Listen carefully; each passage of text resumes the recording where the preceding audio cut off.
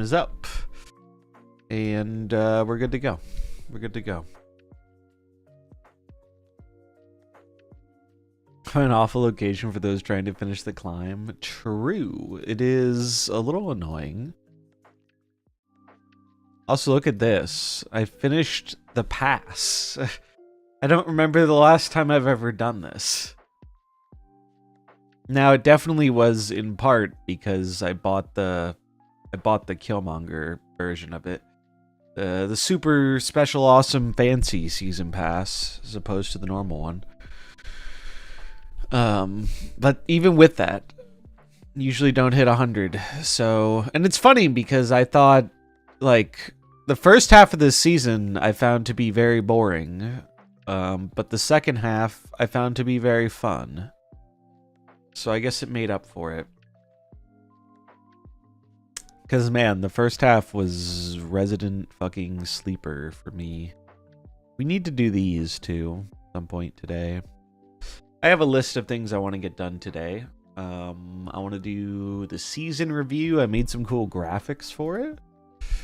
So we're probably going to record that live. I can show one of them.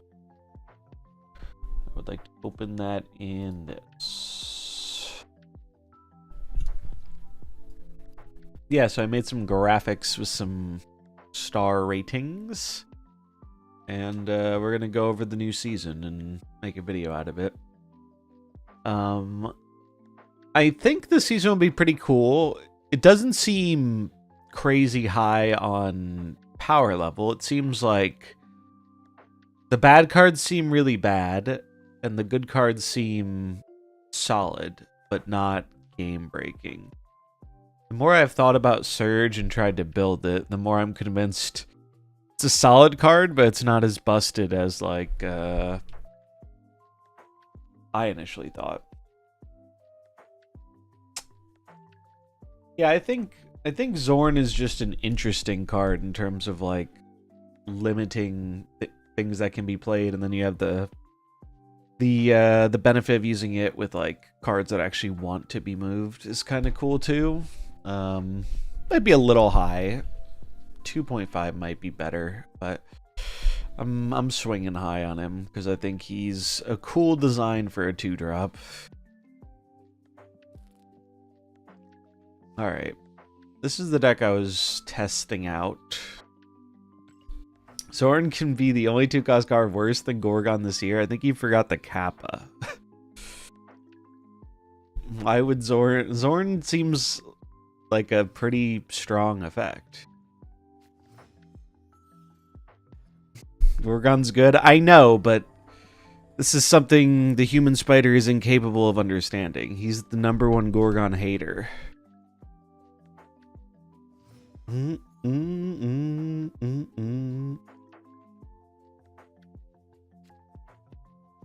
The idea is a inverse Asteroid M can be very annoying for your opponent. Thanos player SMH. Well, that's why it's funnier, is because, like, it's like an anti-Thanos card. Even though it's by no means the best anti-Thanos card, it's certainly not a terrible one.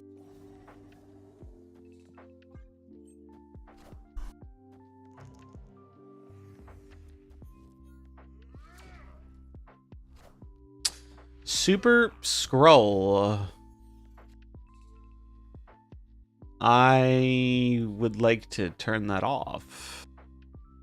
I guess we're Enchantressing. This is Arsham, it looks like. It sucks that...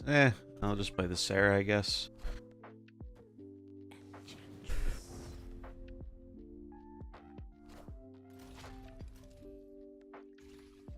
That's a pretty weak play.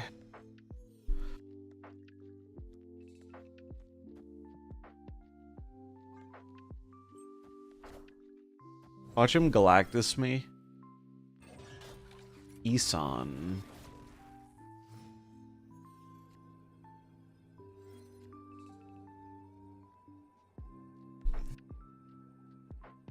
Okay. what can I pull? I can pull a lizard, a Zabu. I mean, we're not winning that lane. We're gonna hope this wins the right.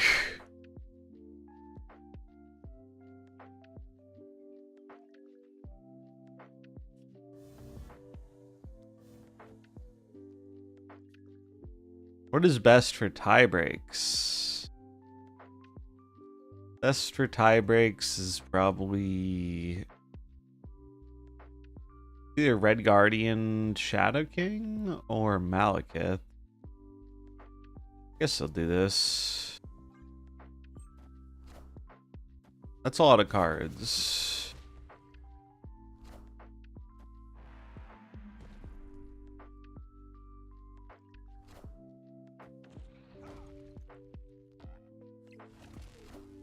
Mockingbird, Quinjet, Valentina. Was not enough cards.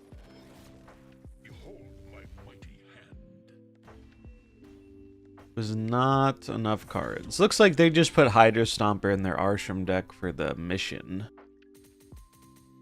Yeah, I saw someone post this deck on Twitter, and it looked pretty cool. They were running Maximus, though, over Wolf, and I don't like that as much. I'd rather have a card that has less good Malekith synergy, but I can play on turn 2 and can be synergistic with like Marvel than play Maximus. Because nothing's worse than having a Maximus burn in a hole in your hand. Not a fan of that. At least not in Seraph control. I'm not entirely sold on this card, but I looked at all the other 4-drops, and there didn't seem to be much more appealing ones.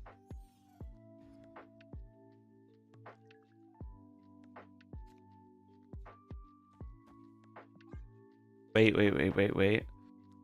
Do this, because this could be the hot location.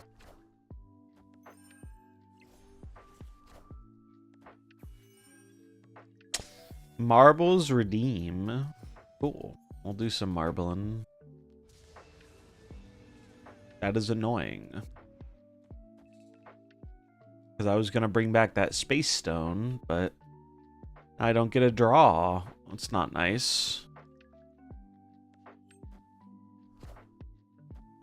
Oh, good lord. Well,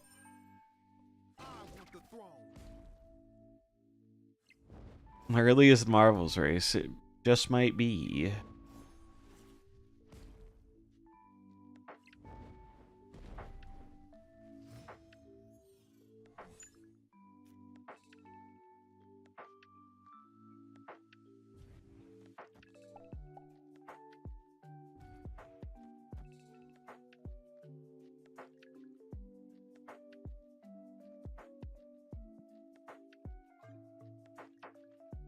Also, Titan's real bad. They could play Thanos this turn,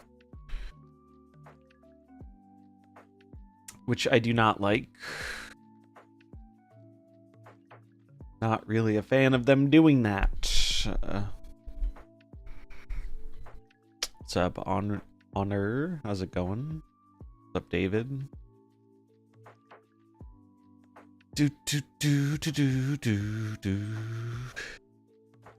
Bonk.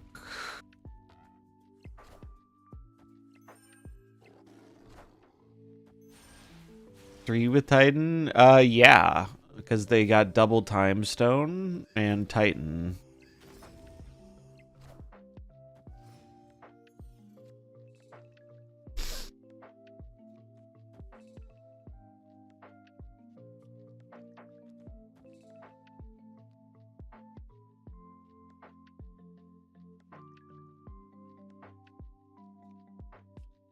No, I can't put the lizard right. I could do this. So we have 8, another 5. It means they have to commit to it at least a bit. But they're playing a werewolf. That's different. Okay, they have big-ass Thanos. I have regrets about playing into the Thanos lane.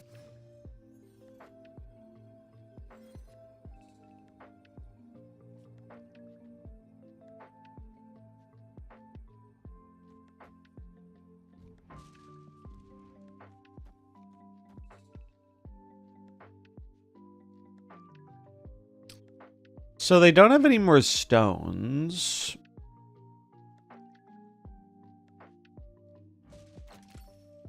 We'll try it.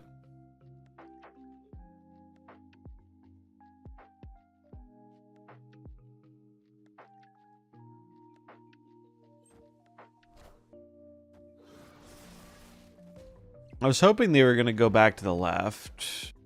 Although, if that's just death, we were not ever winning that without a Shang top deck.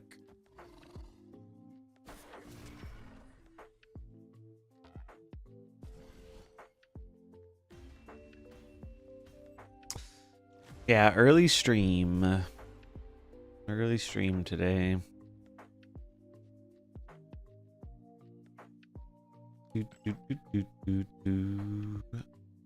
All right, let's do our race.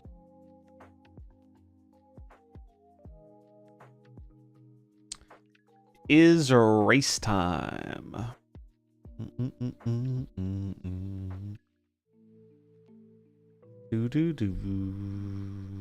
End of season goal. Not really. I don't really care too much about the number. I did want to get an avatar, so I might play some Conquest. But I feel like there's going to be more Thanos in Conquest, and if I run into 66% Thanos again, I'm going to beat my head into a wall. So we're starting off with ladder. Because I played a little yesterday, and like, so many of my games were Thanos, and I was just like, okay, I'm just going to not play the game. If that's all I'm seeing. Because I wanted to get a new border for the new Miles avatar. Okay, exclamation mark play. But I have not had good luck this season in Conquest. Every time I go to play Infinity Conquest, Ben Brode gives my opponent the best possible draws. This map has a lot going on. It's very busy. Interesting color scheme. We got these Doritos looking orange accents. But yeah, exclamation mark play to get a marble. While we're loading in, I'm going to show you what I got. Look at this. I opened some pocket packs yesterday, and I just had a bunch of like hourglasses saved up, and I got some crazy pulls, dude. Look at this. I opened 3 of the immersive lilies. I don't know why it gave me 3 of them. 2 would have been more than enough, because I'm pretty sure I can't trade these. And then I got a shiny Wigglytuff and a shiny Starmie. And this was in like 15 packs. It was ridiculous. I was in a Discord call with some friends, and they didn't believe me. And I had to post the picture.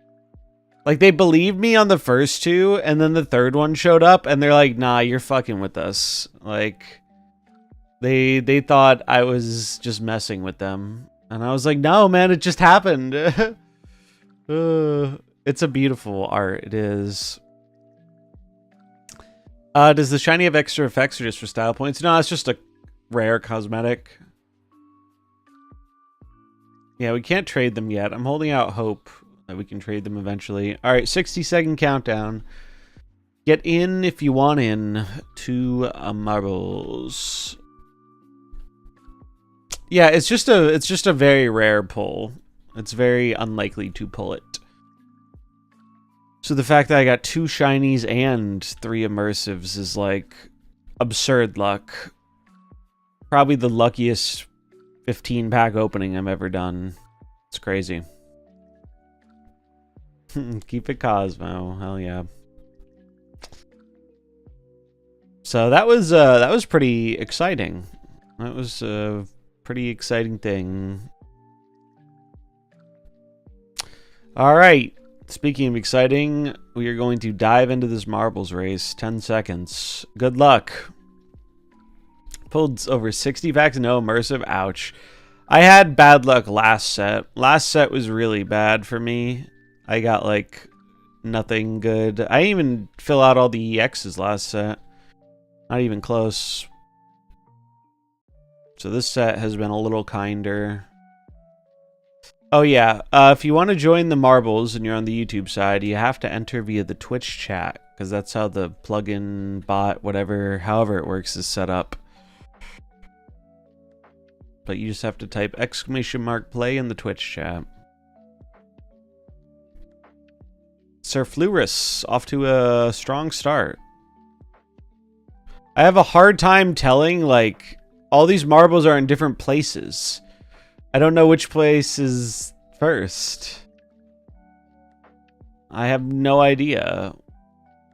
I mean, it says on the side, but the side thing isn't always right. Also, my webcam is blocking it, but it's hard to tell who is actually winning because the marbles are all going in different directions. I'm guessing it's either Memory Lapse Guy or Soul of a Ghost, but I'm not sure. Did I get any PAX codes to give away? I wish. Y'all will be the first to know if I do, but I don't think... Well, no. I know KM had, like, a few, but I don't think they've been giving them out too much yet, other than, like, streamers have gotten one for themselves, but I don't think most people have had codes yet. Dude, where I can't even tell where this map is going. This map looks very cool, but it's a clusterfuck. It's an absolute clusterfuck. I cannot tell where these marbles are going to end up next. It's very non-linear. I'm guessing they have to end up here, but do they take a portal to get up here? I'm very confused. The Marvel course looks like the journey my thoughts have to go through to get from my brain to out my mouth. Couldn't have said it better myself. Tim Dog gonna get the W, followed by Kneel Before the Cactus. Here comes Keepog and me. Ojin said the card back will be a Twitch drop in the future. It might be. I thought the card back was the old PAX bundle one, but I could be wrong. I'm pretty sure they announced what the Twitch drops were on the PAX stream, but I'm not entirely sure. So I haven't wanted to, because I was gonna put that in the video I'm gonna record, but congrats to Tim Dog.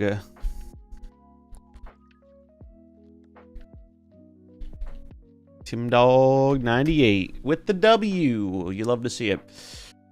And as is tradition, there must always be a sacrifice in the world of marbles to appease the marble gods. Today that sacrifice is Dinomath. 07s. We appreciate you and all you've done to provide us with marbles on this fine day.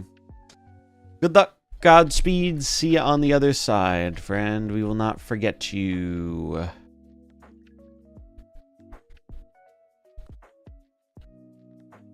It's March 6th. I'm guessing he meant May 6th.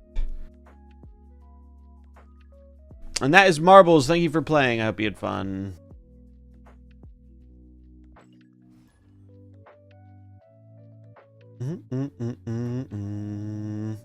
May 6 drops. Let's see. Marvel, Snap, May, Twitch drops. Because I am aware of what the drops are, but I wasn't sure if they were public yet. I haven't seen, but someone told me they announced it on the PAX stream. Okay. Yeah, I'm pretty sure they said on the PAX stream. Here's my understanding of what it is. There's going to be a PAX border, so if you wanted one of the fancy PAX borders, that's going to be a part of it.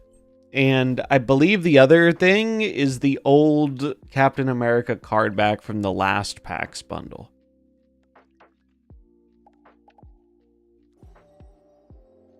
I believe that's what the other thing is.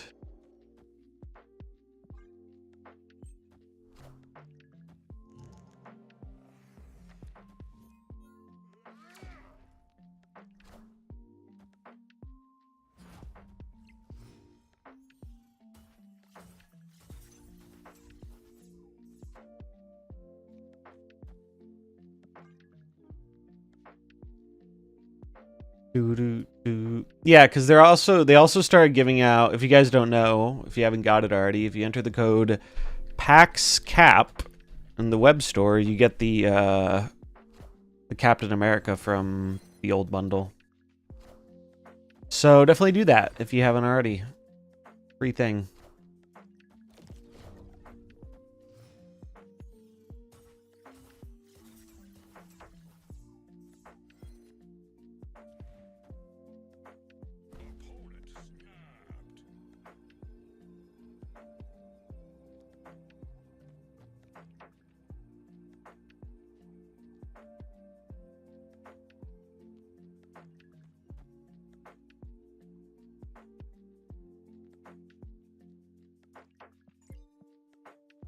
I mean, I have good tech here. I'm wondering if I should snap back. Negative zone's kind of bad for me, though, because it lets them duck Shang, right? Oh, no, it does not let them duck Shang. They're probably gonna bounce, though.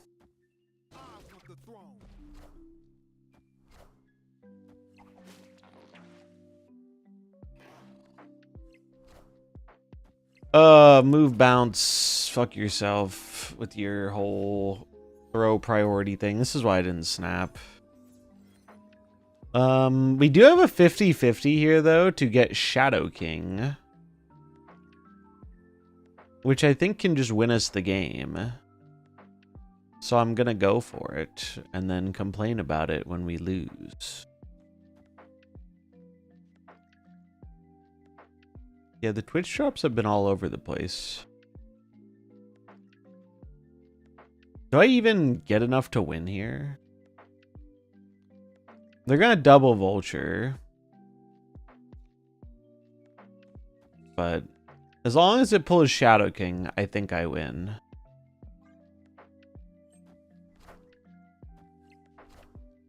It pulled the wrong card, chat. I'm cooked.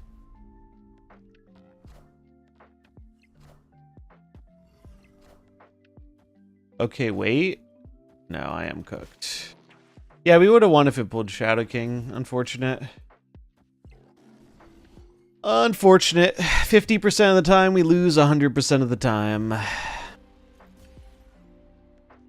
Why did they play Cage and Move? Because someone probably got a bit tired of seeing Scream, I guess, even though that's a terrible deck building decision.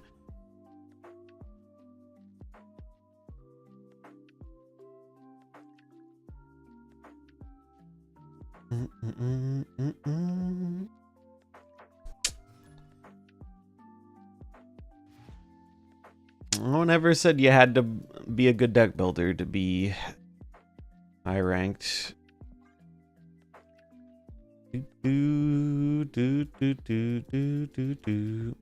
That is unfortunate, though. Fucking Shadow King would have been so goated.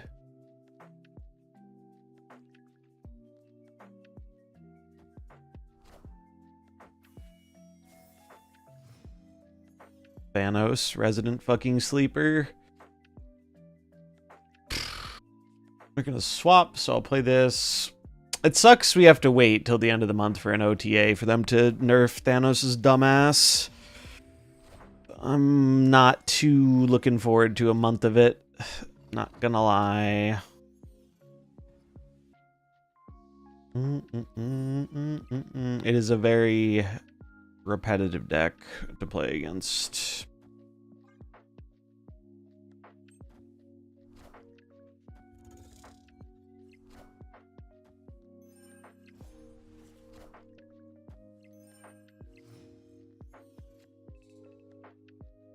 They also appear incapable of drawing the card Killmonger. They could do an emergency OTA. They did say that, but I do not think it's going. I don't think that's going to happen. I think the bar is very high for them to do something like that.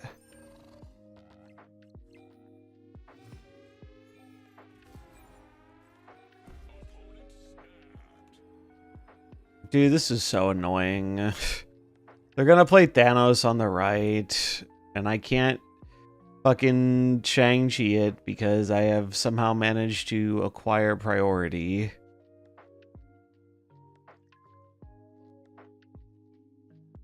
Back to 10 power? Probably. What's up, Demon Falcon? How's it going? Probably something like that, yeah. I don't think they're gonna change anything too super major, but I think Thanos is good enough to where he doesn't need to be a 12 power. Change Sam when you hurt him much more. Yeah, but the thing is they're not gonna change Sam for the 5th time, so they're gonna nerf Thanos.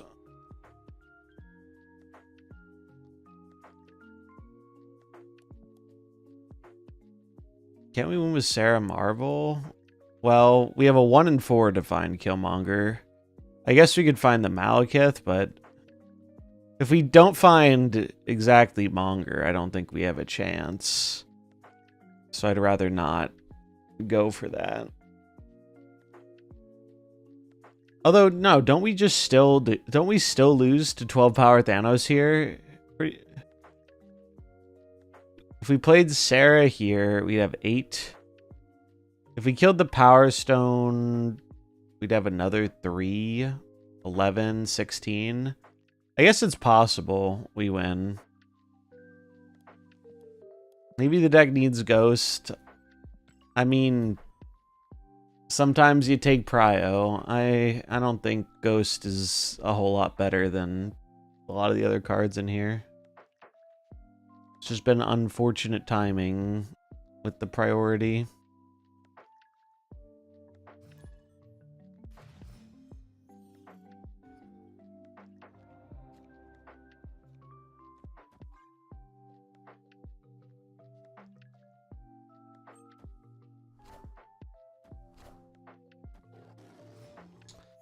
We should be able to beat up on the move decks, though. That's part of why I was playing this.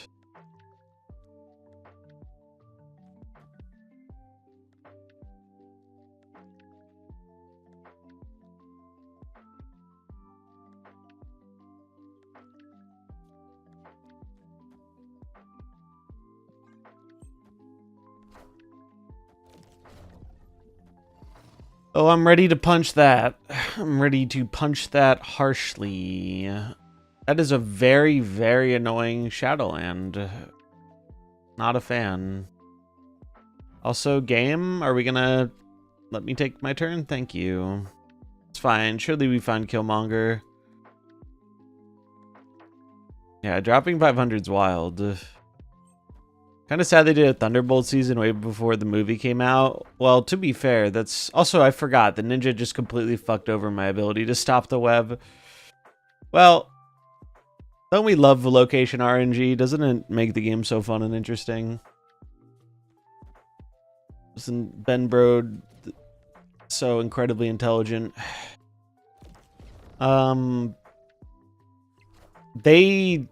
They tried to do the season back when that movie was supposed to originally come out. It just kept getting delayed.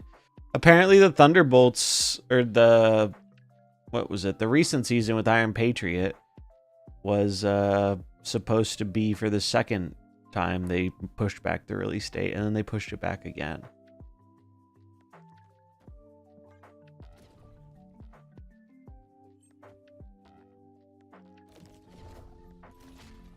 Are they just trying to throw? What the fuck are they doing here?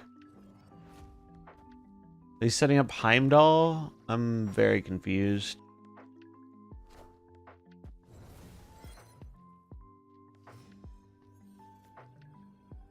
I mean, Malekith is good. There's probably a Heimdall, though, right? And I didn't get Chi. Although we have Shadow King. which is good enough, probably, right? No, Shao King is not good enough because this is a 7 power card. So it is not good enough. What's the card going in mid? It's Killmonger or Gladiator. Yeah, this looks like a leave. Looking like a leave. Well, we are having the classic Sarah control problem of not drawing the right tech cards when we need them. We had the right tech cards. It was just dog shit locations on the right and the left.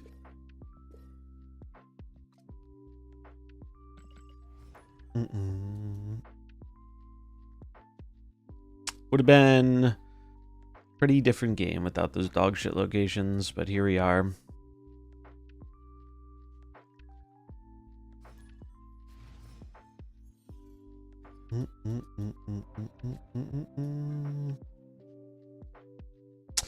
Nice thing about the hot location, though, is there has been less Thanos, so that's a benefit.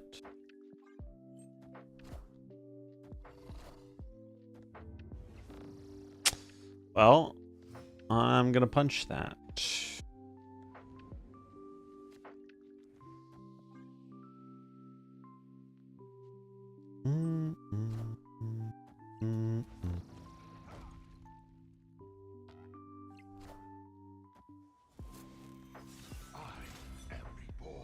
Yeah, Agent Venom Sarah Control was fun.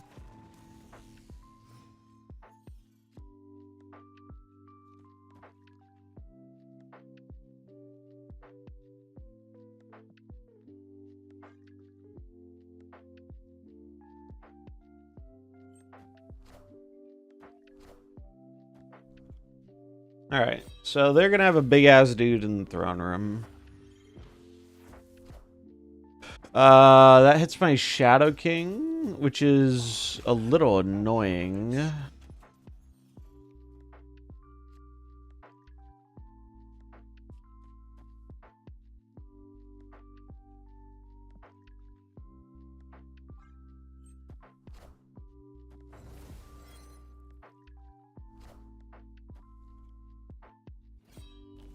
So all they have is they have a 1/4 Scorn and a big Apocalypse. That's what they're going to play on the final turn here.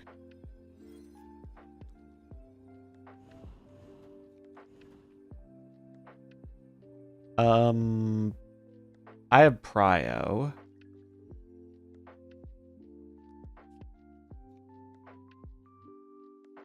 I think I need to play left. Do I need to play left? I'm worried if they play the 1/4 Scorn here, they could actually win this lane and then Apocalypse me middle. So I think I have to go like... This is really awkward. I guess it's just this. Does that win them the lane though? Pulls Fenris or Glad? If it pulls Glad, I'm fine. If it pulls Fenris, I'm not.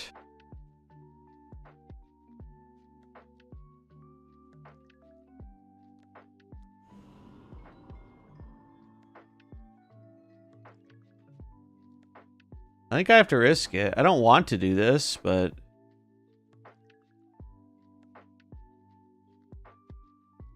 If they play their 1/4 here and then a big dude somewhere else, I lose.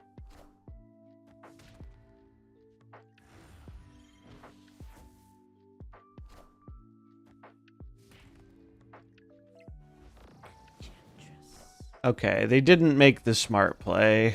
They made the less smart play, and I... Oh, do I die? I do die, exactly. Fuck.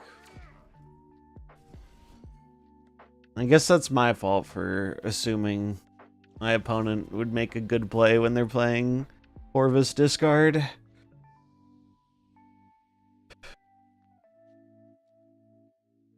Would I... Yeah, we would have been fine if they didn't put this here. Like, putting the Apocalypse here is the obvious play, right? But if they know this deck, they know there's a reasonable chance I'm not putting, like, more than 3 power.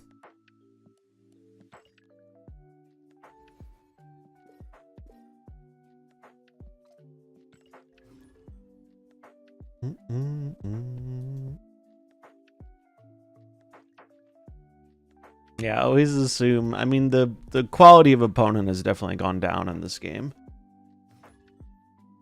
There is no argument against that.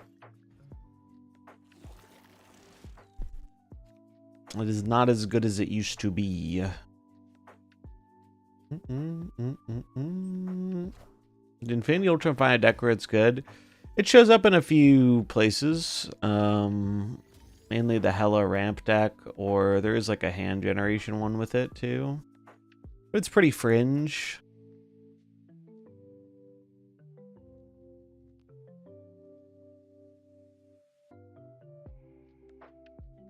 It requires a lot of investment, so you really have to commit to building it. Oh, I see. Opponent just got out of seeing Thunderbolts and is now playing White Widow, which is actually quite annoying on this hot location. Because I don't have a way to get rid of it. Unless I play 3 cards there. Which maybe I could do on the final turn. Maybe. If I get Sarah. Oh, please give me Sarah. Please. Asking nicely. That is a Galactus.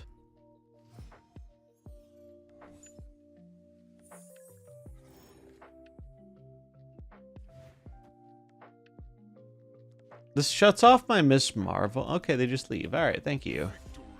Oh, I see. They're trying to set up Galactus for Spider Island. All right, that's kind of cute. That is a cute way to go.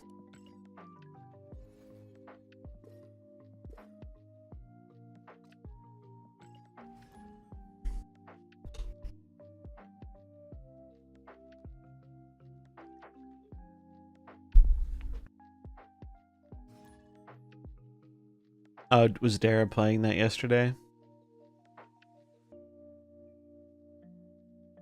Funny when it works, that's for sure.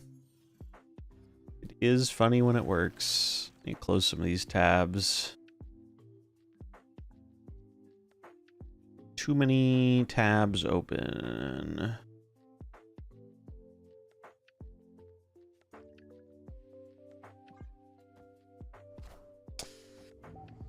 Kingpin.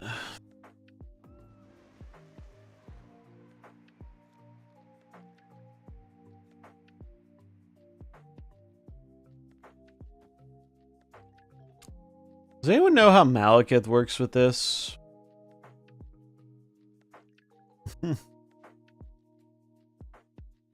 Why do you use the 07 instead of F? Do I forget the famous meme? Well, we already have something for F. We have the Super F. 07 just has felt more fitting because it's a salute.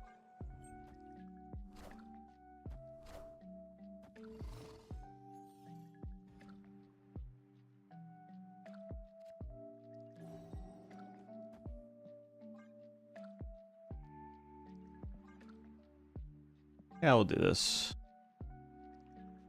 Yeah, I was wondering if this kills Malekith's card or not. I know face down cards can die to effects like this, but I don't know how it views Malekith's card in the context of Warrior Falls. Because, like, that one location where it's like destroy all the cards here if there's more than one card here, that one blows up the Malekith card. Oh, that's just not very nice. I would have much preferred you go to the left, sir. Alright, well, he got there eventually, chat. I think I'm going to press the snap button because I have this little card called Killmonger. And Shadow King.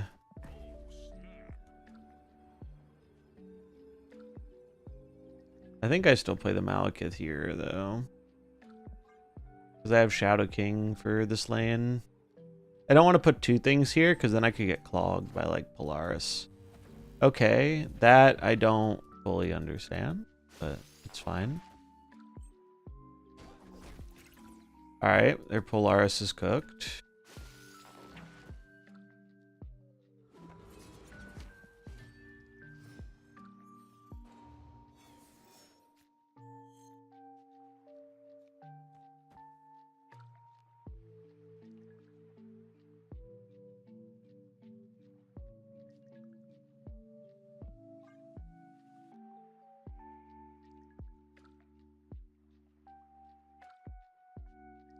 Bum, bum. Yeah, I'd leave too. I would leave too. I'm not really sure why they were so determined to put me into the lane that is hard to access, but I guess they were just trying to make their Batroc jump. Was the idea.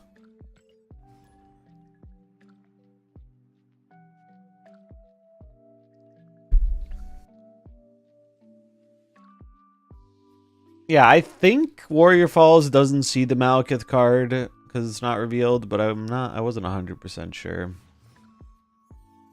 It's kind of a fringe interaction.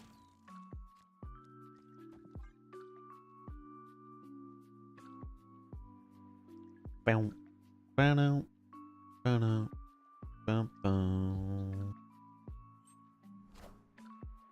Look how sick this Zabu is. He's so good.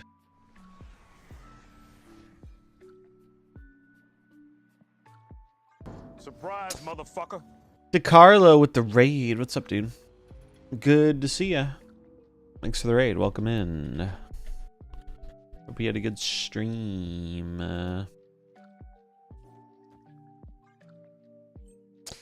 Don't let me down, Gladiator. This is Arsham, so it could let me down. But it did not.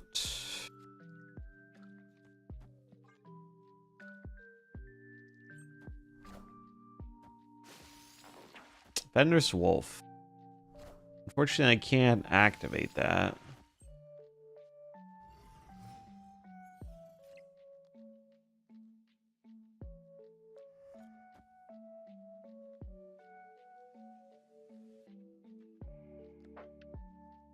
I'm tempted to snap, but also it's Arsham.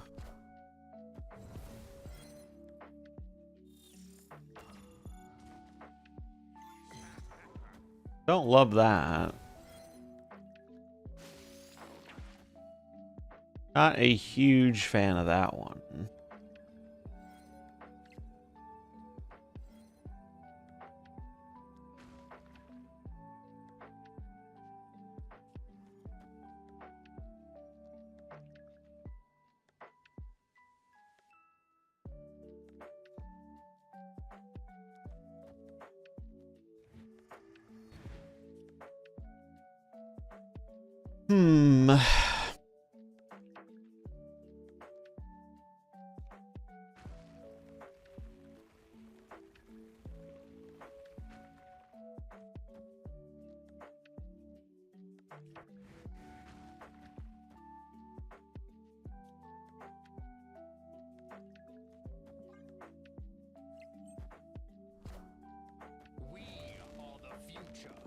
Oh.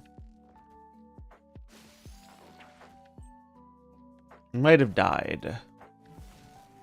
I think we died. The lizard could go right, actually. Unfortunately, that Ronin just barely ducks. Oh wait, I should have known the Ronin was ducking. We're good though. Lizard's skill difference.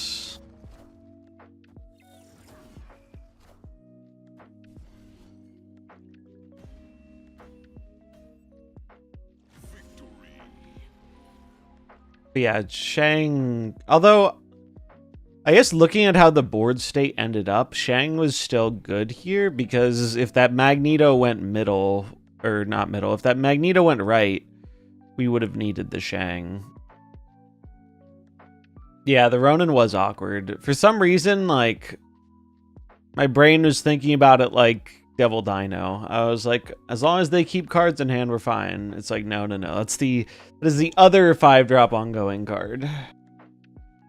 Worked out. But, yeah. Do you find move decks or Phoenix Force difficult to play? Move decks can be pretty difficult, yeah. I think Phoenix Force is usually pretty straightforward, but it does sometimes have some secret lines.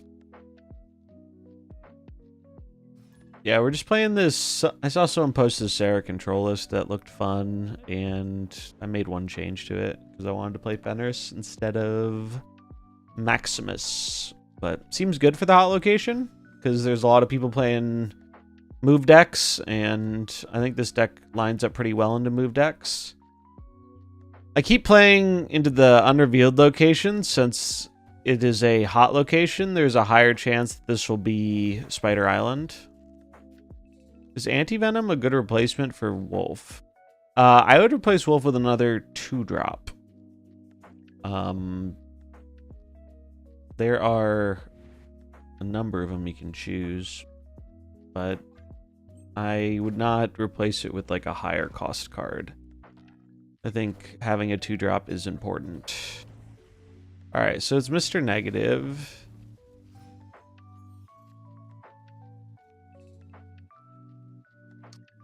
Do I Malekith now? I drew on my 3-drop, so this is guaranteed a 2-drop. So for that reason, I will Malekith now. Because I'm trying to find my Enchantress and my Shang. This gets me 1 card closer to drawing them.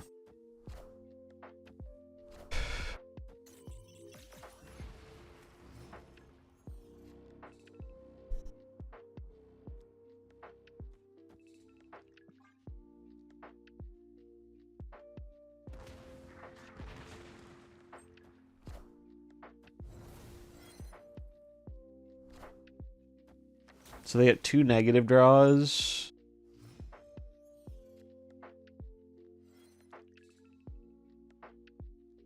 Well, we're going to get one of them as our last card.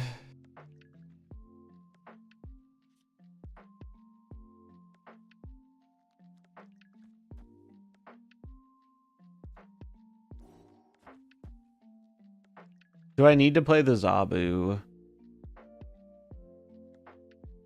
I mean, I guess I will. I don't think I need to, but there's not much harm in playing it. The Gladiator could backfire, but I'm going to hope it doesn't. Actually, Gladiator could give me a good card for the Wolf. Order? No, I want the Zabu to die. I want the space.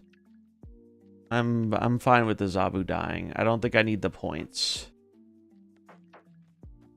I'd rather have the board space in case I need to Shadow King the lane. 07's for Zabu. Oh, wait. Okay, no, we're fine. I thought Value of the Hand was going to bring it back, but it is not. Goodbye, kitty.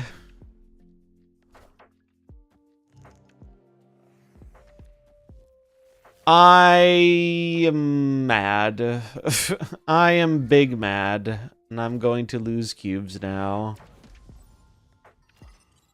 You have got to be shitting me, man. You have got to be shitting me. Fucking Jane. That's so annoying. That is so incredibly annoying.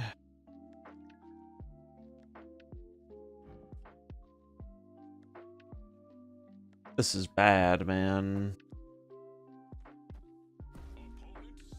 Up. The negative player put their 2 brain cells together and realized they can press the snap button.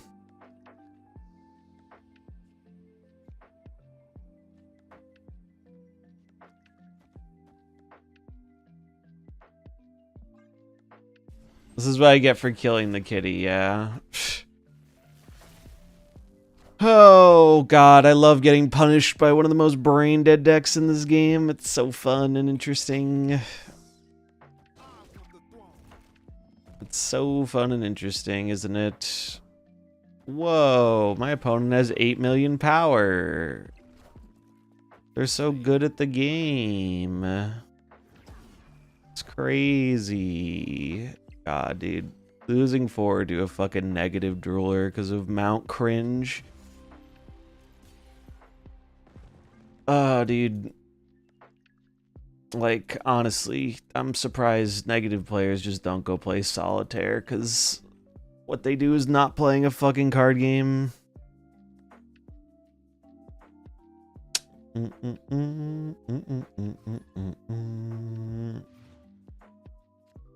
And like, we were in a pretty fine position until Gladiator got the worst possible fucking card.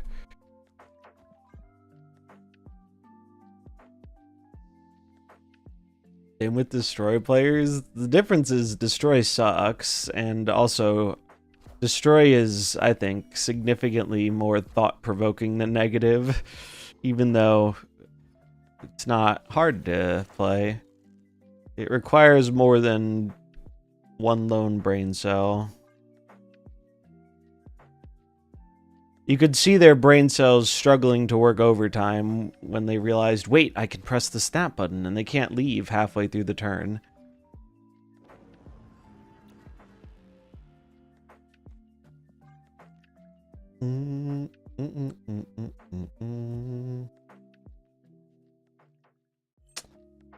Better lucky than good, though.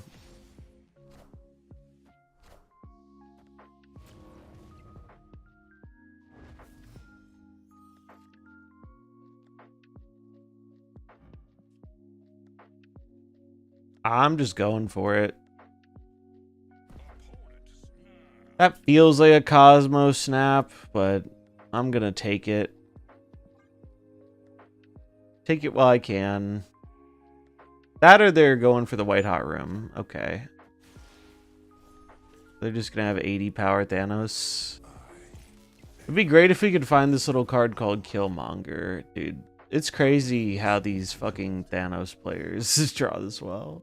Every time. Alright, we found the Killmonger. You're saying there's a chance. It's not a great chance, but it's a chance.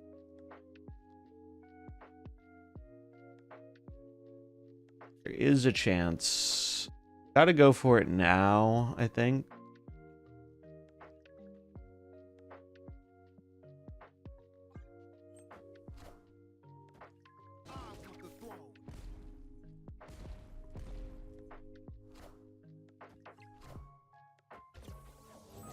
Let's just give him a Wiccan 2 for good measure. Holy fuck, dude. Sarah, you are late, girl. I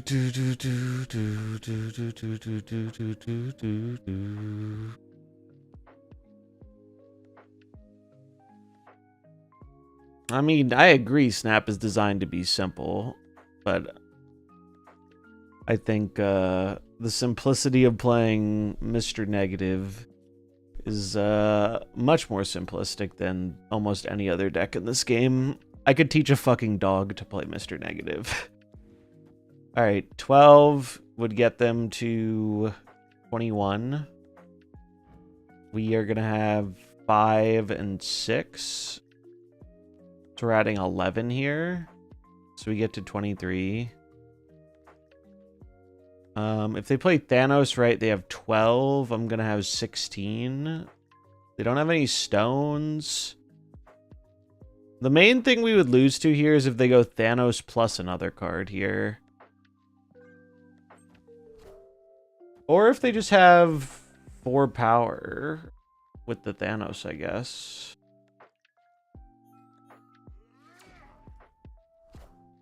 Oh, I forgot they have the White Hot Room. I was just doing Wiccan math. Yeah, we're definitely dead. The game even knows we're dead because it's crashing.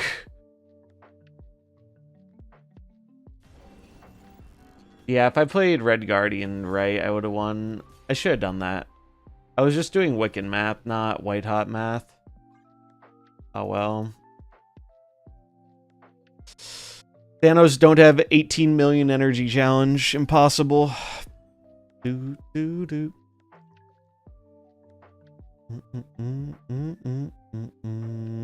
Played my first few games of Snap today after almost 2 weeks off. Well, you didn't miss much, Scotta. You did not miss too much. 10 matches, all Thanos, perfectly balanced, as Bedmroad intended. It's a good thing they took this month off of OTAing. That was a very smart decision.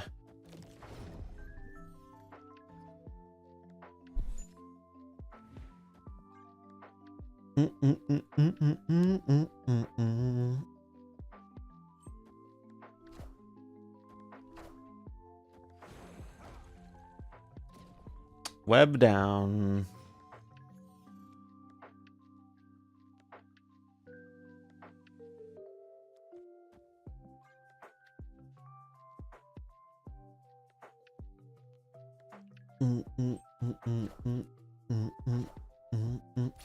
All right. Topaz. All right. I love drawing rocks. It's so fun. How are we gonna get the last rock? The Royal Rock Flush. It's seeming likely. And by likely, I mean it's a 1 in 8, so it's guaranteed.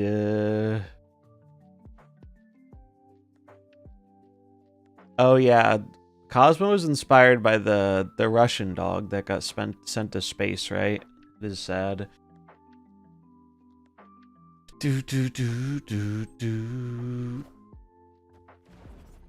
It's annoying.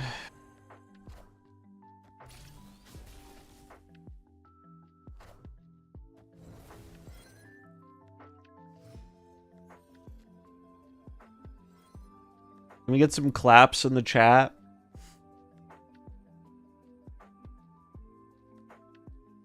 Always snap with a handful of rocks. Ben Brode alt spotted. Isn't it just fun and interesting when you don't get to play the game? It's pretty cool. I wish I was a big enough brained game designer to make dogshit locations like this. Makes Snap a really fun and engaging experience for one side of the board. Good poker hand though, yep. It's crazy how I play this deck and it does well into move, and then I press the start stream button and it becomes immediately impossible to win with. Streamer luck, baby. Streamer luck. Wasted all my luck on the Pokemon packs.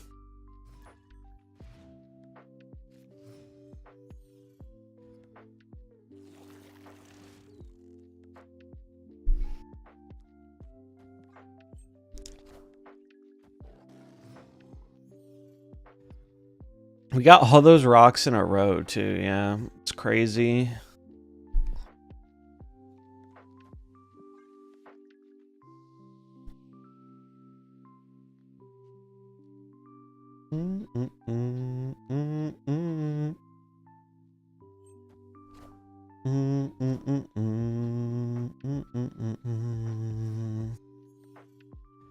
I think the rock location is just terrible design.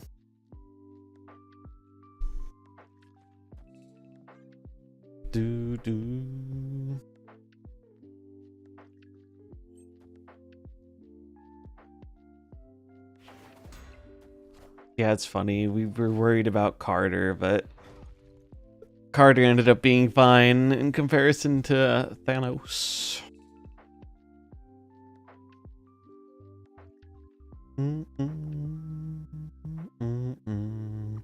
So this is Surfer, and I don't think I'm gonna beat Surfer. I mean, we might be able to with Shadow King.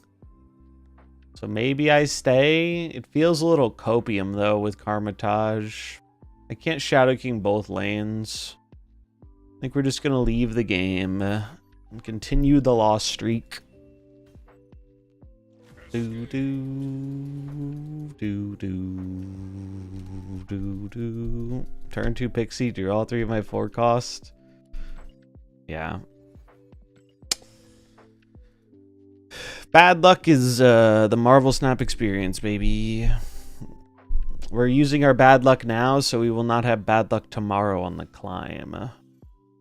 That is the idea. Surely it balances out. I've just had dog shit luck the last handful of times I've streamed this game, which is a shame because it makes it significantly less enjoyable.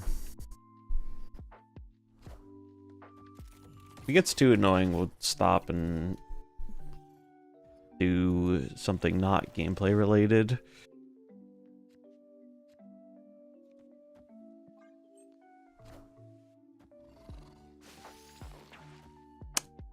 Figures.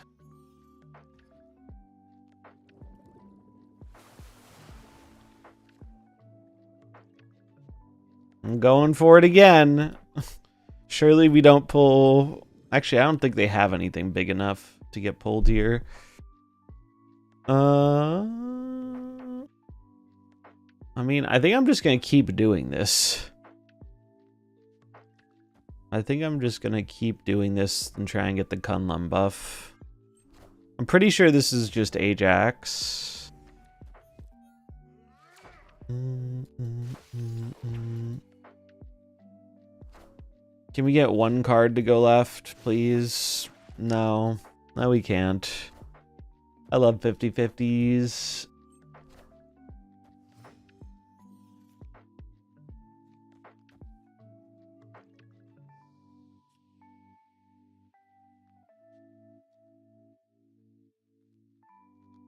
I'm going for it again, man.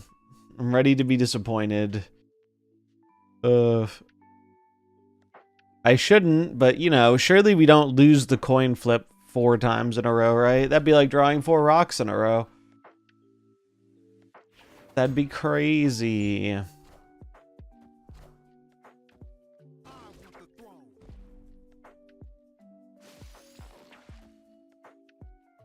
I'm so shocked. I'm so incredibly shocked that it went the wrong way, and we are punished for it.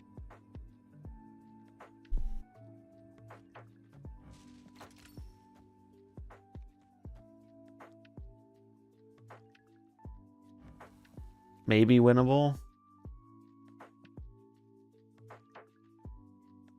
Oh, dude, fucking... I can't even... Hold on. I was gonna say I would just punch this and that's -1. No, it's not. It'll be 1, so I have to leave something there, so the Zabu is enough.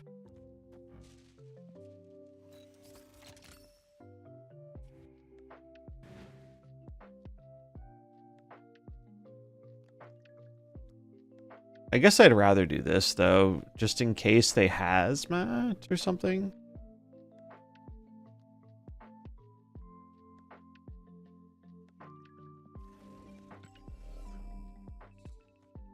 By Shadow King first, it goes... But I want a Shadow King here. This still wins. Or it should.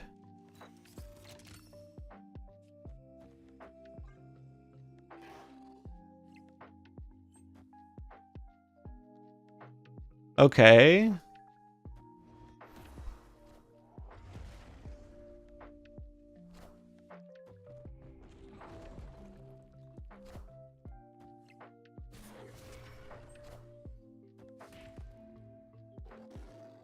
Is that enough?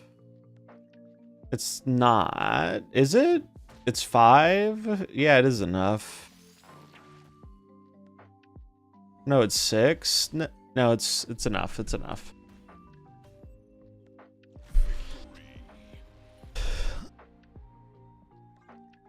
That was not how I expected that to go, but I'll take it. It would have been a much easier game if the Killmonger just went left, but... Weird Jug, yeah. It's a little odd. The thing I find weirder is that they didn't go for the middle with the shield. Yeah, they put the shield right to shrink the lizard for some reason. I don't really understand that. Yeah, we're gonna do some deck building for the new cards. I already did a little bit before stream. But yeah, we're gonna do that today. Part of the plan.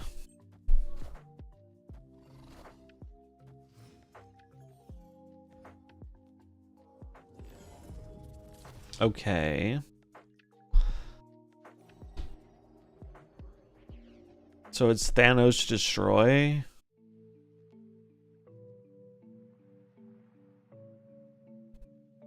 So I need to throw Prio, so I shouldn't put the Red Guardian on the right. I'm just gonna put it on the left, I guess.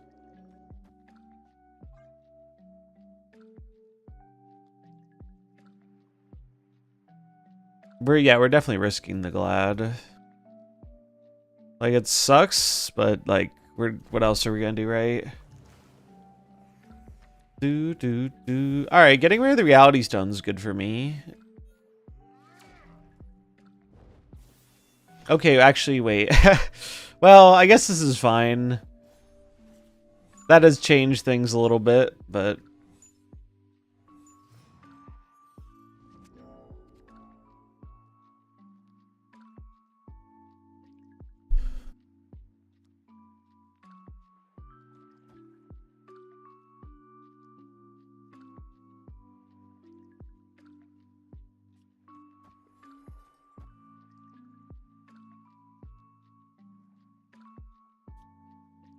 I'm gonna give them another Nico.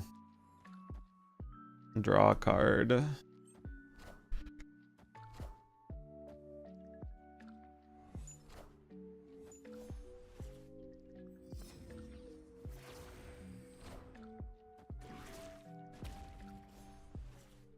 Fuck, I took priority. That's annoying. Dude, how do I keep accidentally ending up with priority? I'm really not trying for it. I am actively not trying to get priority, but I keep getting it.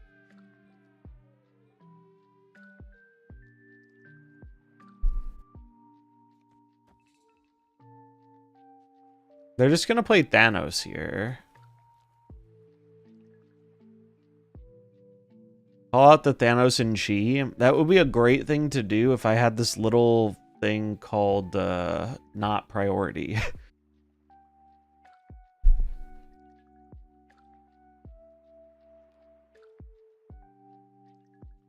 Unfortunately, I can't Shang-Chi a Thanos that is not on the board. What has died? Nico, reality, time. I need to put it here. And just hope they commit Thanos left. Okay.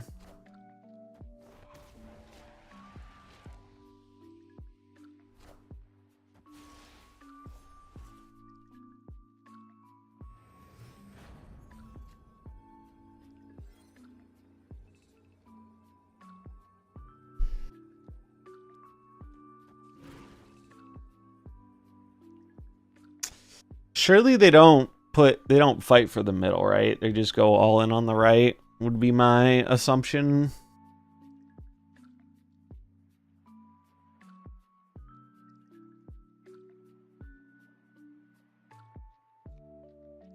It's like I could do this instead, but I'm worried this might not be enough on the right lane because I'm only getting a 2-power card back here. So we'd go to 12, 15, 17. They play Demon, gets them to 9. You'd need 8 more power. I think I have to put it here. Plus, if they have, like, Death here, I'm usually not winning this anyway. I think we're dead. Oh, Enchantress is dying? Yeah, you're right. I should have ordered that the other way around. Oops. Oh, they had Carnage anyway. So we were gonna die anyway. Yeah. Nico. Would I have won if I would have won if I did the other play. If I put Misery mid, we would have won. I just thought they were going to go in on the right. I really thought they were going to give up the mid. Just sucks we had Prio. Like, it's so fucking stupid how we keep managing to take Prio just barely on the turn where it's very bad to have priority. It's fucking annoying. Yeah, Death plus Demon was possible. Could have tried to play like Shang to counter the Death. No, I had Prio. Couldn't have Shanged.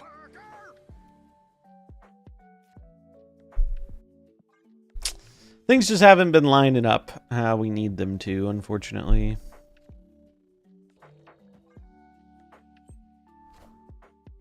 Yeah, the bundle Groot's pretty nice.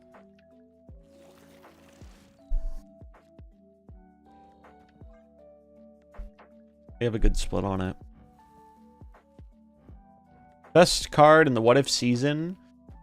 Probably either Carter or Goliath, if you're talking about pure power level.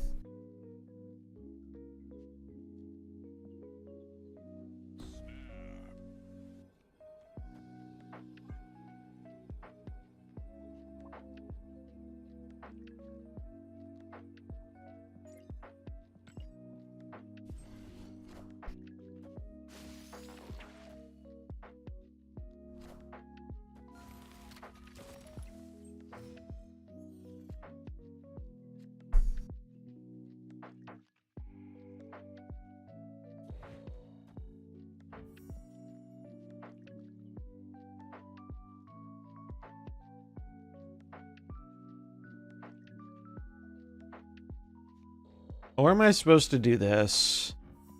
Surely it finally wins a 50-50. We could just play it, but we know how this works, right? If I put it here, it's always sending it left. And if I play it middle, it's always murdering it. Right? That's how this works, right?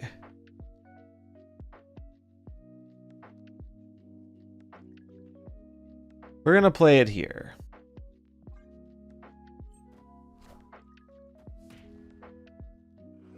Okay, it lived. That's crazy.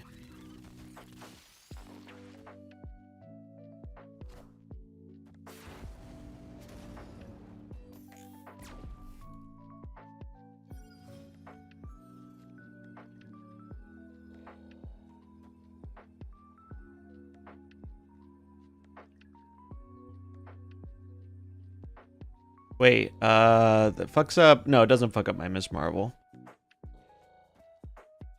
We have Prio, so they'll still get a boost here, but it's not enough of a boost to be that annoying. Right?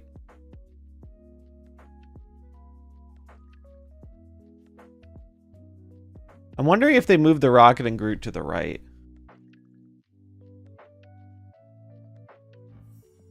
Because if so... No, they still don't have enough. Wait, it'd be 6. Actually, no, we still have enough, right? We have 9 plus 5, we have 14. They go to 12.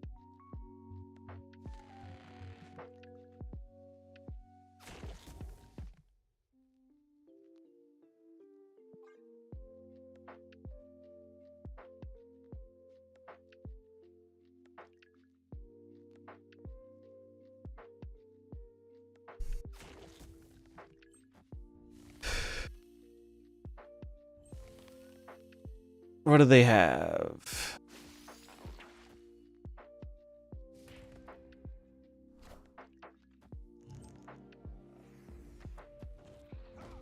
Sure.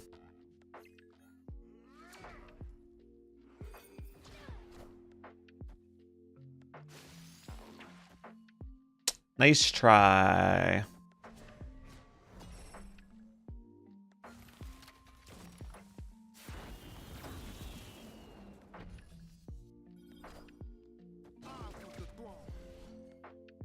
Easy 4. You're gonna hit Habsman to give them a win. Yeah, surely. Habsman would have fucked me. This is true. They would have had another 8 points on the left and would have won by 1. Would have been pretty bad.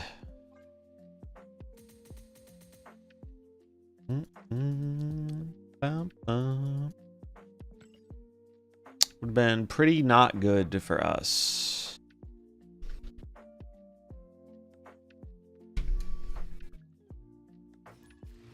Do do do do do do do do.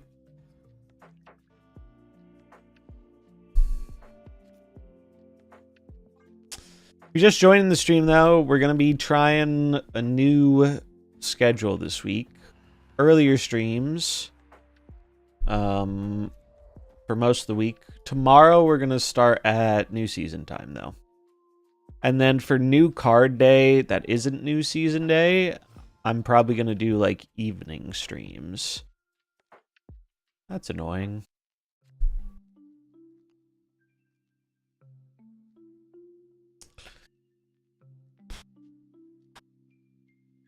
Dude, these locations are dog shit.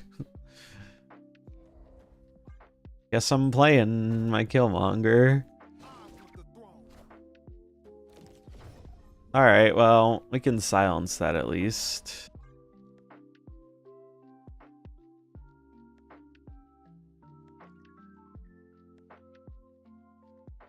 They consider giving Elektra Gambit's ability to hit a random 1-drop anywhere, not just in a lane.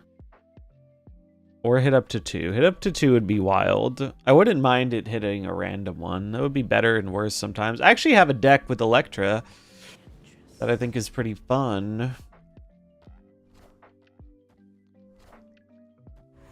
Sir,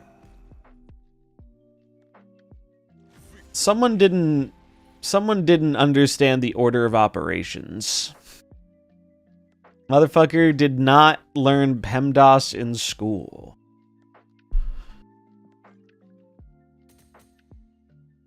That is just truly unfortunate for them. Maybe they were tilted with the locations and they weren't thinking. Do you know what? Temporal manipulation will trigger the effect of Lady of the Saints, even if it doesn't fill it up. That is weird.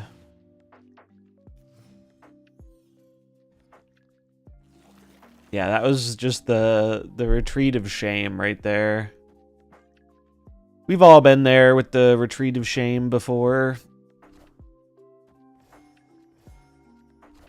Dude, it's... statistically, what are the odds of Thanos getting Mind Stone on one? It's probably simple math, but it feels like it happens so fucking often.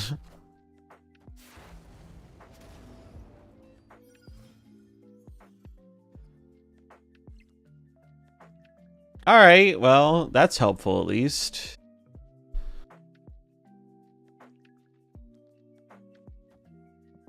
Except when I play him. Oh, yeah. That is also part of how it works. Reality. Wiccan. Okay. Sure thing.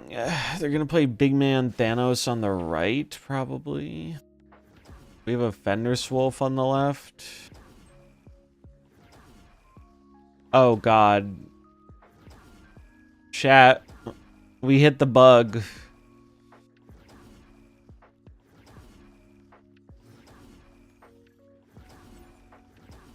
Deep Space is still broken with visual effects, apparently.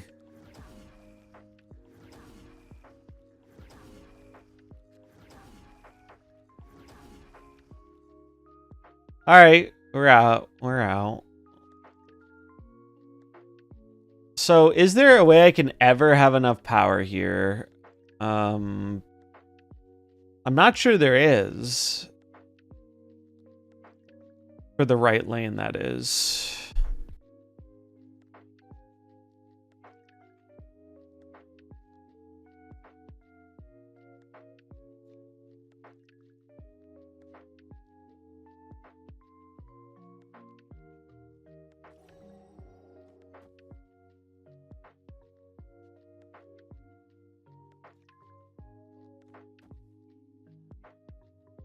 Because if they play Thanos right, I can't Shang it and I can't outpower it. So I think I'm just supposed to do this and hope they don't...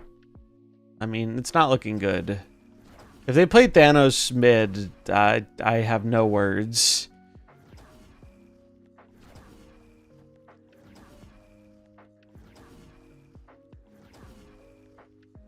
Oh my god. Sir... I need to give opponent a long discussion on why that is not a good play. This is actively a bad play. What's up, Human Death Trap?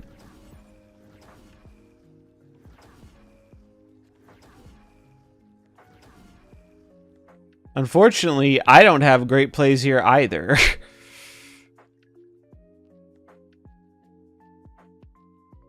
My plays here kind of suck. I just have to hope they can't beat 3 power here. It's not looking good. Because I can't Enchantress, because it would kill my own stuff. I mean, I guess the best play is... It's just... The best play, actually, is this and hope it goes right, right? They have Mind Stone, so the odds of them changing this are pretty high. I mean, I could just take the 1 point less for no risk. But I'm adding 2 power here. It's pretty bad. Early gang indeed. What's up, Robo? This is such a bad position to find ourselves in.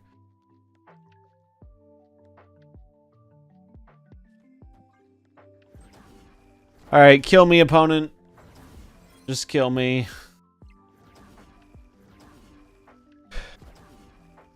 Enchantress. Okay. We're dead. We lost to the power of Thanos. More to the power of dog shit locations. But...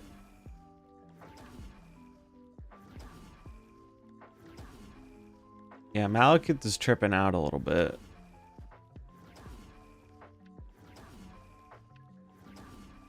I absolutely detest the tech version of Thanos. I think it's one of the most cringe decks in the game.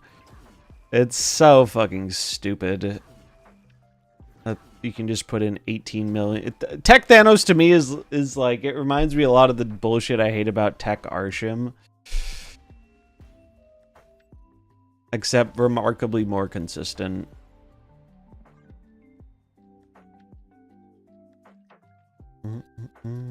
I cannot wait for the big purple man to eat a nerf. Because its play rate is fucking ridiculous.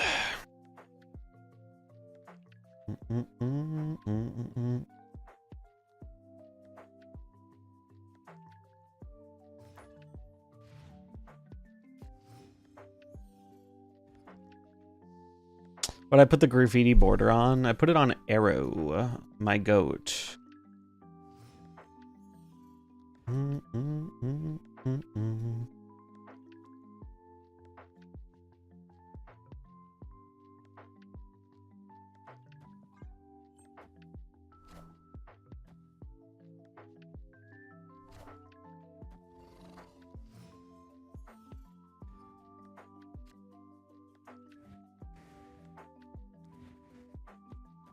Yeah, those borders are good. I'm gonna buy the album to get more of them. I have Sam Wilson. How would you rank the past year's worth of pass cards? I have to look back. The past, like, 6 months of them have been amazing.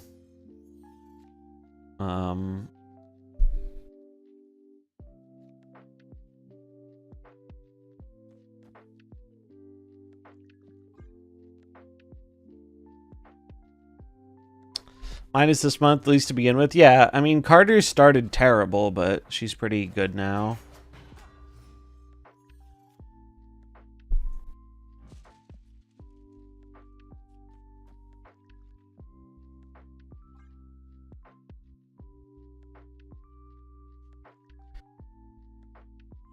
We could look at the past cards, though, and see what we think about it.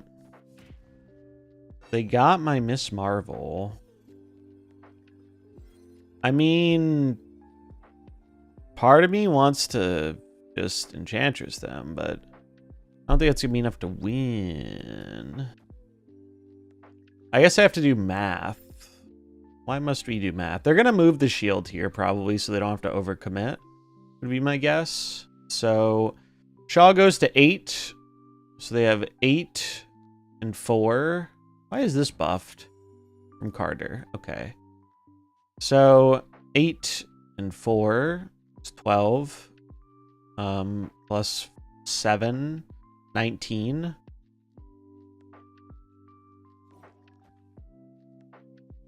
I think this wins. Right? 12, 20, 23.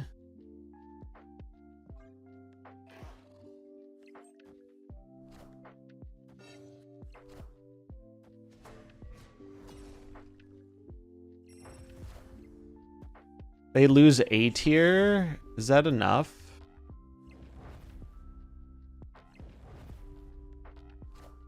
It's not enough. I die. That's a bummer. That's so... That's a lot of overcommitting, but I guess I see why they did it, because they were trying to keep the Miss Marvel buff. Played anything mid, I win. I guess that's why they don't play 2 3s. That's unfortunate. So I should just Enchantress left, play card mid. It's probably better. I did see Hella Enjoyer was streaming this weekend. Yeah, the first 2.5 weeks of Carter was atrocious. That card was dog shit. It was so incredibly bad. Damn, speaking of incredibly bad, I bet my stats are not looking good. We're 10 and 13 minus 8 cubes with this deck. It's so funny how a deck does well for me and then it just does not work at all on stream. This happens every fucking time. Happens far too often.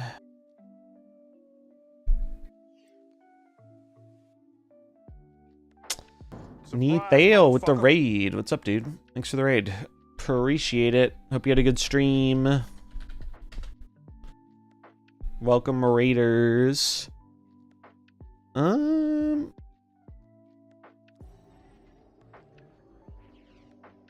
think I just want to do this.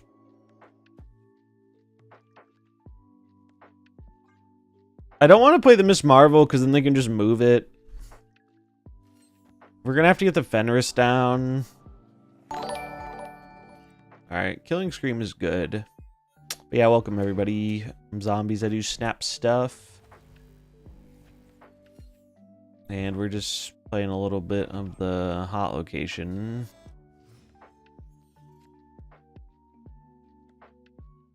I think I just monger into Fenris Miss Marvel. It's going okay. I haven't had the best luck so far this morning, but I'm hoping to turn it around.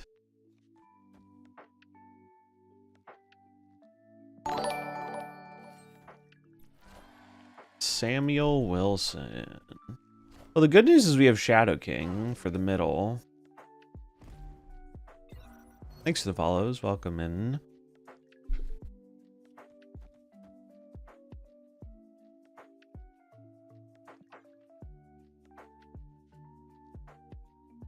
You don't get the Miss Marvel buff on the right, but...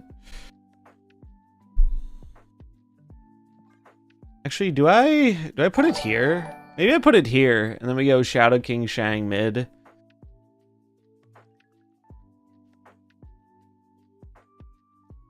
I can't play a card here if I do this, but if I play this here, I'm not playing a card anyway, right? This might be better.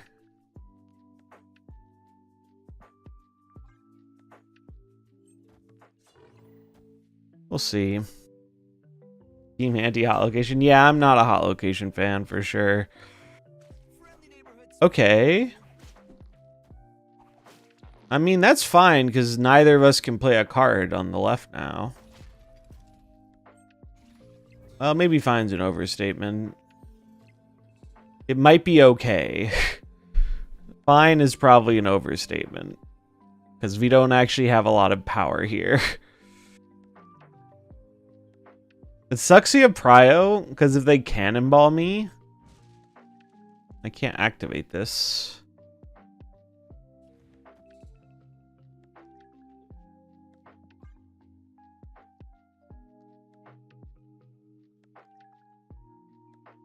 Pretty much hoping it's not Cannonball Miles. If it is Cannonball Miles, I need them to punt the Gladiator mid. That is the hope.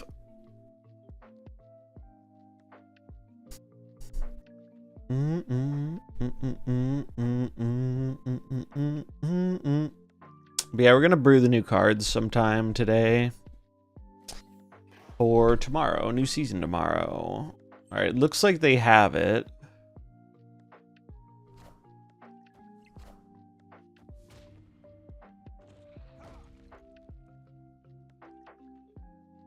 Actually, it's not enough. Oh, they cannonball mid? Oh, shit. Yeah, that makes a lot more sense.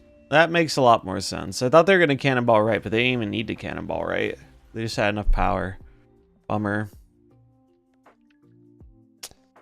Ban Scada can do.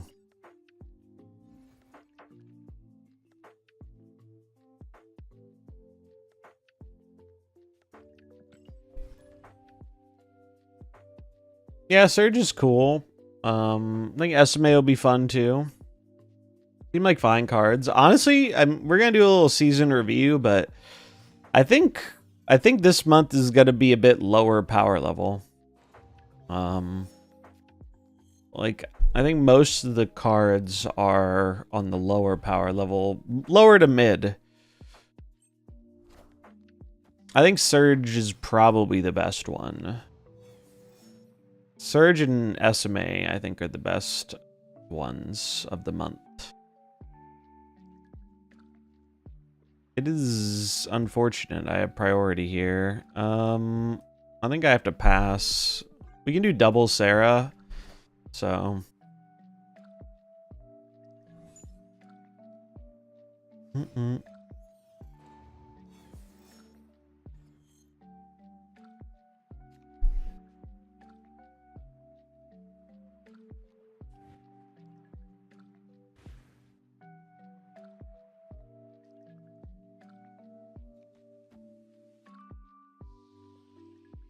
I don't know what they're playing yet. I think it might be better just to hold, maybe?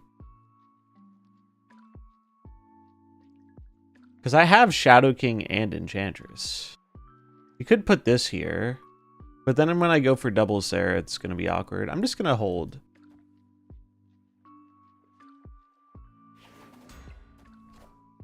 So there's Surfer.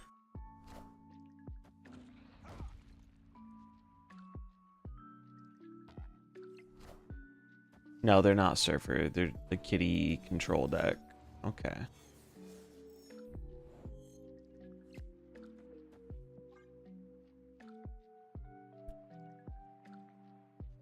What's up, Jet? How's it going?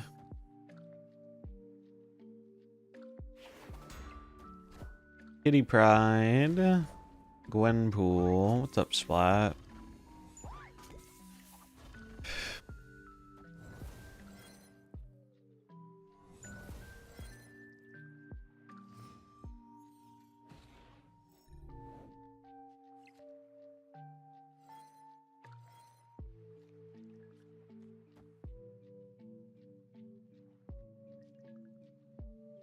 I think I'm supposed to play this. Just because it makes it harder for them to play into here. The only thing I'm scared about is Juggernaut. Like, we have all the cards we need to beat this deck. But Juggernaut is scary.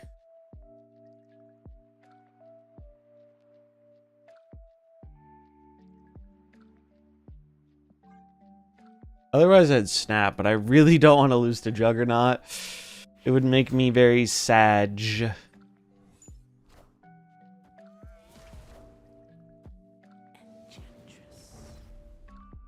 They have plus 12 power in hand. I have a Shadow King.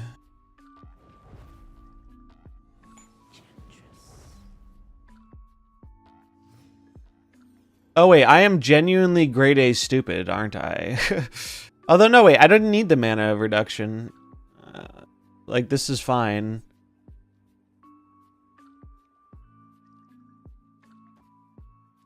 I'm just gonna do this.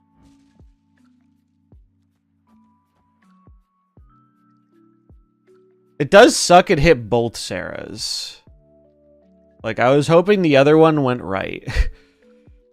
I don't regret the play because I really wanted to get them locked into the middle. Because now they just can't play here, which is great. I have taken priority, though, for the 18th million time today. Fuck me. I think I might just have to leave. It is actually crazy how I can't throw prio to save my goddamn life with this deck. Yeah, sug my nuts, sir.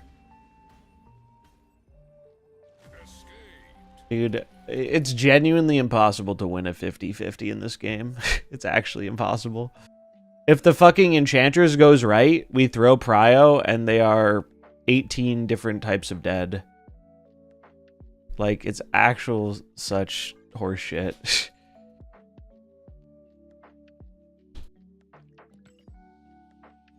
$50-50, more like 99-1, dude, because that's the amount of times it fucking goes against what I need it to do. Sarah went right, same sitch. No, not at all. If Sarah went right, I'm winning the right, they're winning the middle, they're winning the left. They have priority, and I kill them. The Enchantress is what got us ahead. We were already ahead on the right. It's not the same thing at all. We would also have an extra Sarah reduction. It would have been a pretty drastically different game. I could have thrown priority and Shadow King them and Killmongered, and we probably would have won the game.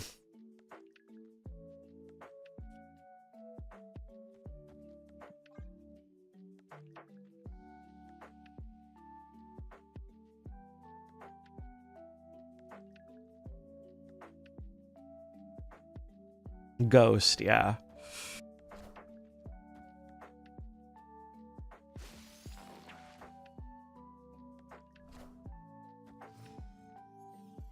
Imagine not playing Galactus with a hot location, I know. Ghost time to shine. Chat really wants Ghost in this deck. But you guys don't realize what's going to happen as soon as we put Ghost in the deck. As soon as we put Ghost in the deck, we are never going to have trouble getting priority again, because that's just how this works. That is just how this goes. It's only a problem when we're not running the card that does that.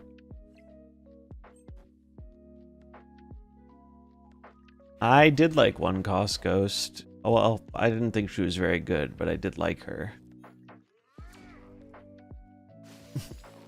Oh my god, dude, I'm actually just so tired of this shit-ass hot location always sending it the wrong way. It is incredibly annoying. Surely this time it doesn't fuck me.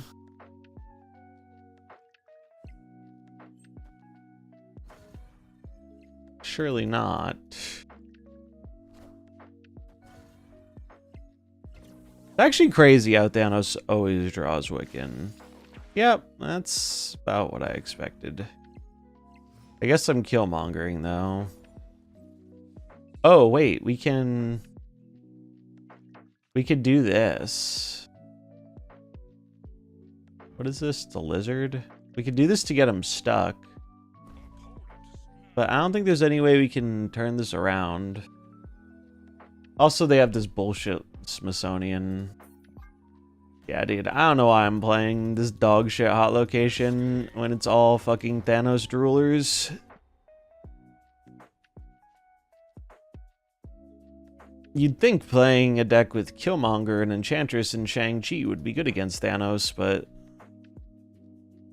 apparently not. Apparently it does not. Because Thanos is incredibly strong and also brain dead.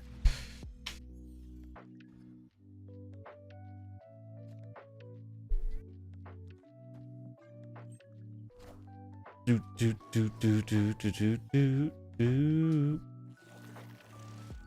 has to be the middle too, doesn't it? Ugh.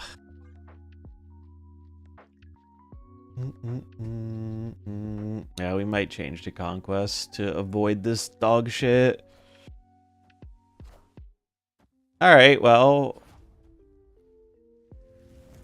we just need to find our proper tech card. Can we find the tech card that we need? If it's move bounce, they probably just throw prio. We'll see, though. What changed that made Thanos OP? It turns out when you give 20% more power to a card that you can play every game, it's a pretty big buff.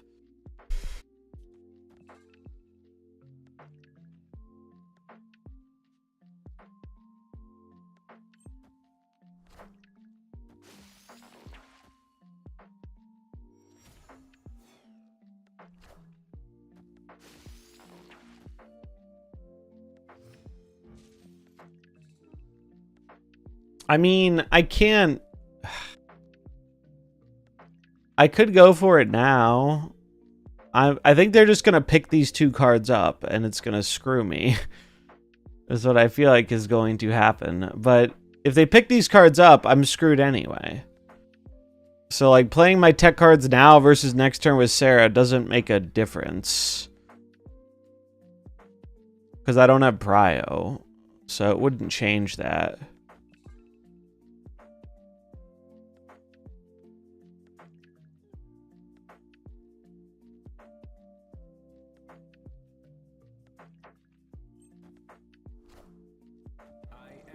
Okay.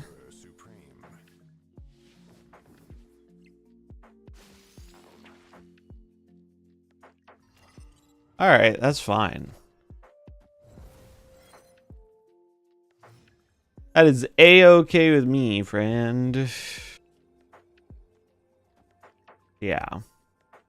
Alright, we got lucky. They didn't draw their bounce cards, which is pretty unlikely, right? You'd think they would have got one of them. And they definitely are playing bounce. Yeah, finally a prio win. We've been fighting all day for it. Yeah, that's a shame. I like this deck. I think it's pretty fun, but it has not performed well for me today. Has the Untapped gotten slower to update for anyone else? I feel like when I try and check my stats, it is so slow at updating, and I don't know why. Didn't used to be.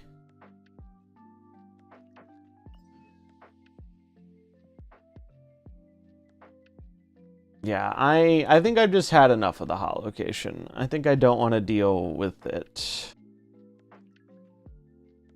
You're talking about Thanos. I was talking about the new card Surge. What do you mean?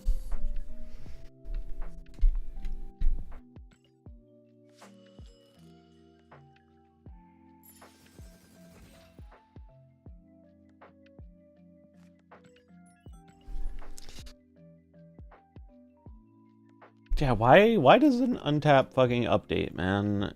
It takes so long to update.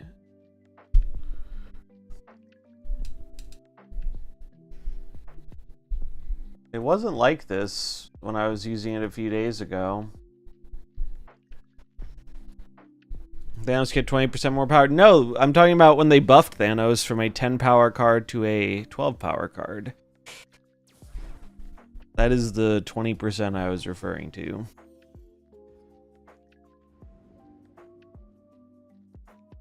I think a lot of people underestimate how much stronger that made Thanos.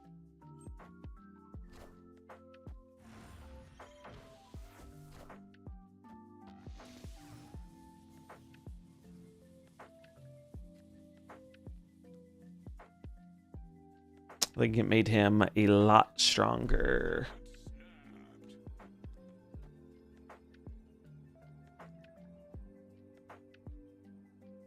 I do not like these locations. Electra, you betcha.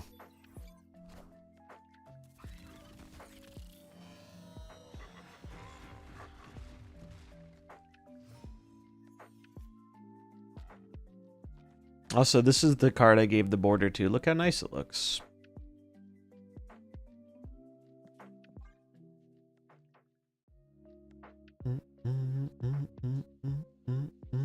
I want want Scar to become 16% less powerful and cost 14% less.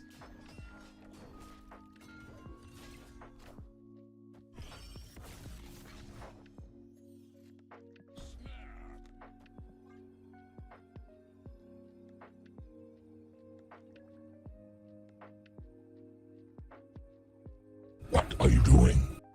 I feel like I recognize this guy. So we'll do this just in case. Yeah, nice Cosmo, little bro. Yeah, I hate hot locations. I think they do not add anything positive to the game.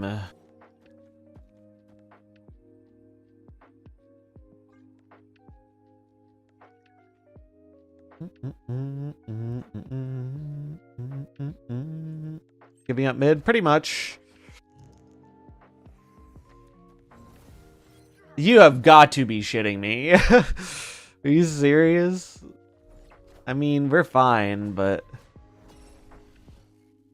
The 8 power Sarah? How is it 8? Oh, Okoye plus the Fasto buff. Yeah, Arrow's pretty cool.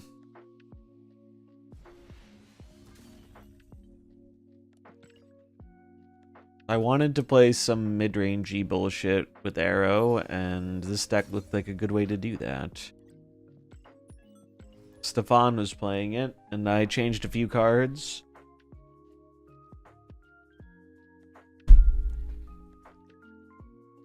I mean, against Surfer, there shouldn't be that many things that live the Gladiator. The biggest scary thing would have been Shaw. Any thoughts about Surge? I think Surge will be good, but we're going to record a new season review today, so I'll give my full thoughts on all the cards. I think May is going to be a little bit lower on the power side.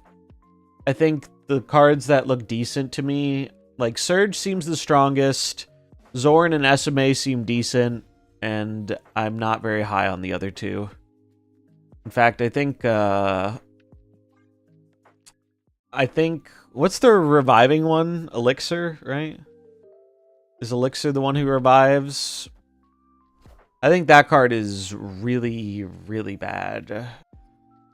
That card will be good when Kid Omega comes out, but we don't know when Kid Omega comes out. There's not a date on that yet.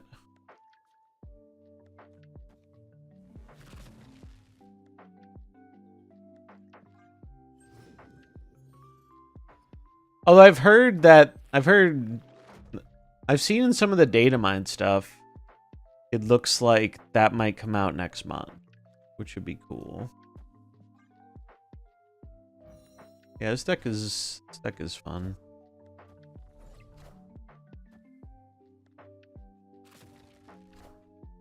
What's up, Lamp?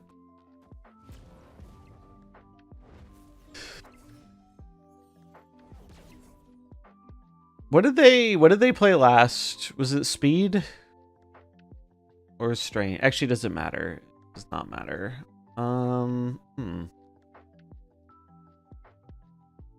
The strange is a problem.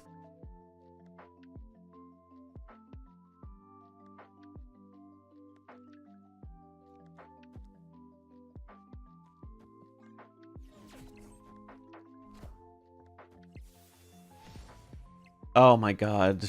Fucking Thanos. There are also just so many locations that are so beneficial to Thanos. It really does have an absurd number of them.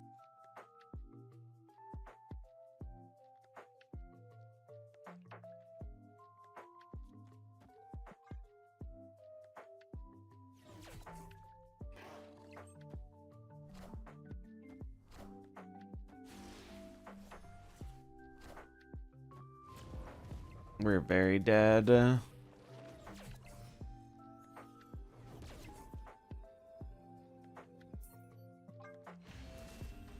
Unfortunate. Yeah, all the Thanos Droolers are a huge reason I think I might have to wait to play this deck, because I think this deck is really cool. It's just like, Why would you play a fair mid-range deck when you can play Thanos? There's just not much of a good reason to do that.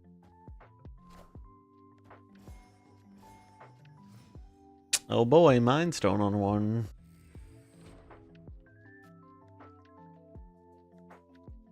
Yeah, like, that's exactly where I stand. I like Thanos being a playable card. I don't like when he is fucking 50% of the game. It is incredibly annoying.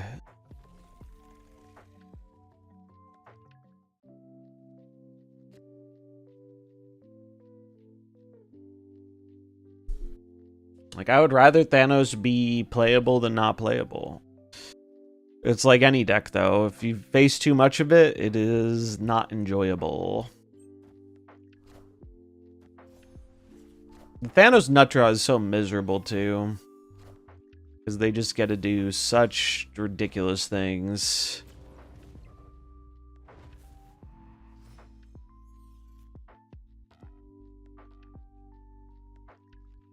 Like, I can't realistically beat this Strange Supreme. Like, we're just gonna die, I think. Like, he just gets too big. Yeah, they have, like, stupidly consistent early game. Now they have a stupidly big scaling threat. And then they get to run 18 million tech cards, too. Because why wouldn't they get to run all the tech cards? It's just, I don't like it. I mean, I think I have to do something like this. Not happy about it, but I think I gotta do it.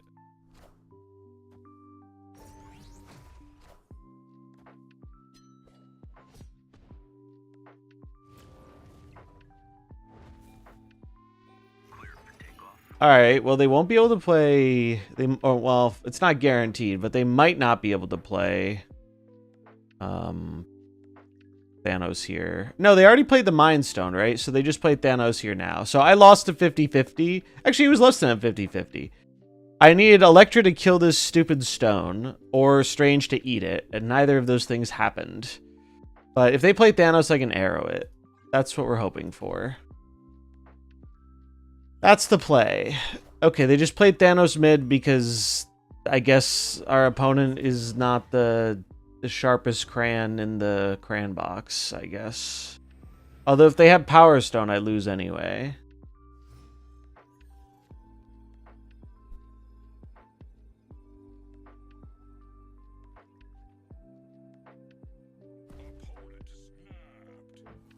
Honestly, I'm just gonna snap.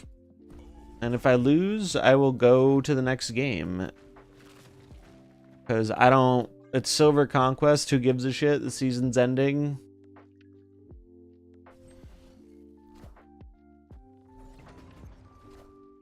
Juggernaut. Do I beat that? I do beat that. Suck my nuts, Thanos.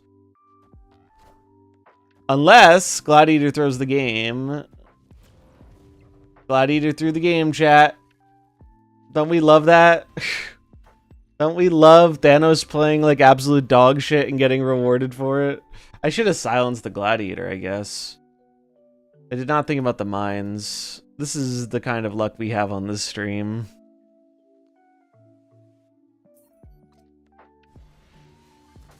I should have silenced the Glad instead of the Lizard. That's what I'm talking about, though. Like, that Thanos played, like, absolute dog shit and got rewarded for it.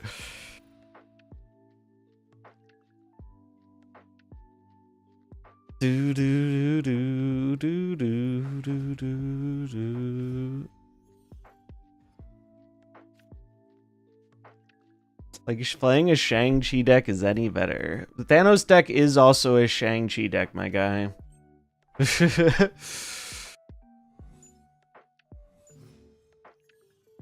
I'll let you in on a secret. The Thanos deck plays Shang-Chi too. Because they have such an efficient early game, they can afford to play whatever garbage they want. Yeah, Vibranium too strong.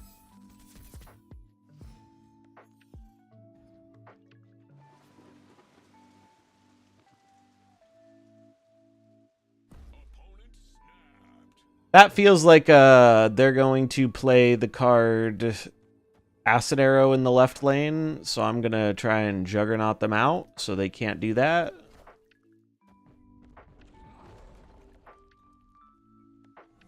The luck has not been good. They're playing Daredevil, so I guess it's just Clog.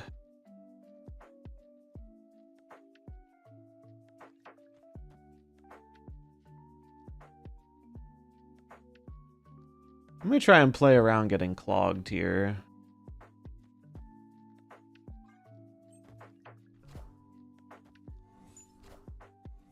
Fuck, they had magic. It's bad. I mean, we were right that it's a clog deck. Oh, but magic doesn't actually matter because of Eternal Arc.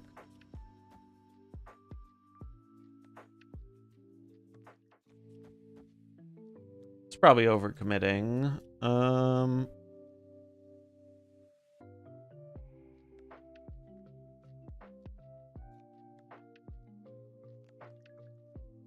But I think I do it anyway. And then just eat this. I mean, maybe I'm supposed to hold the jug. Just sucks because I can't like jug. Jug on its own isn't enough. We could go.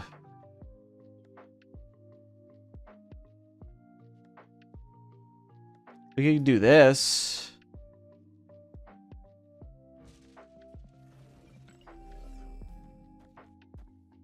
And then we can do this in the right. Probably the play. I think. Maybe.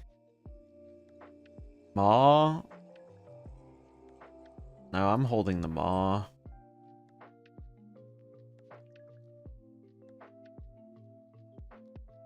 Because we need another card to win this lane with. And a lot of our draws don't do it. Well, half of our draws don't do it. If you're going to jug, you need more power. Yes, that's why I'm holding these two cards so I can jug Maw the right. That is the plan. That is what I am trying to do. It's going to flood. Yes, these locations are going to flood. This one is not. That is what the plan 6. Turn 6. It's not turn 6. Look, it's going to flood right now. Look, this is going exactly how I want it to go. We're gonna win, probably. Watch. See, this is easy. Now I do this. And the only way we lose is if they play multiple cards and they get 4 here and like 8 here. It seems unlikely.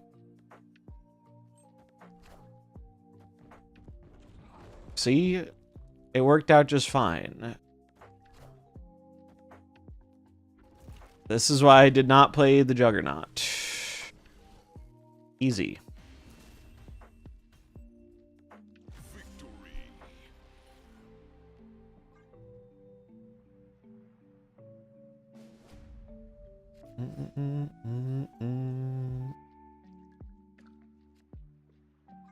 I'm gonna hope they get rid of that location.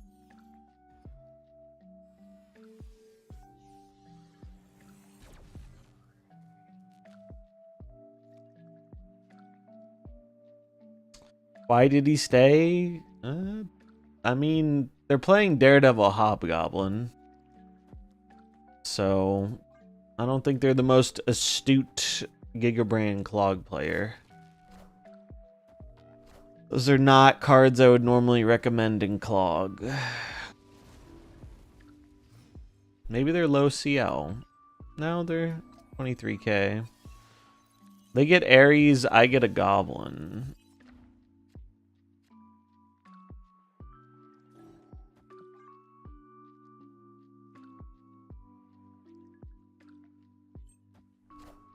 I mean, the Clog matchup's annoying if they draw well.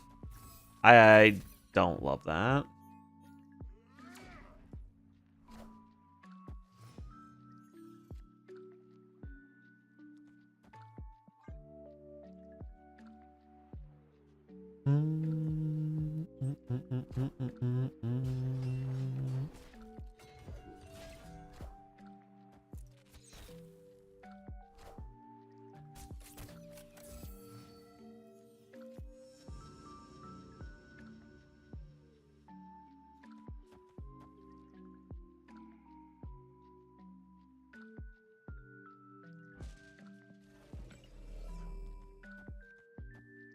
This way they can't hobgoblin me.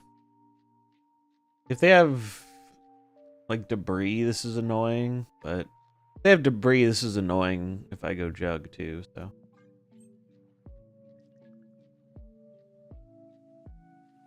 Sucks they got acid arrow. That is not a great one for them to get for me.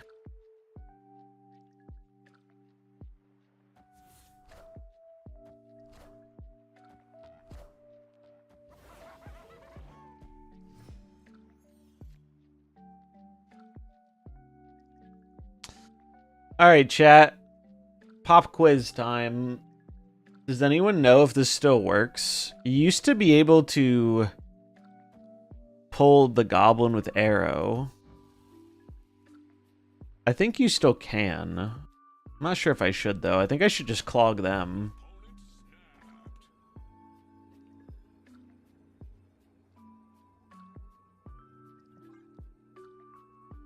Let's see if it works. It does work. Okay, cool.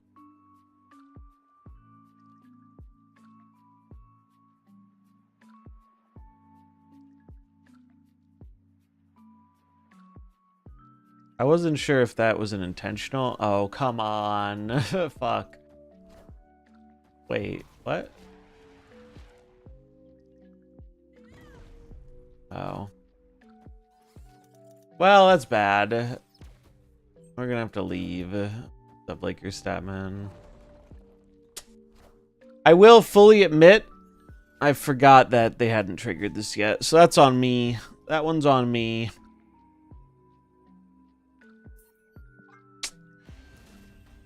That is my fault.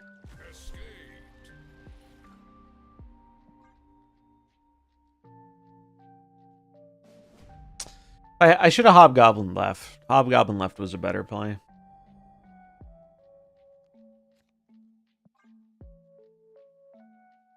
That is my bad.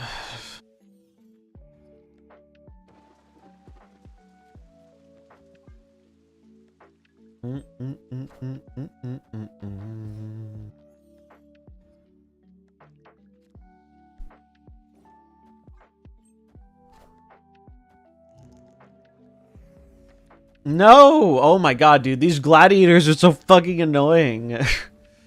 I keep getting terrible pulls. Fucking shit. That's so annoying. My game stays crashing. Does mine crash? I haven't had much of a crashing problem.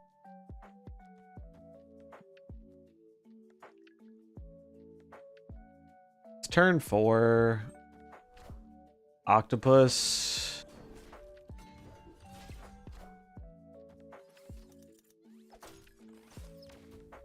My poor Electra.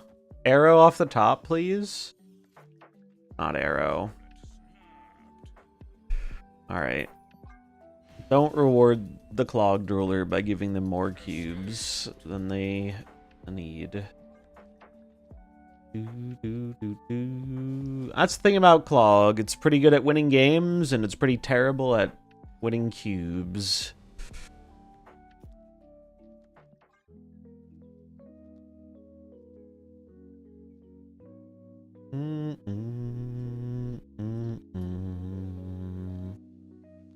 The game crashes against bots.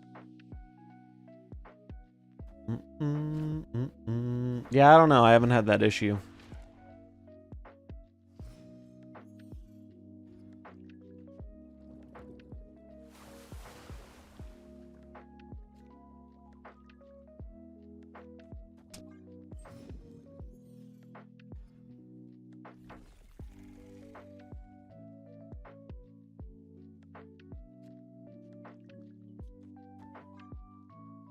Come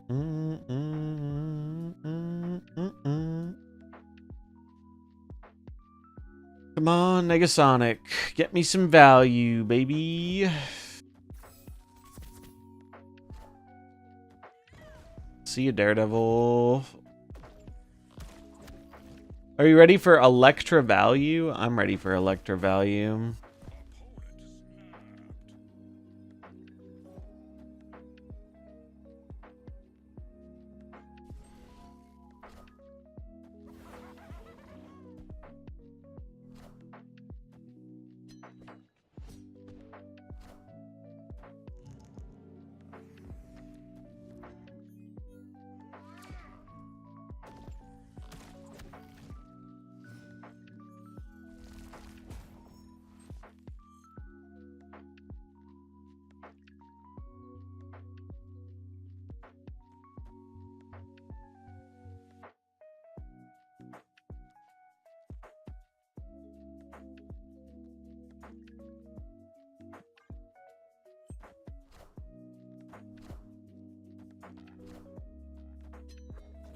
Why do they have to draw the magic? And an acid arrow. Bro, Kate, don't get the acid arrow challenge. Fucking impossible.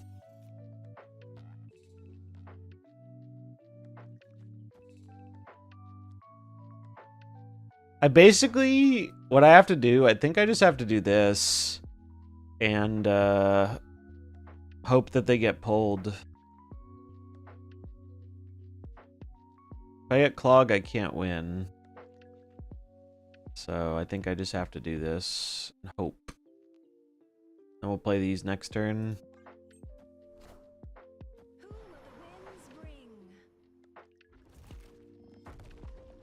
Okay. Yes.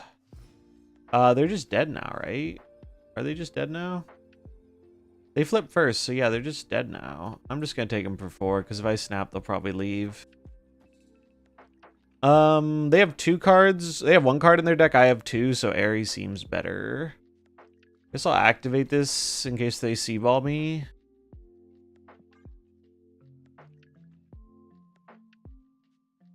But they don't... Does C-ball Titania do it? I guess C-ball Titania could do it if one of their things doesn't get pulled. I'm gonna hope that doesn't happen.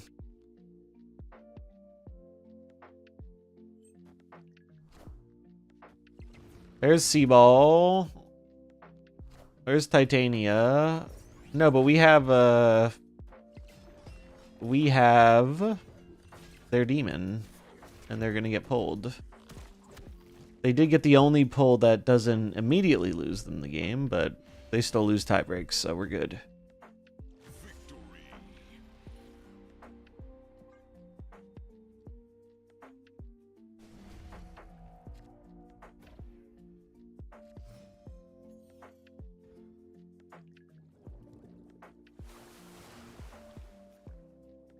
So if you think about it, Electra won us that game.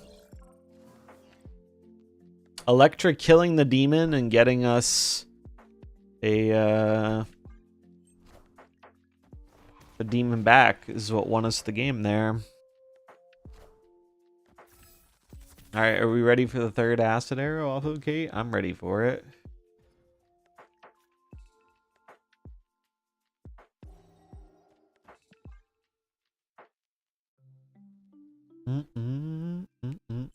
Yeah, I mean, I think this matchup is fine for me. It's just Clog is annoying sometimes, but I think it's a very winnable matchup. I'm gonna goblin you. Yeah. Suck it, Clog player.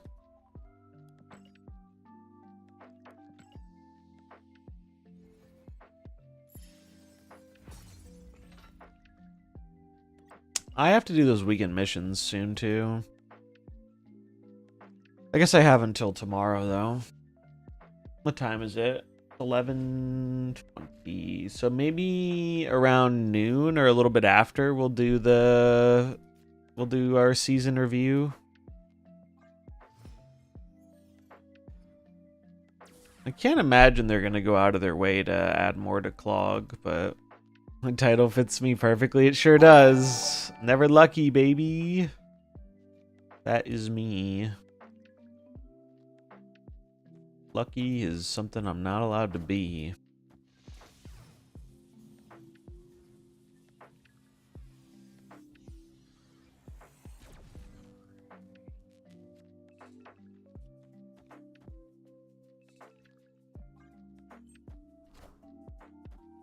Negasonic value. Oh, just kidding. That's so annoying. Fuck.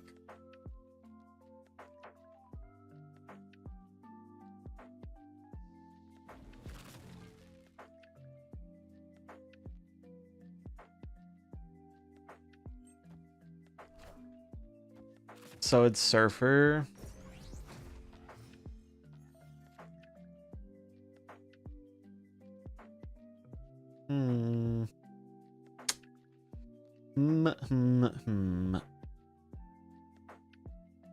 What do we do? I could do this. That's probably not good enough.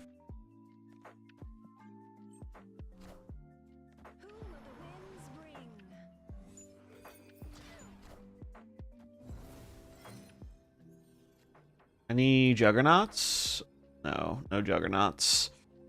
Sag.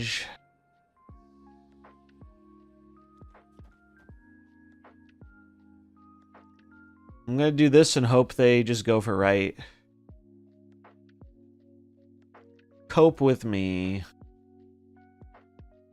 Huff the copium.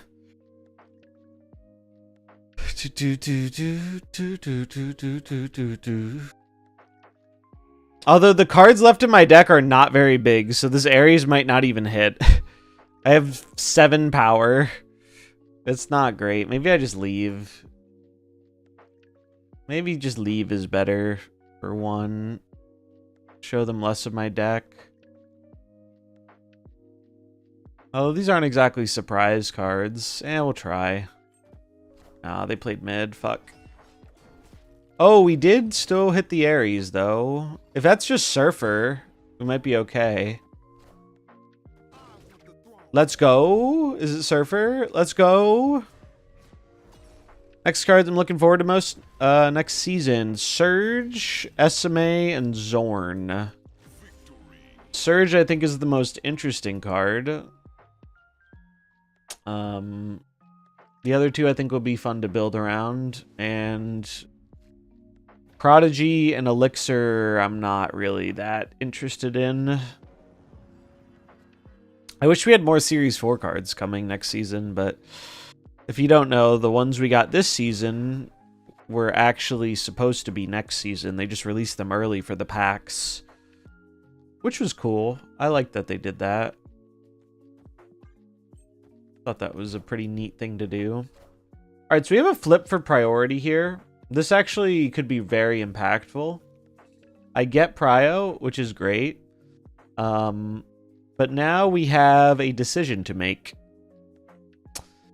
I could jug them. If we punt the Brood middle, that's amazing.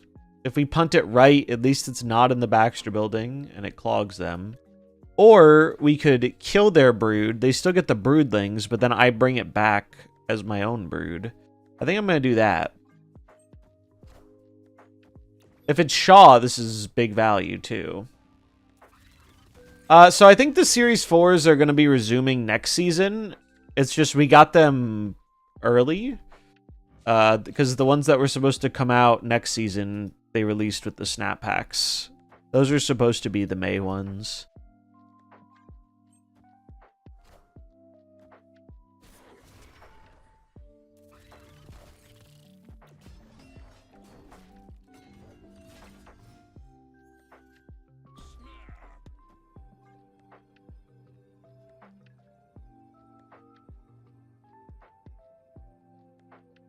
I think Surge is going to require some build around just because it encourages you having a lower mana cost deck.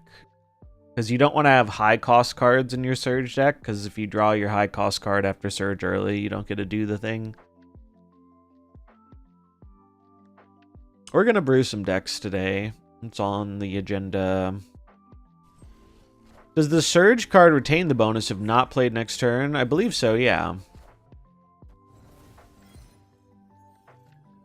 Pretty sure it does.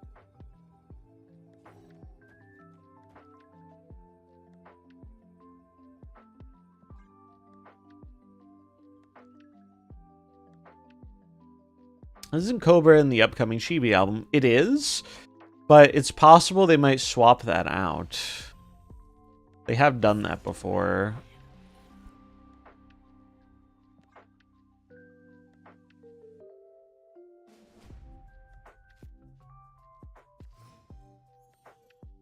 Because as far as I'm aware, there aren't any Series 4s coming this month. Unless they give us Cobra for free, which would be cool. But I don't know if they're going to or not. Haven't heard anything about that. Bow, bow. I hate that they have priority here. Yeah, that figures. Fucking annoying. Conchu's fun. Yeah, I mean, I expected Cobra to be an event card.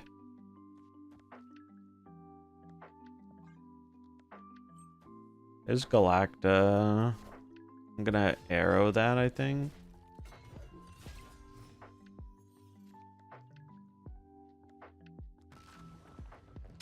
Ooh, it's tough. I want to arrow it, but I wish I could play Sauron this turn. Because Sauron makes Starbrand so much better. I think I just have to yoink it here.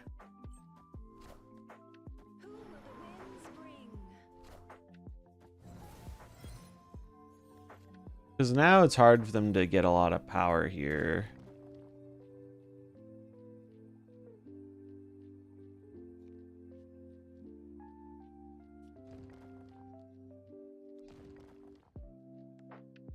I think I'm supposed to do this because Starbrand just is a little scary.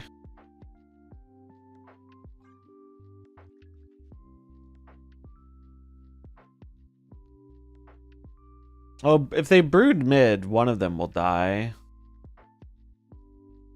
I could go for the right with Starbrand and Lizard Electra too. I'm just worried they might play for the left. But if they don't play for the left, if they go like Brood here, does Brood kill me? Brood Surfer probably kills me, right? They get 10, 11, 12, 13, 14. I would have...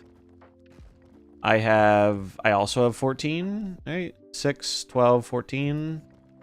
So maybe it's better to go... this. 18, right? Wow, okay. I think we died. Shaw mid. Oh, dude, I should have done my original play. Fuck. Original play would have won. Negasonic would have sniped the Shaw.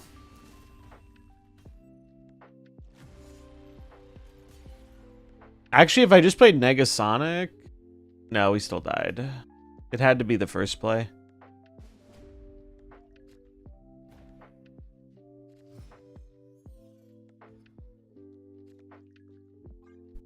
Sauron 2 is good. I'm gonna hope my opponent gets many rocks, and I do not. That is my hope, my dream.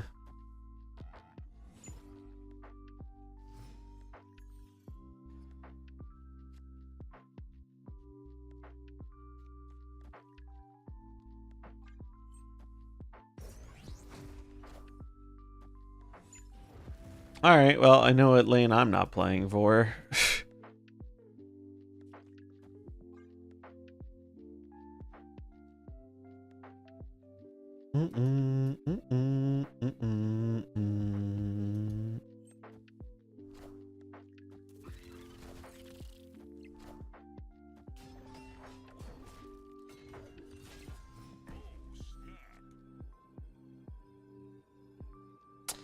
This is silver 2.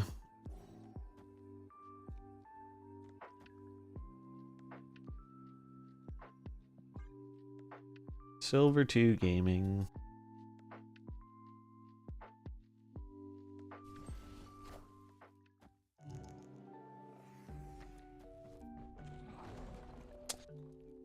Are you fucking kidding me?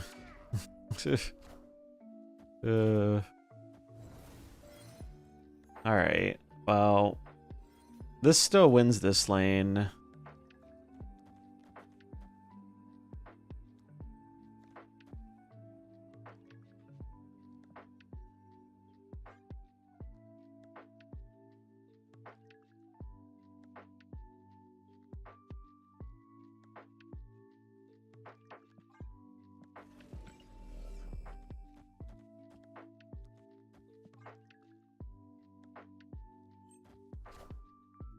I wonder if they'll draw rocks. I figured they're going to draw rocks because the Ares showed 0 power in their top 3 cards.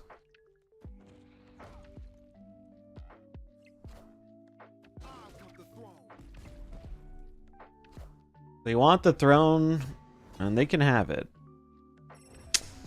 But I'm going to have the W. This deck's very fun, though. I think if we get to a point where Thanos isn't 50% of the metagame, it might actually be pretty good. But Thanos is such a hard thing to beat with this deck. Because they just go bigger than you, and they have interaction.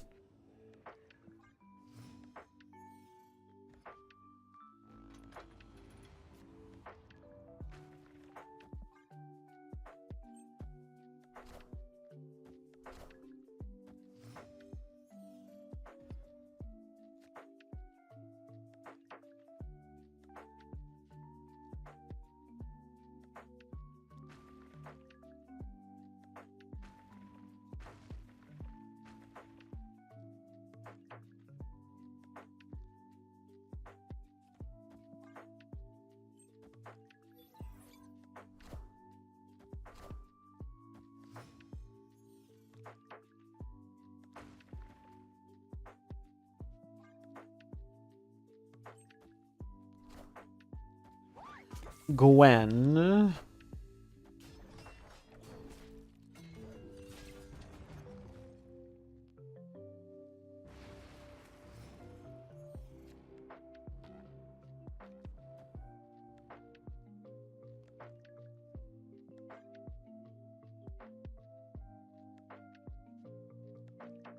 Bum bum bum bum.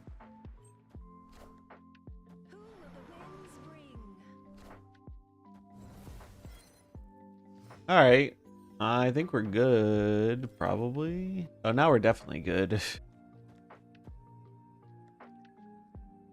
They don't have any way of getting into the middle, right? No.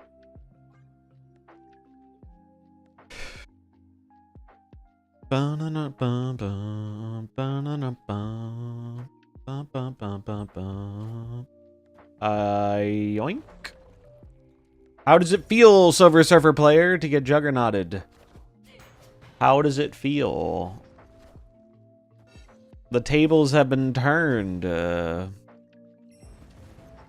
asked for feedback on my list. Yeah. If you want to submit a deck review, I will offer my thoughts. They won that lane pretty spectacularly. Yeah, 31 power.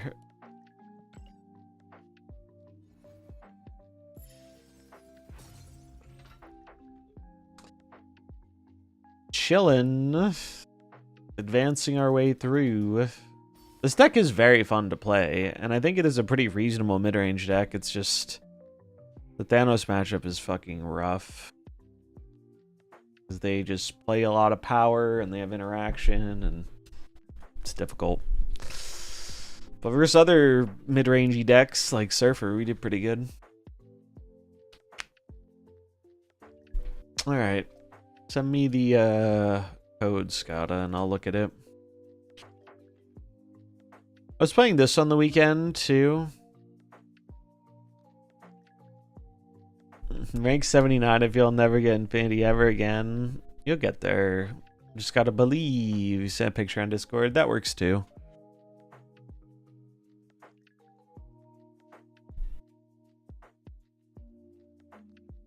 All right. Pixie Scar. All right, first piece of feedback. Pixie and Scar are counterproductive. No. So what is the... You have a song to send me? Go for it. So how do we make this work? All right, my first thought is like... How good has the Hulkling actually been? Because I feel like this could be a deck where Magneto might be pretty good. Tier 6. You know what else is pretty good? Lloyd coming in with the Prime for 4 months in a row. Thanks for support, friend. I appreciate it. Enjoy the ad-free viewing experience, the emotes, and these pog fish.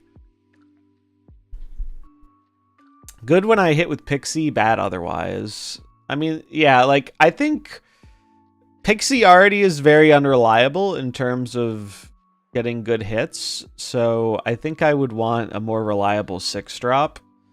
So I think making Hulkling into, like, Magneto might be slightly better.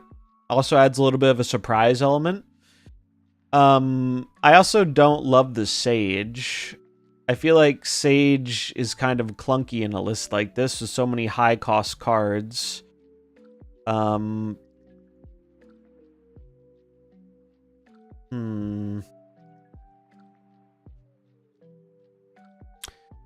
What if... I know this is a little counterproductive, but I feel like it might be worth it anyway. What if you just... What if you put in Ares and a Zabu, you know? Like, you have enough big dudes for Ares to be good. And Zabu doesn't work great with Pixie, but it gives you more redundancy.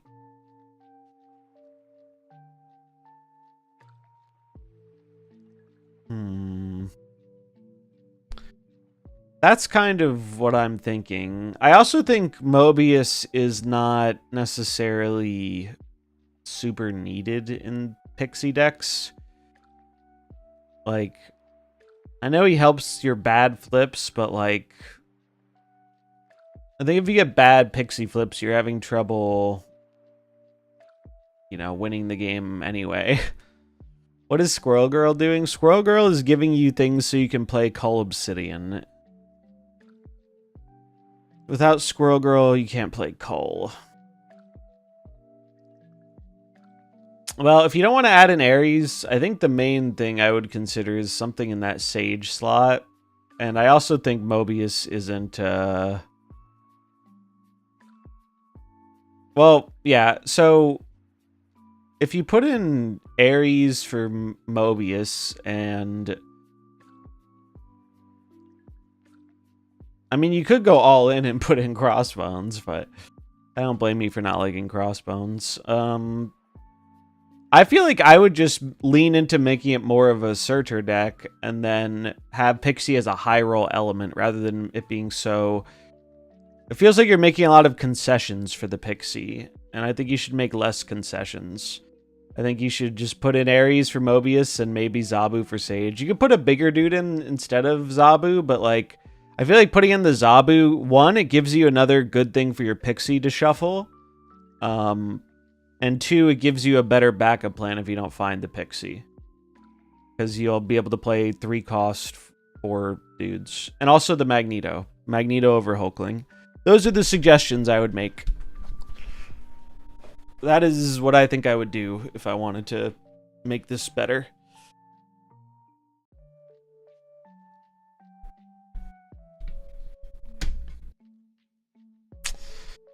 I was playing this over the weekend a bit. It was pretty fun. I wanted to use my new Valentina. This was pretty good at that. It was pretty good. No Evo. Unlucky. Not having high Evo in 2025. That's crazy. The meta-defining high Evo. He actually is pretty good in exactly one deck, but look at this nice high Evo split I got. Pretty cool. I got this recently. I really enjoyed this deck with high Evo, the Evo Ajax. This deck's very fun. I might actually play this real quick because I need to do my Hydra Stomper missions. When you're reviewing decks, I do have a redeem for the deck review. So whenever people redeem it, I do a little review. We could play this. See if we can get our missions done. Although, I will say, I like this deck a lot. But any Silk deck, you run into the issue of, like, you put yourself in positions where there are weird 50-50s that can go wrong. Alright, it's Thanos. Right? 14 cards is Thanos, right?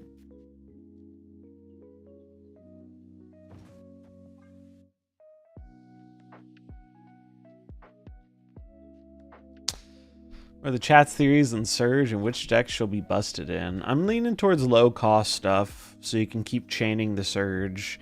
I'm sure it'll be fine in Thanos, too, because Surge is good with the stones, but God, I'm not looking forward to that, if it is.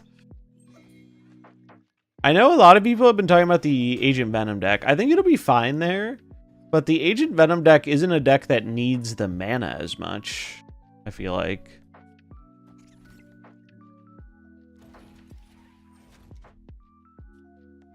I should get this down first.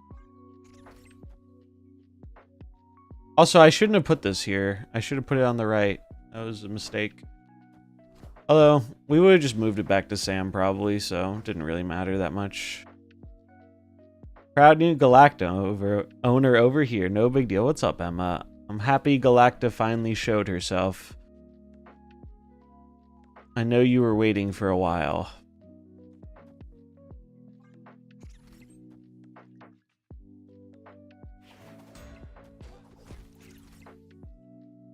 Maybe good for Agamotto? Maybe? Oh, Thanos, don't draw the tech exactly when you need a challenge. Fucking impossible. Oh, that's so annoying.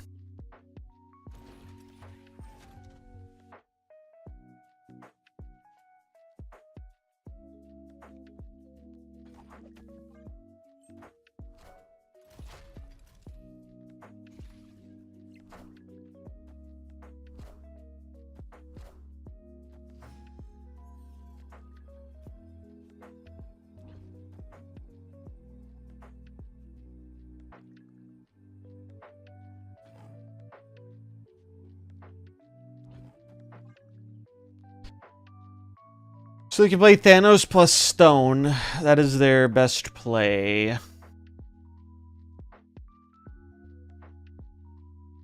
If they move the Jeff right, my Batroc goes right.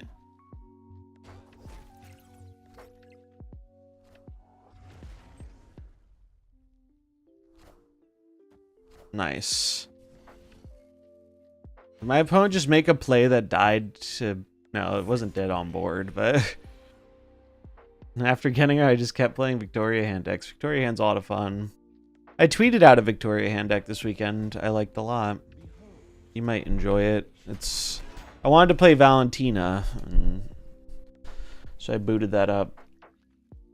Apparently, according to the stats, these Ajax decks are good against Thanos. It's just hard to remember that when Thanos always has the tech. This is the deck. It's pretty cool. I enjoyed it. I had a good time playing it. If you like card generation, this is the deck for you.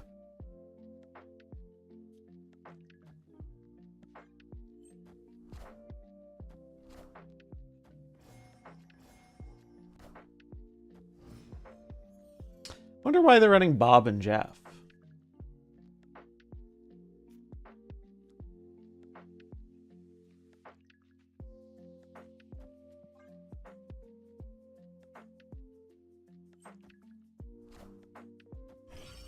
If you turn 3 Surge, hit Kitty, and play Kitty, Surge procs. Then if you play Kitty and the new Surge, hit the Surge proc 2 times. I don't know. I do not know how that interaction works. It's possible.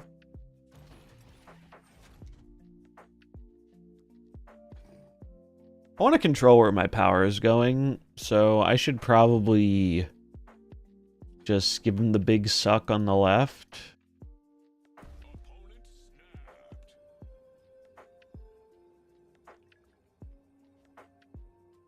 They're probably changing this location, is what I think that snap means.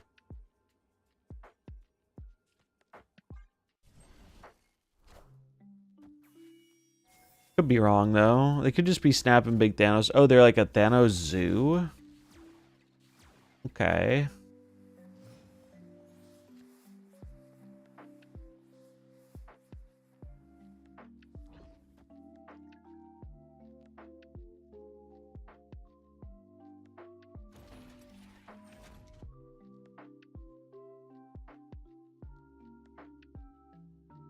This could be bad if they change this location.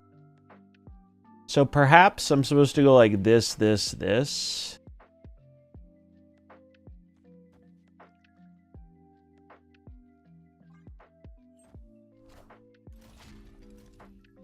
I'm guessing they did turn off the location, which is going to make me a sad lad. Wiccan? Wait. Oh, dude, fuck yourself with your Fastos high rolling. Actually, fuck yourself. Wait. They can't... Oh my god. Fuck me, dude. Fuck me. Thanos player, don't draw the perfect card challenge. Impossible. That's so fucking annoying that they could play all this shit. So incredibly annoying. I'm becoming such a Thanos hater. It's such a stupid deck. I'm so sick of facing it every other game.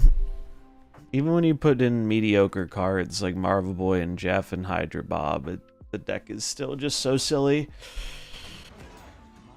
I'm gonna offer a hot take. I think that they should delete the card Reality Stone from the game.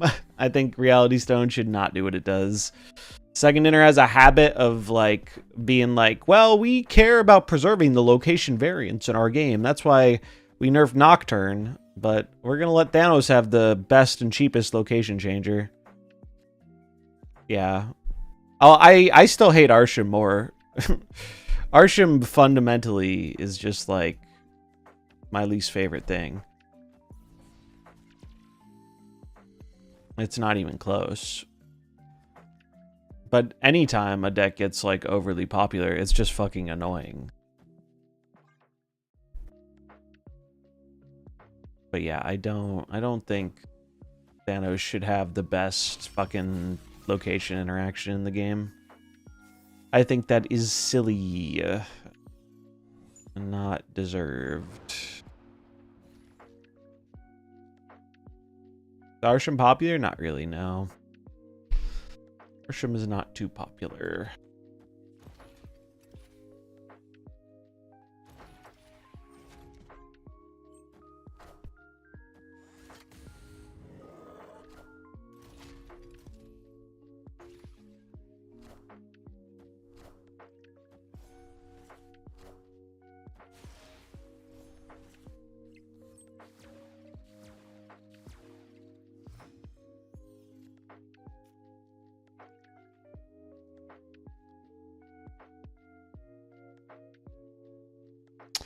They have put me in a bit of a predicament.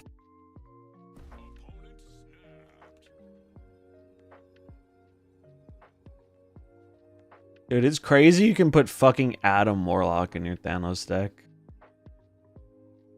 and be rewarded for it. I think I have to leave.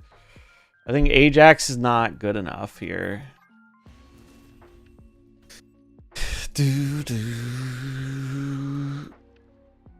A good thing there are 18 million locations that benefit the Thanos deck. Otherwise, what will we do? What will we do if there weren't half the locations in the game that were good for them? How would we live? We miss the baby shark. We do miss the baby shark. It's true. I miss the baby shark.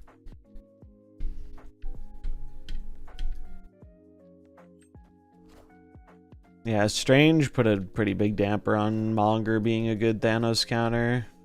Actually, I genuinely, like, oh look, another good Thanos location. That's crazy. I wish I could put a 412 in my deck. That'd be great. Fuck's sake.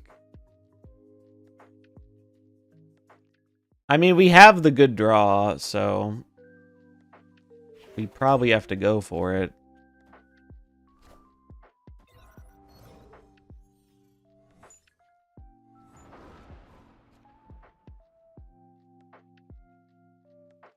I'm snapping. We do this. Next turn we play Silk, Batroc, Hazmat. And then we go Abomination Ajax and hopefully win the game. That's the hope. Of course they have Enchantress. Why wouldn't they have the card Enchantress?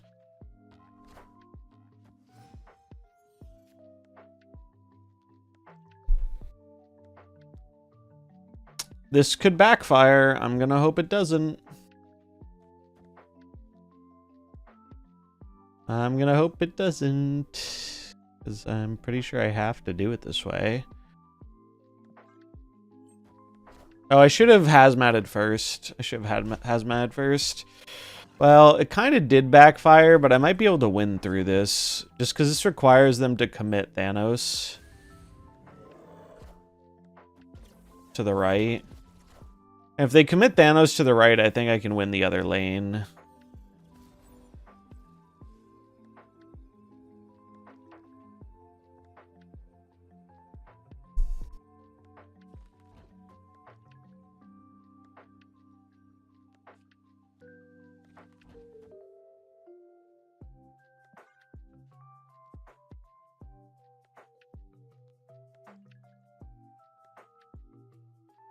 Playing the Abomination here because it beats everything except Mockingbird, which it ties.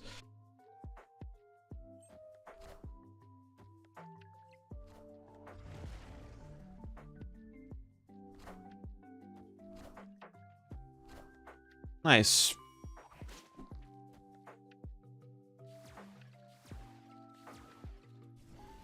Actually, we would have lost to Bird Marvel Boy.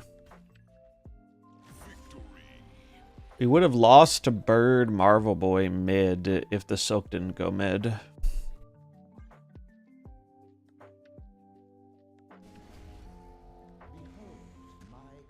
Should a 1-5 Magneto pull to win me 8? Nice. Yeah, Magneto, I don't think anyone expects Magneto.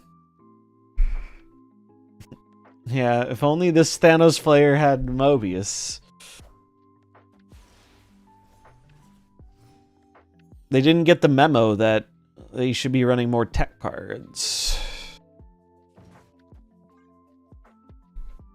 If you're not running every tech card in the game, are you even playing Thanos?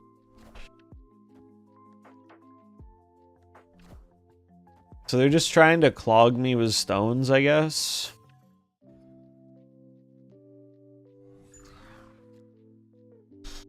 That's annoying.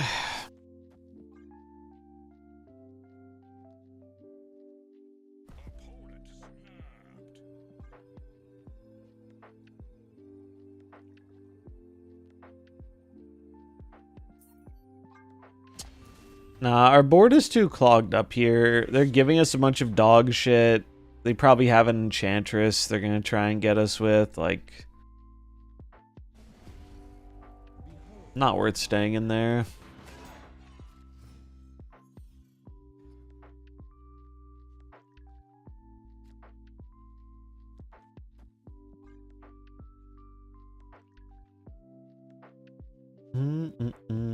Darkhawk Affliction is one of the top 10% infinite decks. There's a Darkhawk Affliction deck? Can't say I've seen that one. I must have missed it. The move one I've seen.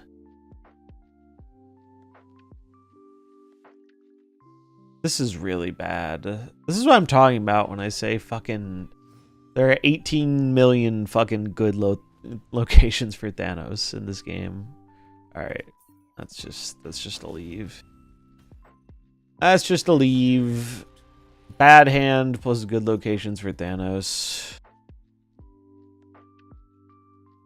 It's just that playing against Thanos all day is fucking exhausting, man. It's fucking exhausting because the Thanos players, you have to do very little to play Thanos well. I feel like you have to work very hard to play well against Thanos. He is inevitable. You know what else is inevitable? This retreat. Because they're a lucky piece of shit. Turn 1 Wiccan's pretty good. Who knew? Who knew? Yeah. Clearly I should just play Thanos, because the game just wins itself for you. Do do do do do do.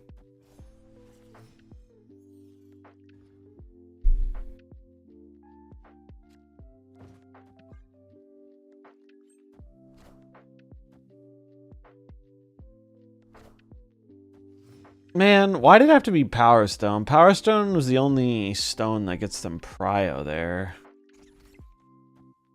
I'm gonna do this.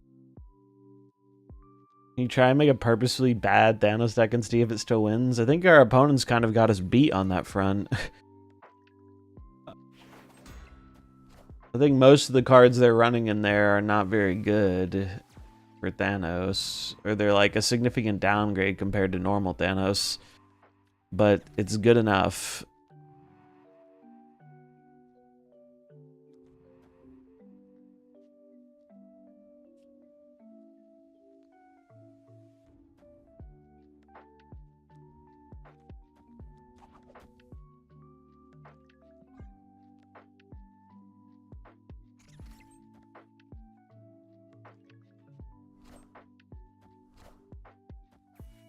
Oh, they have Space Stone.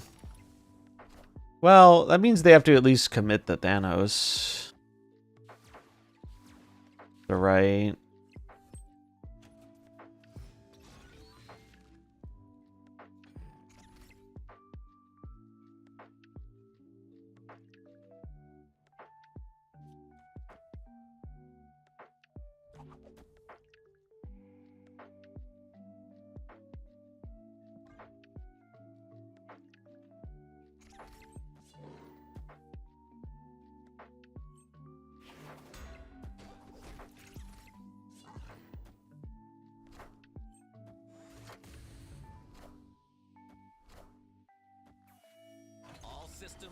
The Batroc is gonna leave, which is not ideal.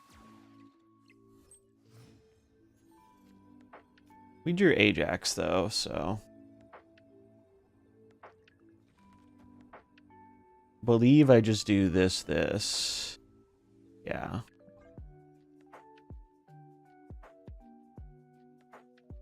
And then they Enchantress me, and we are bigly sad.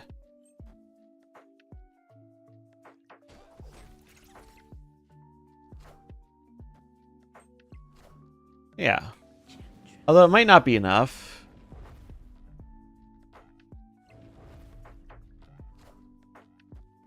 Alright, Marvel Boy, don't be a piece of shit. Alright, Marvel Boy was a piece of shit, but they still lost. Actually, no, it was guaranteed, right? No, it wasn't guaranteed, but it was decent odds. I guess I should have moved Rocket and Groot instead of the shield.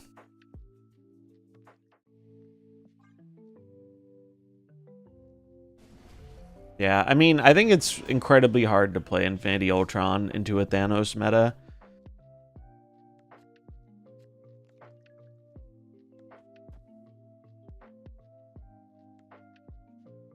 It seems rather difficult.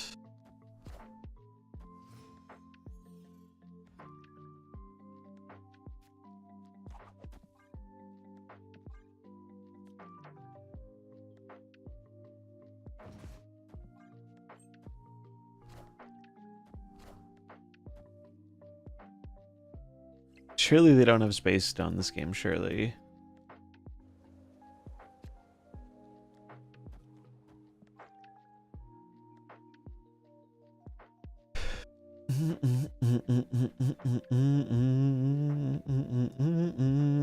Yeah, he would be very strong at a 4 cost, I think.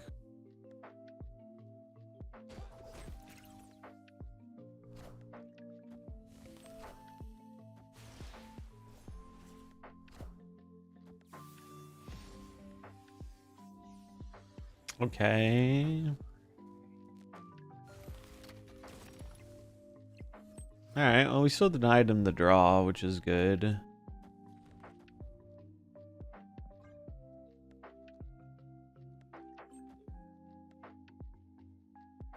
Is that just the Thanos? Marvel Boy, okay.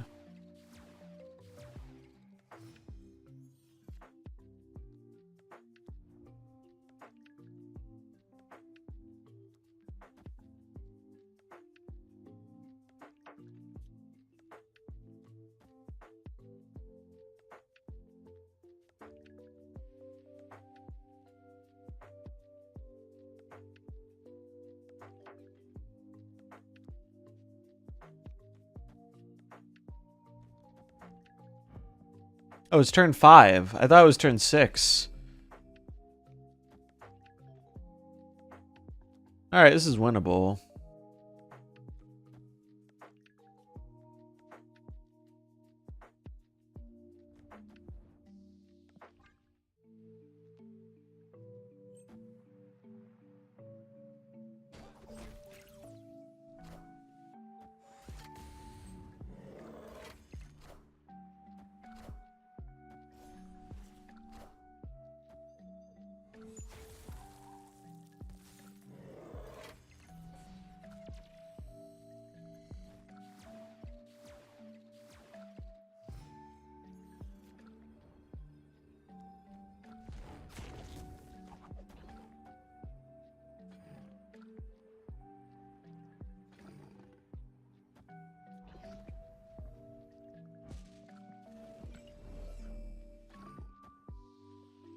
This goes here, this goes here, this goes here.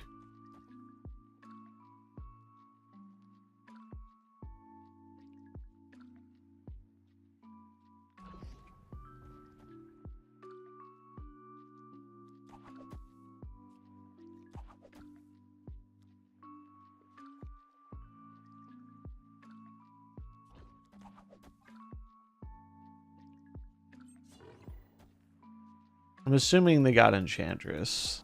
That's what I'm trying to play around with this line.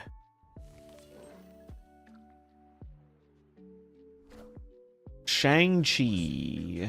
Well, control these nuts, sir. Because you have lost.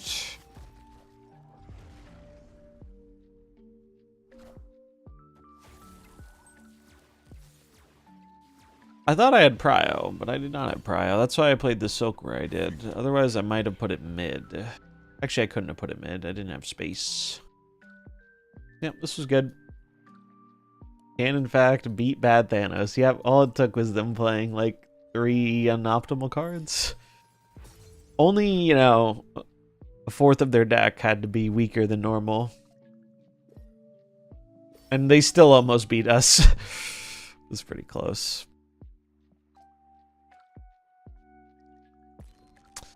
What am I going to play at Reset tomorrow? That is a great question. New decks is the answer, but to expand on that, we're going to build some decks with the new cards. What we're going to do now. before we continue our conquest run. Builder. So I already built a few decks, which is not something I normally do. Usually I save it all for stream, but I actually did have some ideas already created. I didn't make a lot. I made 3 decks so far. Whoops. Any avatars this season? No, I had really terrible Infinity Conquest luck this season. We kept getting fucking Thanos players that drew significantly better than we did as Thanos. The worst part was we almost had a crazy comeback versus another Thanos, and then they were pretty much dead to any of the cards they had in their deck. And then they played a generated Ajax, and Reality Stone gave a negative power location, and they won the game, and I wanted to press the uninstall button. Thanks for the tier 1 headshot, MS. I appreciate it. Some Pogfish in the chat for you. Much love. Alright, so here's where I'm at. Here are the ones I've cooked so far, and then we'll probably cook some new ones. This was the first one. Kitty Surge. Pretty simple. I think that Surge decks are going to really benefit from having low-cost stuff. The Kitty deck benefits from it greatly because it makes it so we can weave in Kitty Pride with 2 3-drops on the final turn. If you get the Turbo Nut Draw, in theory, you could go like... You could get a free Kitty Pride and then a reduced 2. And so you could go like Kitty Pride for 0, 3-drop, another 3-drop at 2, and then, I don't know, Batroc or something. Should just be what does Surge do? Let's see. There it goes. Yeah, usually if you ask what a card does, sometimes exclamation mark card does it, but that one doesn't always work. Usually asking what the card does triggers the bot. So Surge gives -1 cost and +1 power to your top card, and then repeats the ability when you play it. Worth noting, how this works is it's kind of like, what's her name? Firehair. The Surge has to be alive, and there has to be no Cosmo in the lane, or like, if it gets Red Guardian, the effect stops working. Like you'll still have the last one you put on a card, but you won't get another one if it gets killed or Red Guardian or Cosmo'd. But yeah, the idea with this deck is pretty simple. We play a bunch of small scalers, and we try and scale up. I think there might be a weird interaction with Mysterio and Surge that I'm a little worried about. I'm worried that playing the Mysterio might not continue the Surge chain, because the Mysterio you play is different than the one in your hand. I don't know if it'll work or not.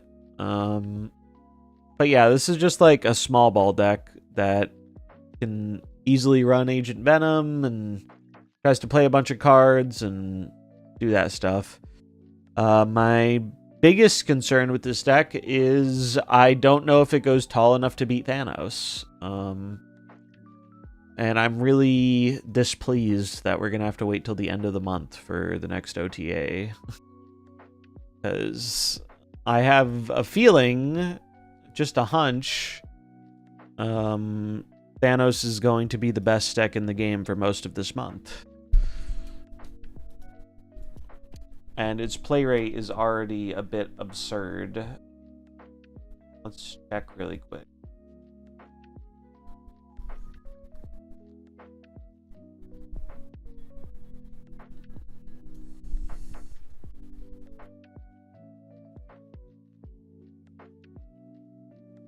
Yeah, like Thanos taking up a solid 20% of the metagame. Feels like more than 20% though, I'll tell you what. It does feel like more than 20% to me. It's probably higher at high infinite, I feel like. But these are high infinite stats.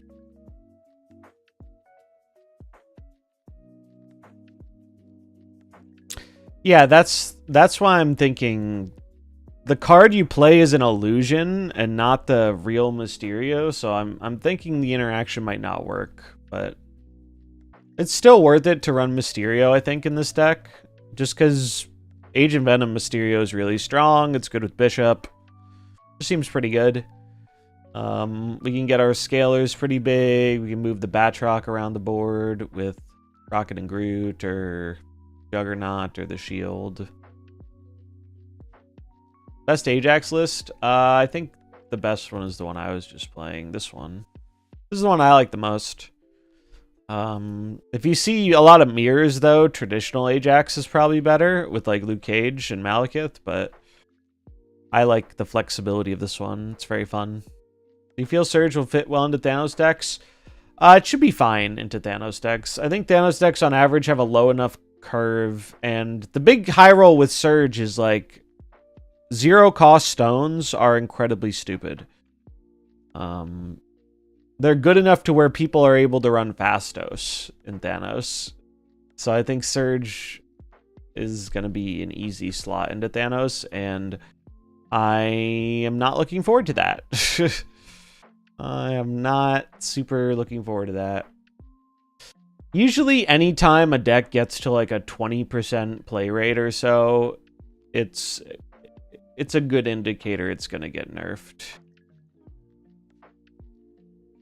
So I think Thanos will get nerfed, but if you don't know, the next OTA isn't until the 29th. They are skipping the normal one because they're away or something. They said they could do an emergency nerf if it's warranted, but I don't think they're going to view this as being warranted unless Thanos gets even more popular. On win rate right now, the best decks to be playing are... Also, yeah, like, this is showing Tech Thanos. If we combine both Thanoses, it's like 24%? 23%? No, 24% of the metagame. How do they nerf it? You take away the free power you gave him to start.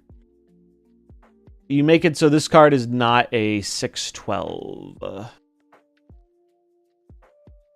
I think people underestimate how relevant buffing the card that is always in your hand was going to be. I think making Thanos a 6/12 was not a wise decision.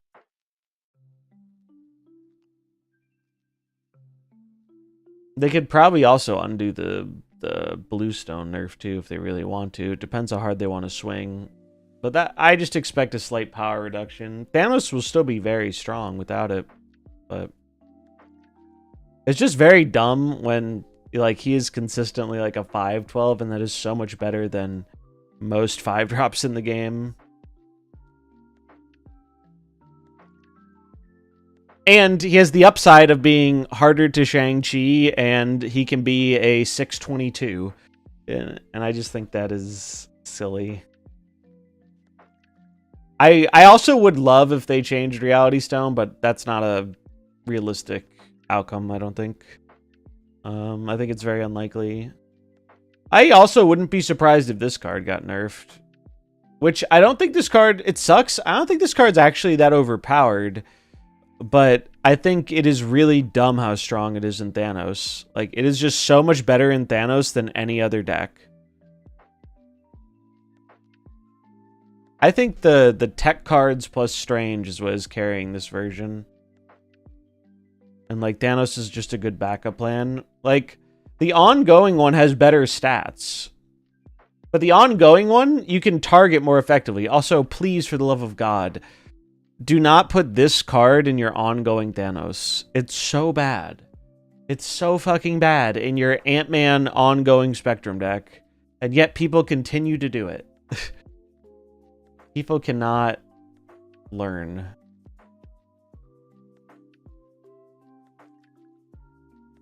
It's just not what you want to do. Yeah, I just think it's obnoxious how they play this like huge scaling dude that benefits you for all the stuff you want to normally do, and then you also get to play all the tech cards. I think it's very dumb. And, God, it annoys the shit out of me seeing people put Shadow King in their Strange deck. It's like, I think that is such bad deck building, but Thanos is strong enough to where people aren't punished for their bad deck building. So, that's where we're at. The other, yeah, Strange turn 2, Cosmo turn 3, Wiccan turn 4. You forgot the Mind Stone turn 1. Where to see what event is coming next or what cards are coming next. Snap Zone and Snap Fan are both pretty good for that. We're going to be covering all that today, but if you want to see what's coming up, you can check out the schedule here. The schedule still shows the old spotlights, even though there aren't spotlights anymore, but that's where you can see all the stuff. Thanos is just back to doing what it did in the past, which is like, it just feels like a better version of what those decks are trying to do. Like, if you want to play a tech deck, why play Sarah Control when you could play Thanos and be proactive and reactive? It's just too efficient at what it does. I would like them to keep him playable. I think it's good when Thanos is playable. He's just very fucking obnoxious when he is the best deck.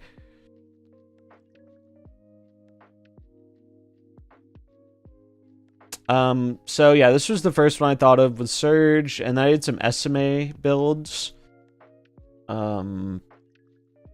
This one feels a little copium, to be honest, but it's a fun way of doing the thing where you use SMA to get a Iron Man or a Gore.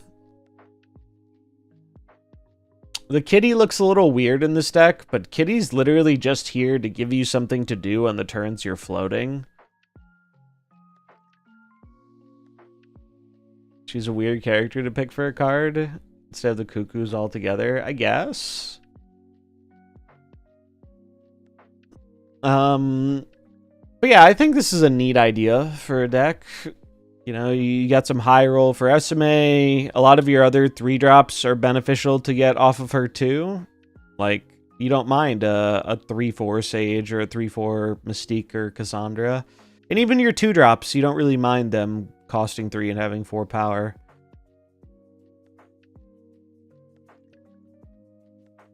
Moonstone doesn't get a ton of value, but like on the cards it's good on, it's very good.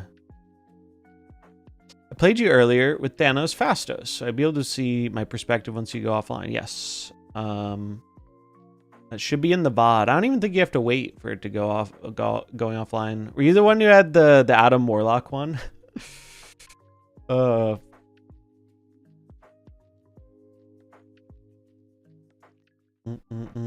Yeah. It was neat to see. I'll give you props for trying something different in Thanos. As someone who's really sick of seeing Thanos, it was nice to see someone playing it a little differently. Also, you can watch it back live on the YouTube too. I'll link the YouTube. That you do not have to wait for it to end. That you can just rewind. I will warn you, though, I have a habit of bitching about Thanos when I play against Thanos, so be warned. I am known to complain about Mr. Thanos, as he annoys me, because I'm seeing so much of it. It was nice to see someone try someone different, though. Thanks, Angel Sword. I appreciate it. What's up, bud? Yeah, tomorrow's SMA and Surge. Both M'Baku cards, yeah.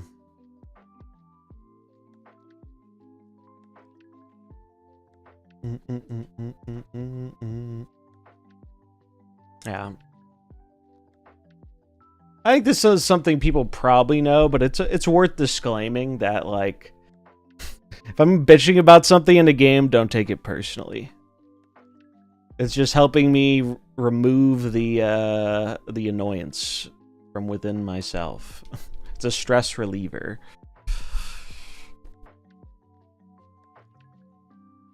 So yeah, this is one build I thought about for it. SMA making Kang at 3/4 is stonks. Spud is cooking. Who let him in the kitchen? He is cooking.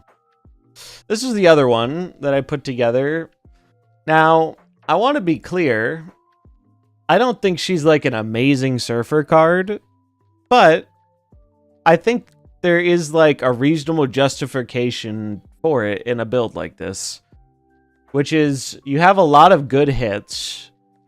A lot of your surfer cards benefit from the extra power. It gives you a chance of playing Sarah on turn 4. If you get Makari, you just get a free Makari. And it can give you redundancy on getting like your Brood or your Surfer. So I think there is a real argument to trying this card in Surfer. Say the line, Bart. SMA goes in Silver Surfer.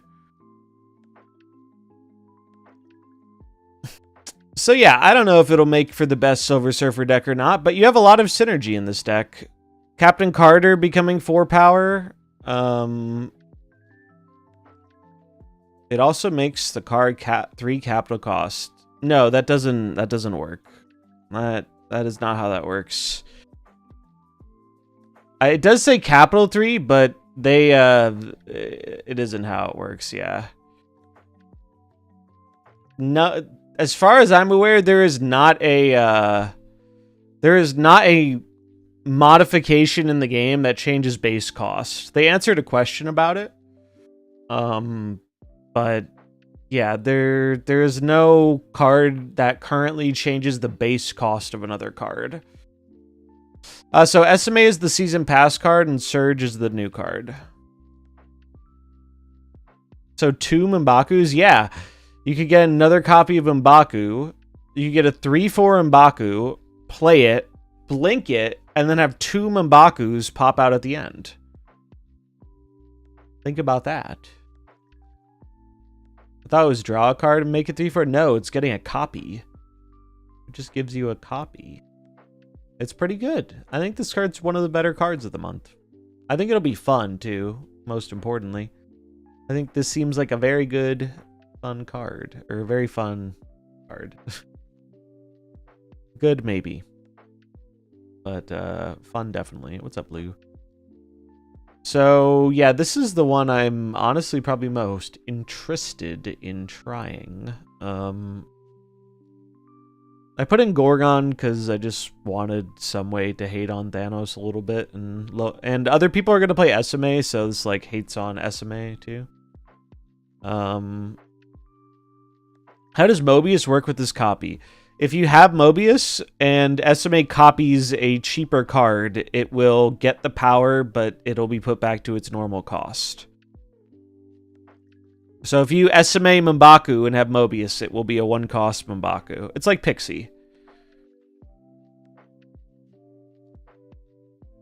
I'm pretty sure that is how it works.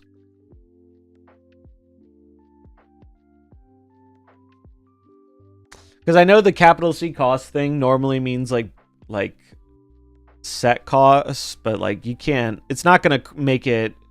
It's not gonna make it a base 3. I'm fairly certain. We'll double check because I'm pretty sure they've answered this question.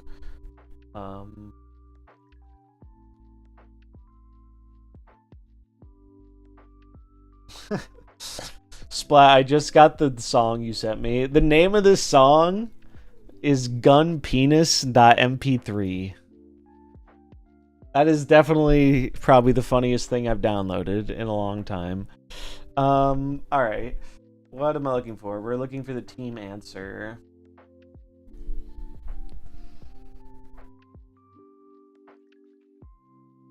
SMA Surfer interaction. SMA, like all costing modifiers, does not change the base cost of the card. Yeah. Does not change your base cost. There hasn't been... We've yet to get a card that changes the base cost. The only time a card... The only time there were base cost changes, there was a bug where cost reduction was changing the base cost for a little bit. This was a long time ago. Incorrect. Was there another time? The only time I remember was the bug where... Morph. Alright, you got me. Morph technically changes its base cost.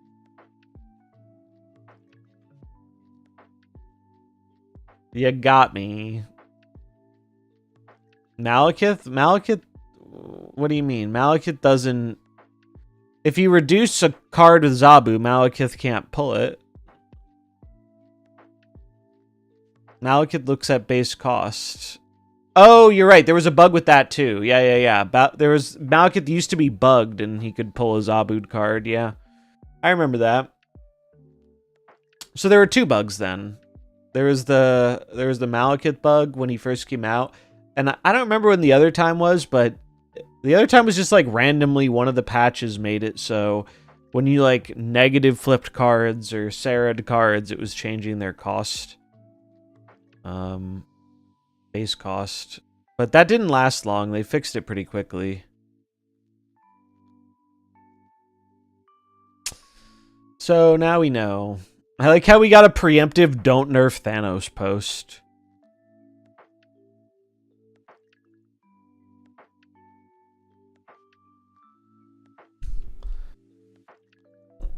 Proactive, please, sir. Don't listen to everyone else. Nerf Thanos. Don't nerf Thanos. PF. Yeah. Cards that transform. I mean, it's a bit of a technicality, right? Because they're no longer the original card. So it's not like they're changing their base cost. They're just turning into a different card. Alright, so we have some decks, but we need to make some more. So let's start with Surge.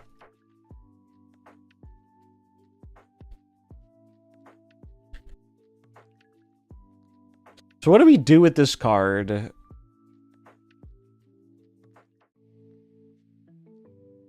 What do we do with this card? I mean, while we're thinking, let's just make the obvious deck that everyone's going to play. And this is probably going to be the best Surge deck. Shine. Boom, boom, boom. We're gonna do the obvious thing. God, I'm already like tilted looking at this. Ugh. Gross. What are the other tech they run in this? They run, some of them run Enchantress.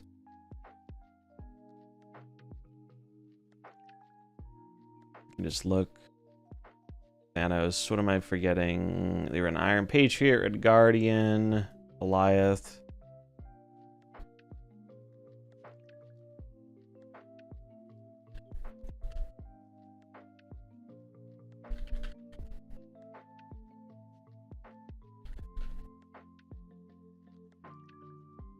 Probably Mobius, because everyone's going to be playing this card. Yeah, you could cut the Iron Patriot. He's not great with Strange Supreme. Does Mobius counter SMA? Mobius counters SMA if you hit a thing that costs more than 3 naturally. Like, if SMA is reducing the cost, yes. You need Thor, because Thor is the god of thunder. Yeah. That makes sense. That makes sense. Song already played. Let's do... I'm just gonna do radio. Actually, I want to hear this. What are the last 2 cards for this deck? Oh, Sam. Duh. Imagine not playing Sam. Couldn't be me. And maybe we just go full meanness with Enchantress.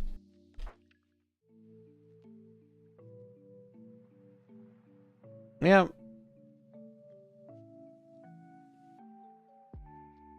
Tech Thanos. Remember when every card was a Thanos card? I mean, it feels like the good cards are still Thanos cards right now. But yeah, it used to be worse.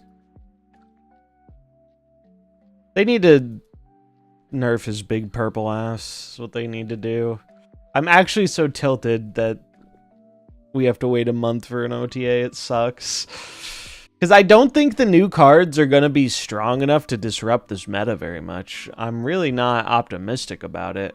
Like, look at what the new cards are doing, right? We have SMA. This card seems fun, but I don't see how this is going to bring something, like, up in power a lot. It seems like a reasonable card that's kind of fun to build around.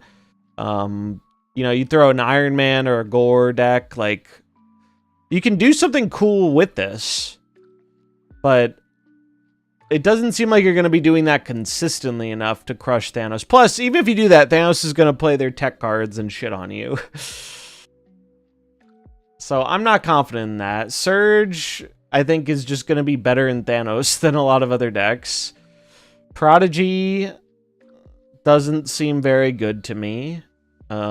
This feels like an over-investment combo card. Right? Hopefully it can't hit spells. I mean, I don't see why it couldn't hit spells. It just copies a card. And then Elixir is one of the worst cards they have ever made. This card is, until we get Kid Omega, which I'll show here, which might be next month. I've seen a few things that suggest that this card might be next month. Activate, destroy the next card you play this turn to gain its power. If this card is printed, suddenly Elixir might be playable. As is, this card is Omega unplayable in the current form. It's like so incredibly bad. We got marbles. We'll do marbles after the ad so we don't get interrupted. And then Zorn is cool, but is not like a meta-defining card. This just seems like a new 2-drop that Scream could try, or maybe you play in a Vulture deck, or you play it in some kind of cute mid-range deck to fuck with their location. But I don't think he's going to be a very meta-defining card. Kid Omega not dying himself is lame for, like, lore reasons. I don't know anything about the character. I mean, the effect wouldn't really work if he died, right? But if you don't like it because of the lore, that's fair. Somebody's a combo redundancy card. Negative Mr. on Negative Jane, preferably Magic and Ravonna. If you're missing one of your combo bits, you get a chance to dig. Yeah, it is kind of a combo redundancy card. It's just a redundancy card in general. So I'm a little concerned that Surge is going to make Thanos stronger. It's going to give Thanos a better high roll, which it certainly does not need. And I don't think the other decks that this card is going to spawn are going to be on a similar level as Thanos. I think they're going to be weaker than Thanos. Because Thanos, like, by the nature of it drawing, it just sees so much more of its cards, and when this hits a stone, you have a free stone. Free stones are incredibly strong. He died on literally every mission in the Krakow era. That's funny. It would be nice if SMA drew the card rather than making it a copy. I mean, there are pros and cons to that, right? Like, one of the cool things about, like, this deck is if I get a copy of Gore Iron Man and then I draw the regular one, that's kind of nice that I have two of them. You could probably make a very reasonable argument for Kitty Pryde being Sunspot in this deck. I just like the flexibility of being able to move the Kitty Pryde to somewhere else. But I think Kitty was the 12th card. It's like, you could put any other card in the Kitty spot and probably be fine. Sunspot might actually be better in the games where you're playing, like, turn 6 Gore. 3 cost Kitty. Yeah, that's another one where, yeah, you'd prefer Sunspot, huh? Not sure why she draws a clone anyway, because Esame's lore stuff, right, is she has all her sisters, and so that's the idea, is that you're getting it's like a clone of her, the 3/4. But yeah, Victoria Hand stuff, like this could be a Victoria Hand card. We can try that.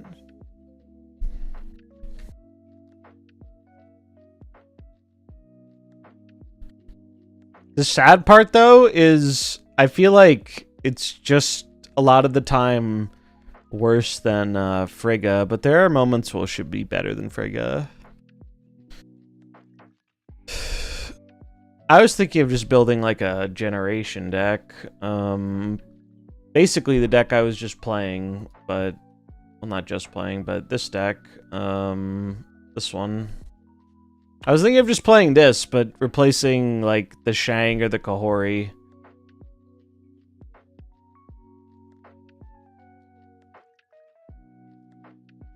Because getting like a copy of your Carter, your Speed, or your Victoria is pretty good, or Moonstone.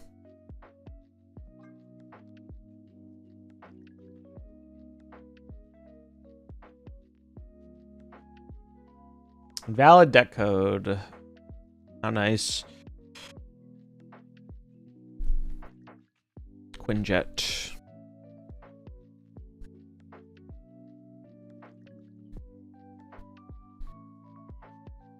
The funny part is that the 700 gold variant on Esme is actually one of her sisters, Sophie. That's a fun fact. The one with the sunglasses.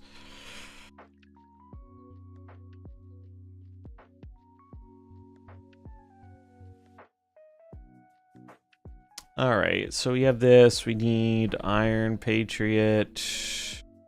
Throw in Mirage. Forgot to put Bird in my Thanos deck. You're right. I did. I knew I was forgetting something. Alright, we take out this. Bird. Good eye. It was not intentional.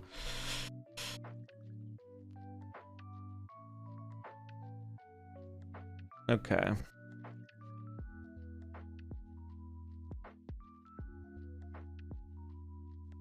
What else? Val? Or no, Kate. Kate.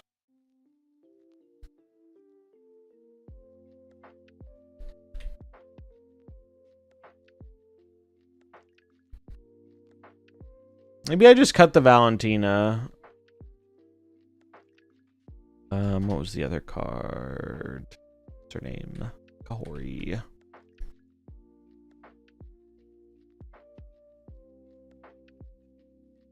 Has potential in a Wiccan deck. It's probably fine in a Wiccan deck. Maybe even good. My concern is that I've yet to see a Wiccan deck that I think does Wiccan better than Thanos. Now it's fine, like if you just want to play it to play it. But I have yet to see a Wiccan deck that feels like it's keeping up as good as Thanos is. Which, I mean, that's kind of the problem, right? That it feels like they've always had a hard time balancing Thanos with this issue where it like becomes a better version of all these other decks. What cards am I forgetting here? Frigga is worth running. Speed, yeah.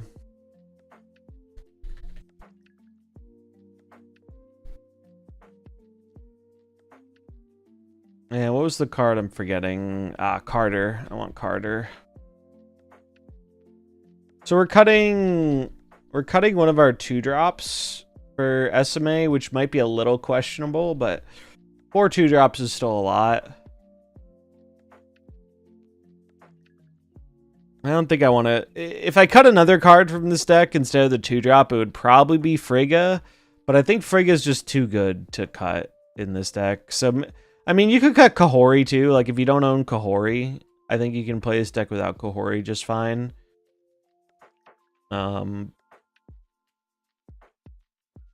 But she has her moments. Yeah, maybe I do cut Kahori. This deck really cares about having some 2-drops. Because if you miss your 2-drop on turn 2, it feels really bad. Maybe Nico. I haven't been huge on Nico in this deck. Like, I think she's fine, but just playing the one Quinjet felt like enough for me. Yeah, you could run... If you're running, like, a Hood versions, then Nico gets way more value. You basically could do something like this. You just put in Hood and probably Misery instead of, like, Kahori, Shang, or something.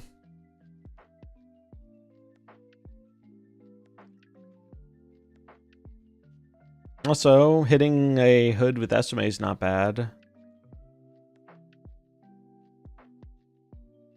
Brad doesn't believe Kitty can proc Surge multiple times. I mean, I'm inclined to believe that is not how it works.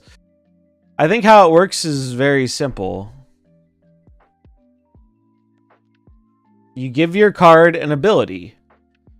When the ability triggers, the ability is no longer on the card, and Surge reactivates and does her thing again.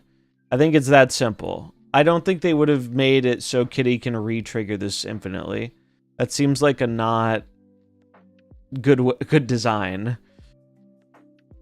Because it would just make Kitty far and away like the best thing to do with this card. Yeah, it's a hot potato card. It's passing the effect along. I'm fairly confident you will not be able to multi-proc. I'm pretty sure that one of the data miners tested this. If I recall correctly, I'm pretty sure, like, we know Kitty can't do that. If you Guardian Surge, does the chain end? Yeah, it won't keep chaining. If you Guardian Surge, or even if you Cosmo Surge, it stops the chain. Which card for next season am I looking forward to most? It's probably Surge or SMA. Those are the ones I think are most interesting. I think Zorn will be really, really fun, but he won't have a huge impact every game. I don't think it's intended to. However, I wouldn't be surprised if they overlook the interaction. I mean, sure, anything's possible. Is Prodigy too much cope? Prodigy, I think, is a lot of cope. This card reminds me of the reasons Captain Carter was bad. Like, this card makes me think of a lot of the reasons Captain Carter was bad as a 4-drop. Now, you might say, well, he's a 3-drop. Surely it's not as bad. But here's the thing with this card, right? Basically, so you need to have at least 2 cards in the lane for this card to have text. That is already not a great position to find yourself in. Then you need to have a card with text worth copying in your front lane. And so, like, it seems like you have to overcommit a lot. And it's not a card you can play on curve unless you're playing 1-drop into 2-drop into Prodigy. But, like, what 1-drop are you copying, you know? Like, I just don't see the situation where this card is good. Don't like that Prodigy gives another synergy point with Scam Wilson. What is... Does someone want to enlighten me what that synergy is? If you copy Sam Wilson, he doesn't get the buff. He doesn't become Sam Wilson. It's like if you copy Thor, he doesn't get the hammer buff. He's still named Prodigy. Oh, filling space. Oh, using Sam to... I guess? I don't know. I don't think Sam is actually going to help him that much. But yeah, it makes it a little more flexible. I don't know. I just don't see it with this card. You know where this card's going to be played? Probably not, but it wouldn't surprise me if one of the most playable homes for this card is someone playing it in Thanos to copy a stone. Like, I don't know, man. This card seems like you have to have a lot of things go right. And even if all those things go right, you are often heavily overcommitting to a lane. Right? Like, maybe Hella Enjoyer can get it to work in Tribunal, maybe? I don't know. Tribunal, like, I don't see a world where Tribunal is a playable deck in 2025. I just don't. Tribunal was barely playable last year, and the meta has only gotten more hostile to it. You just instantly lose to Thanos. They Reality Stone your Magic. They Red Guardian your Iron Man. They Enchantress you. Like, it's just... Does it copy on reveal when played? Yeah. On reveal, if this text is in the back row, it's like Mystique, but instead of copying and ongoing, it copies whatever card is in front of it. Now, aren't all copy cards relevant? I mean, let's look.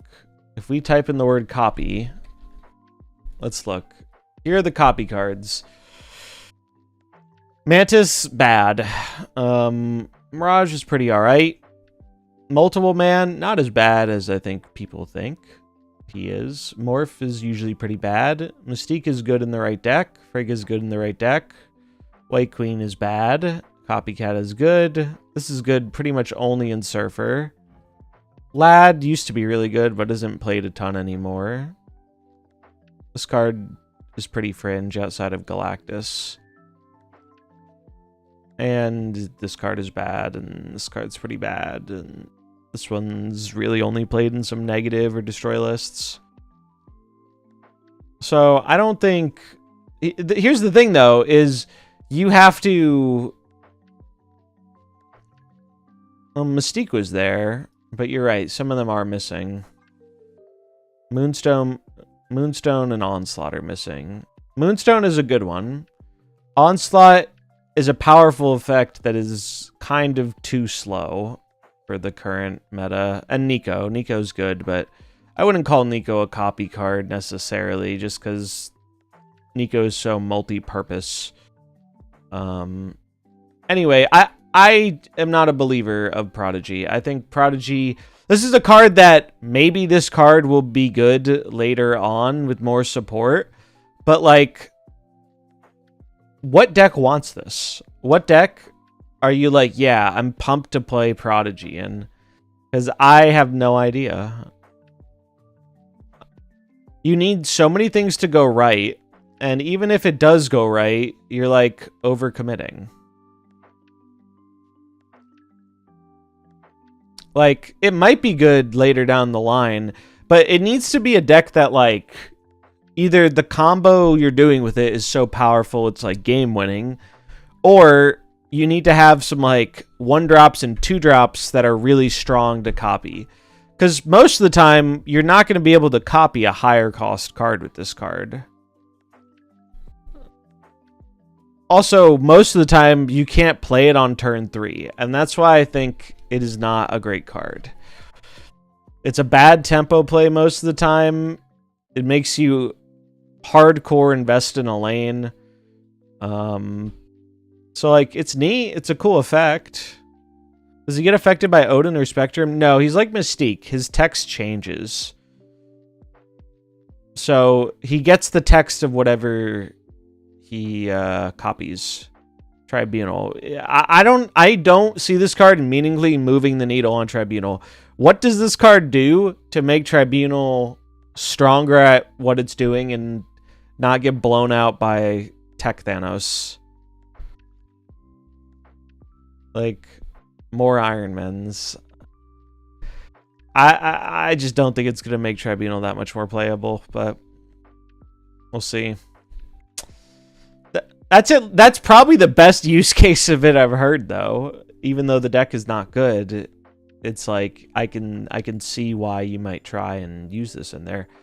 Other than that, it's really just like play it in Thanos, copy a stone, or I guess you could copy an Ant-Man and Zoo or something. But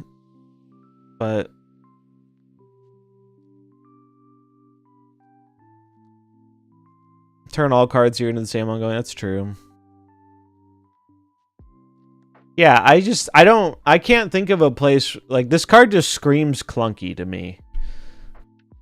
And that's why it's fucked up that it's not even the worst card of the month. Like, this card is super clunky and awkward, and I think it's still miles better than this card. This card is a 2-card combo card where the other card hasn't been printed yet.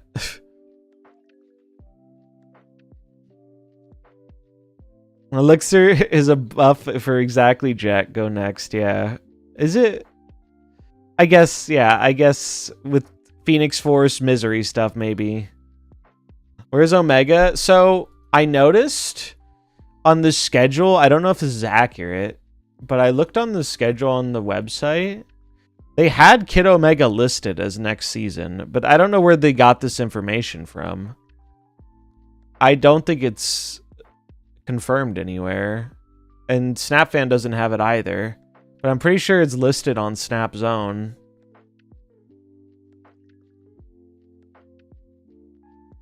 Did they get rid of it?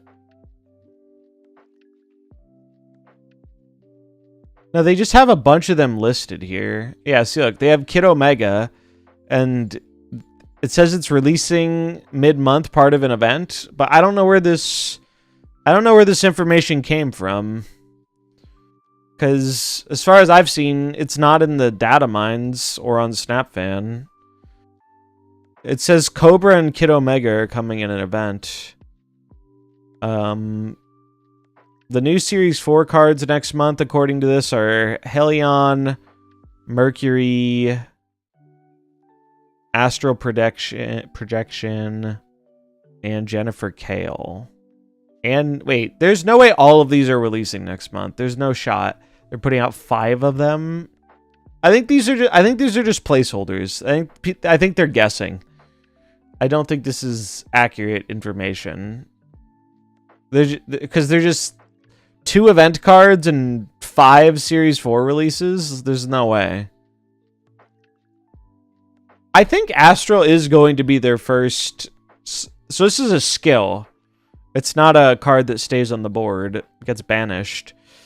Copy the text of an on-reveal card in your hand. I don't think this card is going to be very good. Paying 3 mana to copy text is good, but like you don't get a body out of it. Yeah. The move cards were next month. So this is June, though. We're looking at June. You can see in May there are no Series 4 cards. But I don't think they're going to release 5 of them. I think these are placeholders.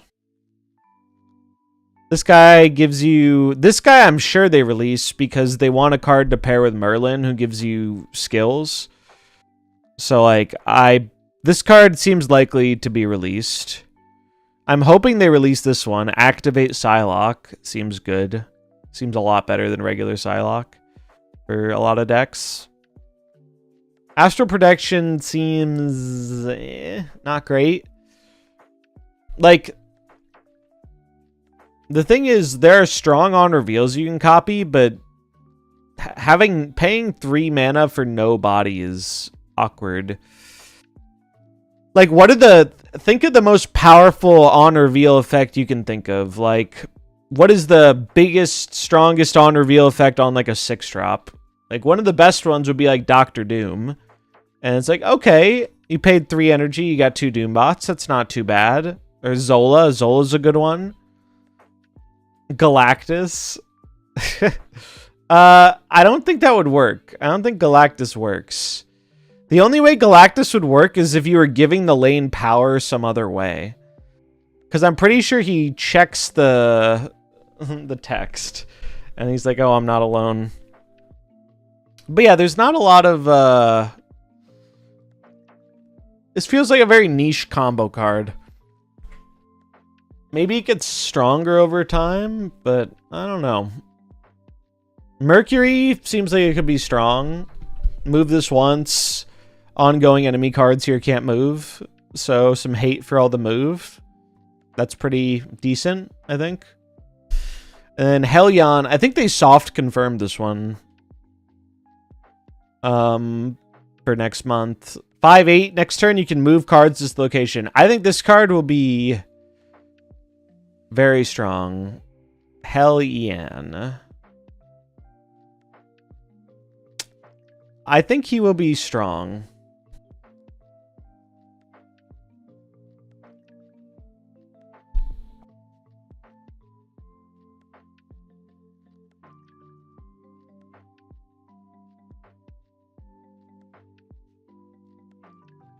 Wait.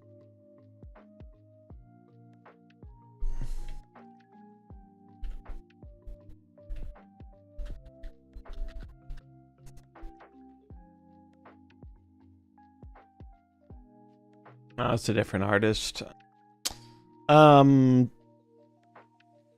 Yeah, this card I think will be quite strong. Oh, we missed the ancient one. Add Tau Mandala to your hand. What does that do? 3-0 on reveal. Copy the text of one of your ongoing cards here to your other characters here. That's a strong effect, but having to play a 3-drop to generate it and then pay 3 to play it seems tricky. He's like Cloak, but only for you. Yes, exactly.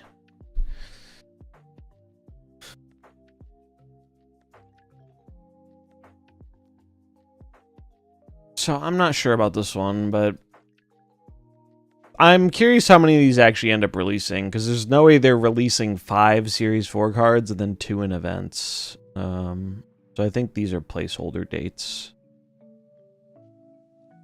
Can Prodigy work in a Surfer deck?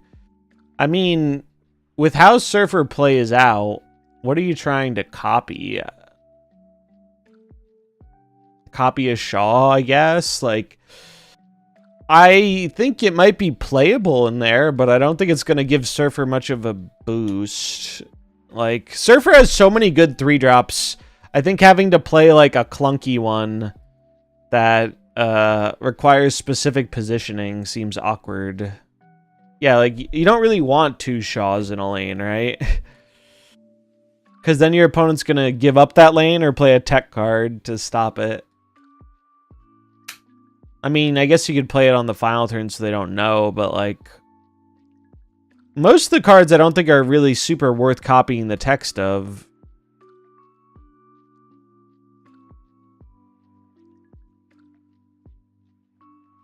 Like, you don't want to copy Brood, because Brood fills the lane. The Rocket and Groot's a good copy. Galacta's a good copy, but, like, it just seems difficult to make it work. Also, I can't overstate how much of a downside it is not being able to play it on turn 3. Like, you can't even copy Surfer. I'm sure there's some really convoluted way you could, but probably not easily. Like, to copy Surfer, here's what you could do. You could put Sam's shield in a lane, play Surfer, play... Oh, you'd have to do it out of order, but you'd play Surfer, play a 3-drop, and then play him behind Surfer with a Sarah reduction. But that... Just think about how much fucking work that is. It's just not... It just doesn't seem worth it to me. I wish the card was better. It's cool. Maybe there will be more cards in the future that make it better.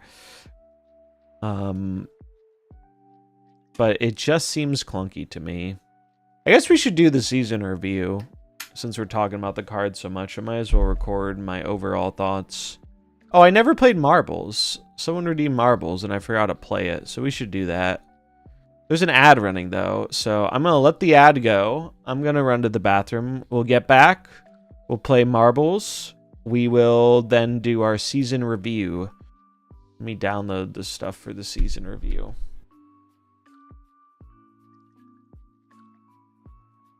I made some nice graphics for it.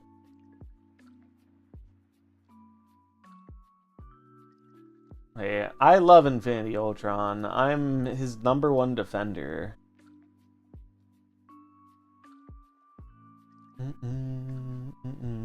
That's the problem with snappers these days. They just don't want to work. Yeah. True. All right, I'll be right back.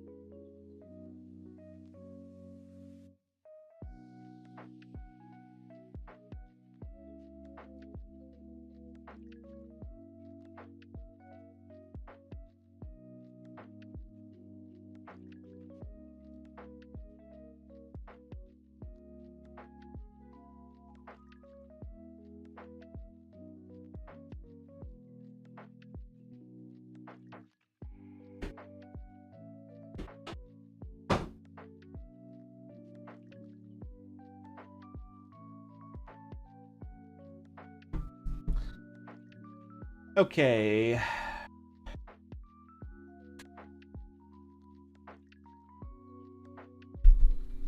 We opened him in the Series 4 pack with Fanfei. That's nice. Okay. Let's do our marbles game before I forget.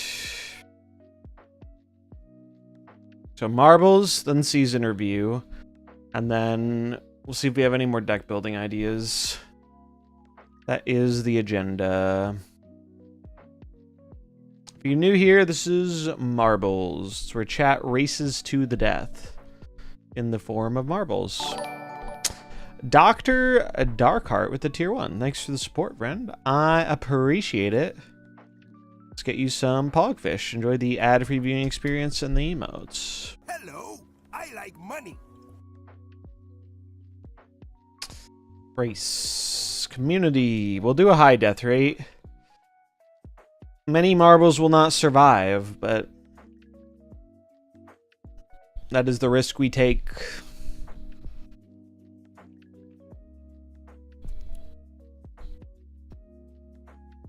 Bum, bum, bum. All right, exclamation mark play. If you typed it early, you gotta type it again. It doesn't count till the map loads.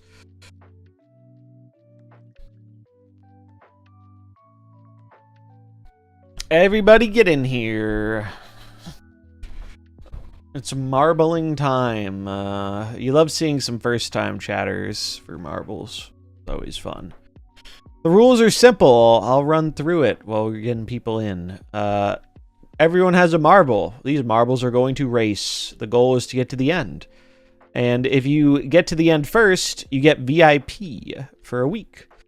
If you are already a VIP, you get a sub. And if you're already a sub, chat gets a sub.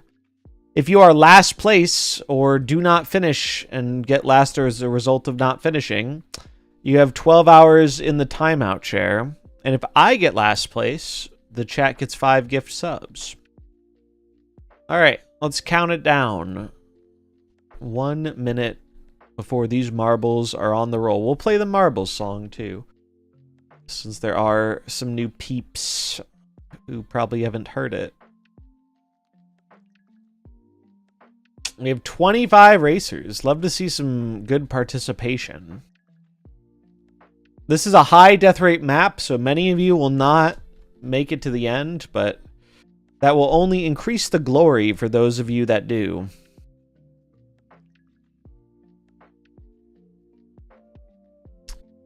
Look at all these marbles. Do we have any cool skins?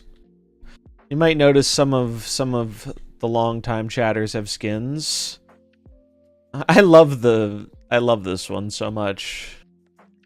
It's so good. All right, 10 seconds. Here we go. Here we go. It's marbling time. Good luck.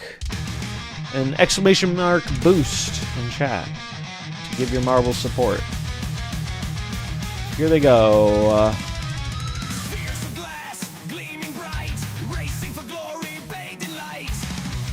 Who will be the first one down? My cam. Who's gonna be the first one out?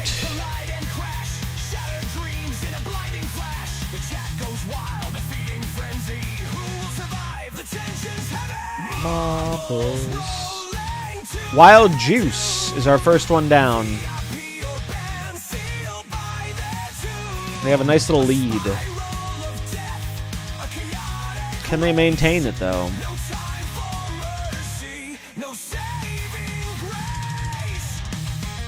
Oh. They could not maintain it. Unlucky. Well, it is a high death rate map. True Playing is going to sneak in, as well as Talking Hat. Still anybody's race, though.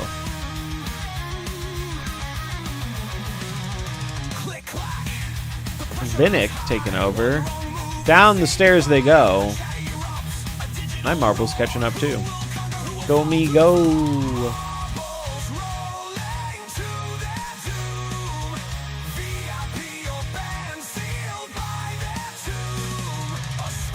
Which way are they going to go? Vinnick's going right.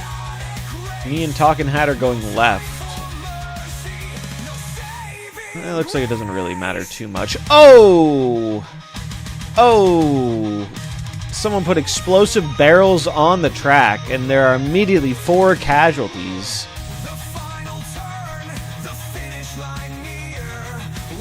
You never know what's going to happen in a marbles race. Alright, we get into one of the spin balls.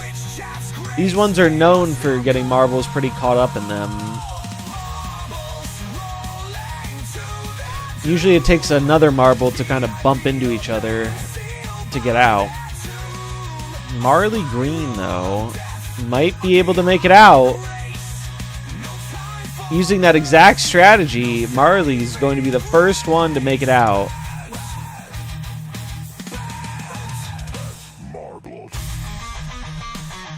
And they are with a pretty hefty lead here. Looking pretty good. They just need to not throw. And it looks like... Oh! Oh, no, dude. Oh, no. Poor Marley. And then Longfellow got right to the end and got stuck on the sign. And it's going to let Dr. Darkheart be our winner. Clearly, the sub was good luck. What a race. That was a wild finish. Longfellow, poor Longfellow, dude. He's in the corner of shame. Is that all the marbles? Is he? Longfellow's the last one. We have to wait for the wall of death to come fucking clear him out. That's so sad. That's so sad. Well, congratulations to Dr. Darkheart. Good racing. Look, we even have a little scoreboard here. Yeah, shake your PC to get it to fall. Just give it a little tap. It's okay. I think the wall of death, there it is. Paid actor. Congrats to the 5 marbles that finished. Dr. Darkheart, Gojira, Memory Lapse Guy, Tet Image, and Bash Dazzle.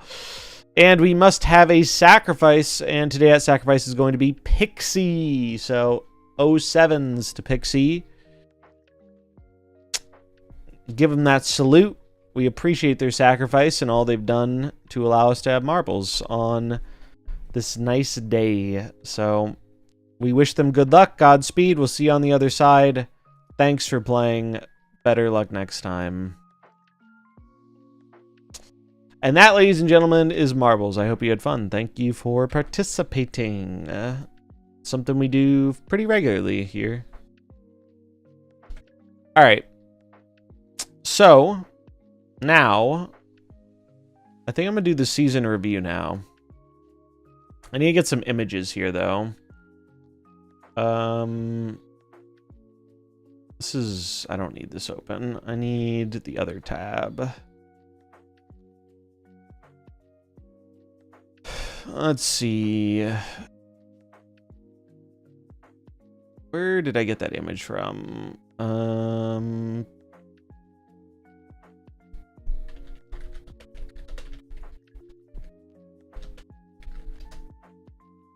Here it is.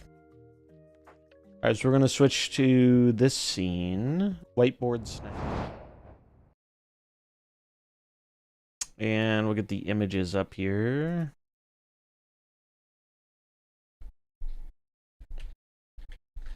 May season. What is the...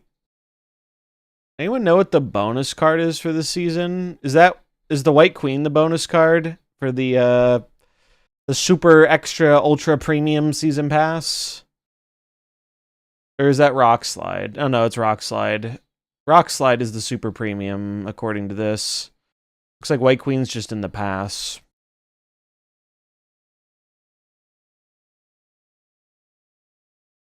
That's what this is saying. Although it also says 3 Cosmic Red, and these are pink. So I don't know if that's actually correct.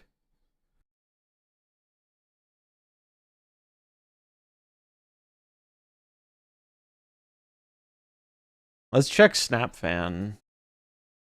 Double check. Well, Rock Slide's a more playable card than White Queen.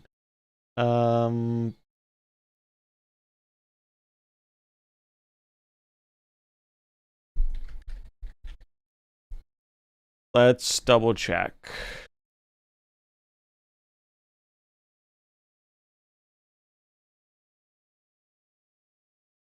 It just says Season Pass. Does the other one say Season Pass?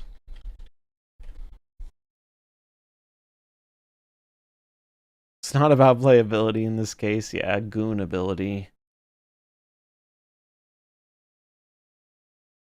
No, you guys are right. It says...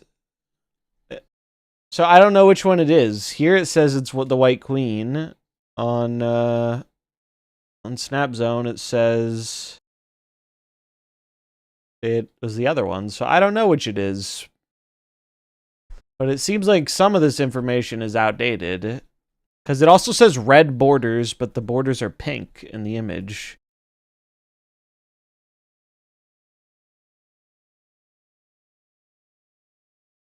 Yeah, I think White Queen's going to be in the base pass because it makes sense with SMA.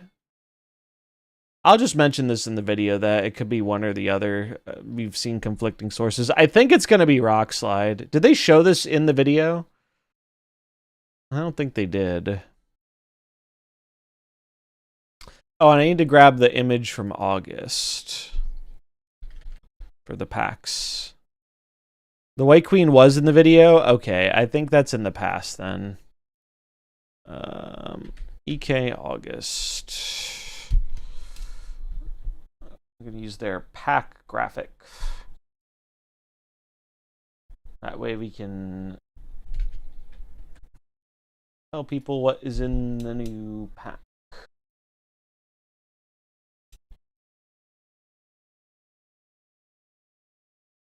They showed Rock Slide and Wolfsbane as well. Okay, so that doesn't signify anything, I guess.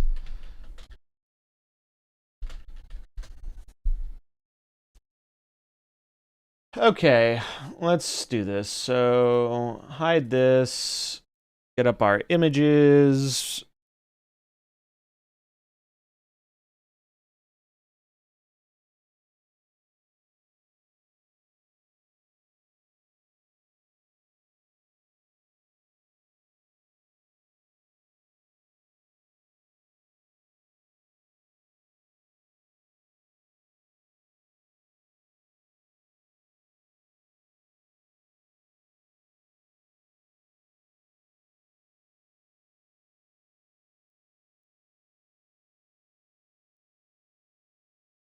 All right. We got these up. I guess I'll get the other ones up. I'm going to add some of this stuff in post, but try and make it solidly presentable without that. All right, so we want... What's the order? All right, we go SMA.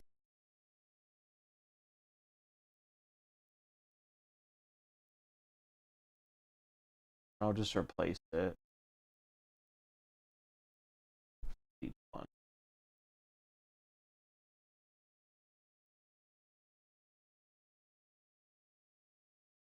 Okay.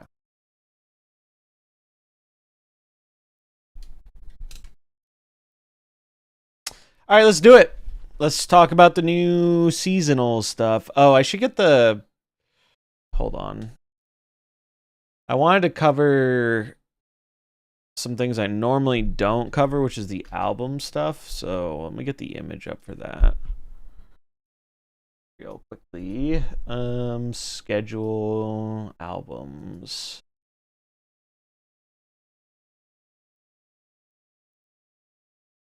Albums.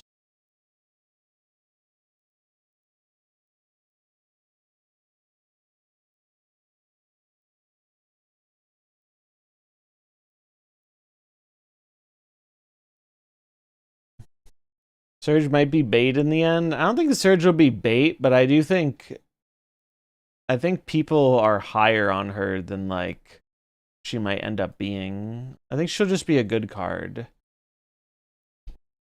Not like game breaking, but pretty good. And it's going to be extra tilting in Thanos. I wouldn't say any deck, because if you play a lot of high cost cards, Surge isn't very good. Because you aren't going to be able to play those cards as easily. And then Surge, really, you get the value off of chaining the effect.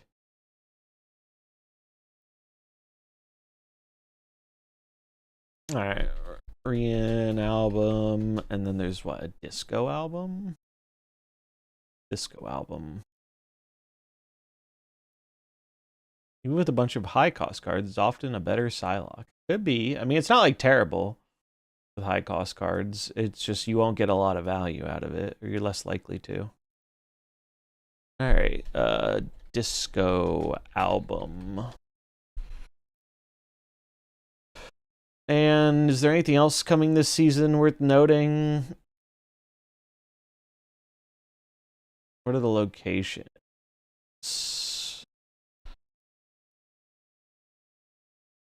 No event this month. No Series 4 cards this month. Kitty Pryde Conquest variant, I guess, we can show.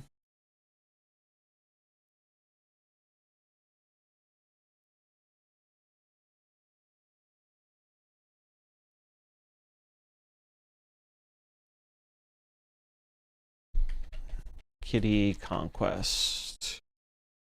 And anything else?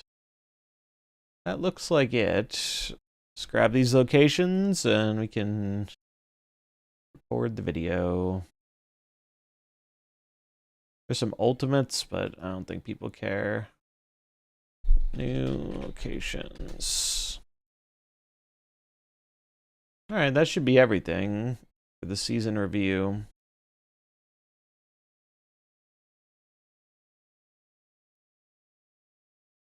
All right, let's do it. You can play a 5-on-4, yeah. Like it's probably fine. It's just I think Surge will be best in decks that can multi-proc it. And if you get like a high cost card, you have less time to multi-proc it. All right, let's do it. All right, what's going on, everybody? Zombies here again. And today we're back with another MarvelSnap video. So we're doing our season review for the new X-Men season. Some interesting cards coming up this month. We're going to talk about a bit about them. and which ones are worth picking up and which ones might be worth saving your keys for. So we can see the image here. We have some of the variants coming this month, the White Queen and the Rock Slide variants. One of these is in the Super Premium Pass. I've seen conflicting reports on which one is. Snap Zone said it was Rock Slide. Snap Fan said it was White Queen. I'm not really sure which one it is, but one of these is going to be in the pass and one is going to be in the extra Super Premium Season Pass. And then you're going to have Wolfsbane in the regular pass as well as SMA. If you're curious about the pack stuff, packs are changing. So the cards from the Agamotto season are rotating out of the seasonal Series 5 packs, and we are going to be having the new X-Men release fill up those packs. So still going to have the What If cards, so Goliath, Kahori, Infinity Ultron, Strange, Hydra Stomper, and Captain Carter is making her way into the packs if you did not pick her up during the season pass. So by the time this comes out, the season will be just about to end. So if you're trying to grab one of those Agamotto season cards, now is your last chance to get them in this pack. You could still get them in the collector's packs, but I imagine most people have a lot more cards in that pool, so it's less likely to get what you want. Anyway, let's take a look at the cards and kind of how I think they're going to play out with their new releases. Okay. Get rid of this. Get rid of this. All right, and we'll snooze this. First up, we have SMA Cuckoo. This card is pretty interesting. Season Pass card, 3/4, on reveal, copy a card from your deck into your hand and set its cost to 3 and power to 4. Worth noting, this does not change the base cost. We had some questions about that earlier. Base costs just can't really be changed in this game. So if you SMA a 5-cost card, it's not getting buffed by Silver Surfer. I think this card's pretty interesting. It's going to be, I think, a little more on the narrow side. You're either going to want to build around like maybe a Victoria hand deck, so you can buff up that copy from SMA. You could run, a deck with some higher cost, powerful cards like Iron Man and Gore. That's one of the places I plan to try this, is some kind of Ravonna deck. We're using Iron Man and Gore, and then you're hoping to nab one of them off SMA for a reduced cost and extra power. Those kind of things are where I think this is going to find a home. It is a 3-drop, so I expect it to be experimented with in Silver Surfer. Give your deck a little bit of redundancy there. Maybe get you a 4-power Brood or an extra Surfer or something like that. So for me, this is like a 3-star card. It's like solid, playable, will work in a handful of decks. Not a generically good card, isn't going to go into every deck, and I don't think it's going to be super metagame defining, but I think decks that, really value this effect can use it pretty well. She does have 2 variants coming out. I'll put those up on screen now. But yeah, they should be releasing when she comes out. There's been a little bit of confusion about the Creative House Pocket variants, specifically the Spotlights. Actually, she only has 1 variant. She only has 1 variant and then the Pass variant. That's right. Because this is in the Spotlight one. Let me do that over. She has 2 variants coming out. She has 2 variants coming out this month. One via the Season Pass. The other one should show up in the shop the day after her release. There has been some confusion about the old Spotlight Datamine variants for the other cards. It sounds like they're just going to be joining the shop as regular 700 or 1200s. Probably 1200s, because that's what Creative House Pocket variants usually cost. But those are expected in the shop. We had like kind of a soft confirmation about that on the Discord. It's unclear if they're going to drop right away with the card's release like we're used to, or if they're going to show up some other time during the month, but it seems likely they'll be dropping, and they will not be Spotlight variants anymore, and they won't be waiting for whenever they update the shop to put in like old Spotlights. They should just be regular variants. I know a lot of people have been wondering about that, so keep an eye out on, I guess, Wednesday, the day after release, see if they pop up in your shop. But yeah, I think SMA, solid card, decent Season Pass card. We've had a lot of really powerful Season Pass cards in the last like 6-7 months. Carter was the one exception, and even they found a way to make Carter pretty good. I think this is probably going to land in a similar spot that post-buff Carter did, maybe a little bit weaker. or a little bit more niche, but that's roughly where I imagine this card is going to land. Solid card, but not like super game breaking or anything like that. But you know, if you want to get your best bang for buck in Marvel Snap, the season pass is still the best way to do that. All right, next card.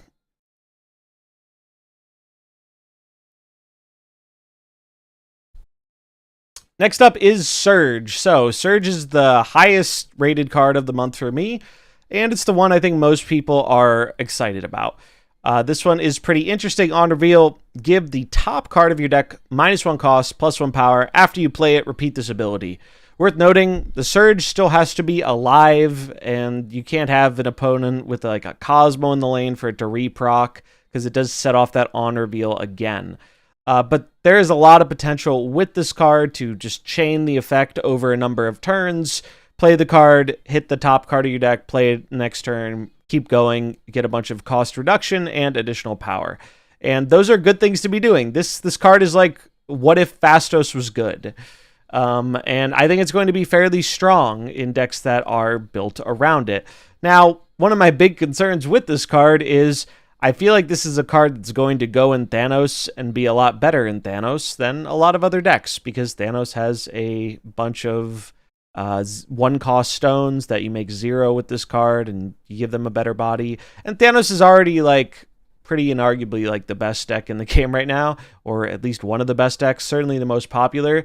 So I think Surge might give him a bit more of a boost than that card and deck really needs right now. Outside of that, I expect this to see play in maybe some like Agent Venom lists. Kitty Pride decks obviously benefit from this quite a bit. 0-cost Kitty is very effective, because if you get that Kitty to 0 cost, then all of a sudden you don't have to pay anything to just keep playing it every turn. Gives you more mana to do other things.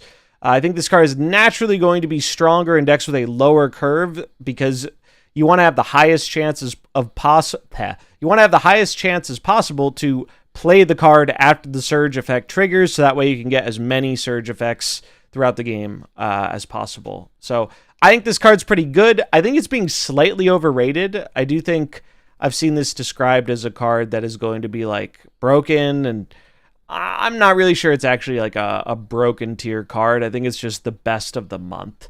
I think it's strong. It encourages building around it, and I'm a little scared of how strong it might be in something like Thanos, where you have better odds of turning a 1-cost card to a 0-cost card, and the 1-cost cards are particularly impactful in Thanos because they help you find your other stones and draw other cards and stuff.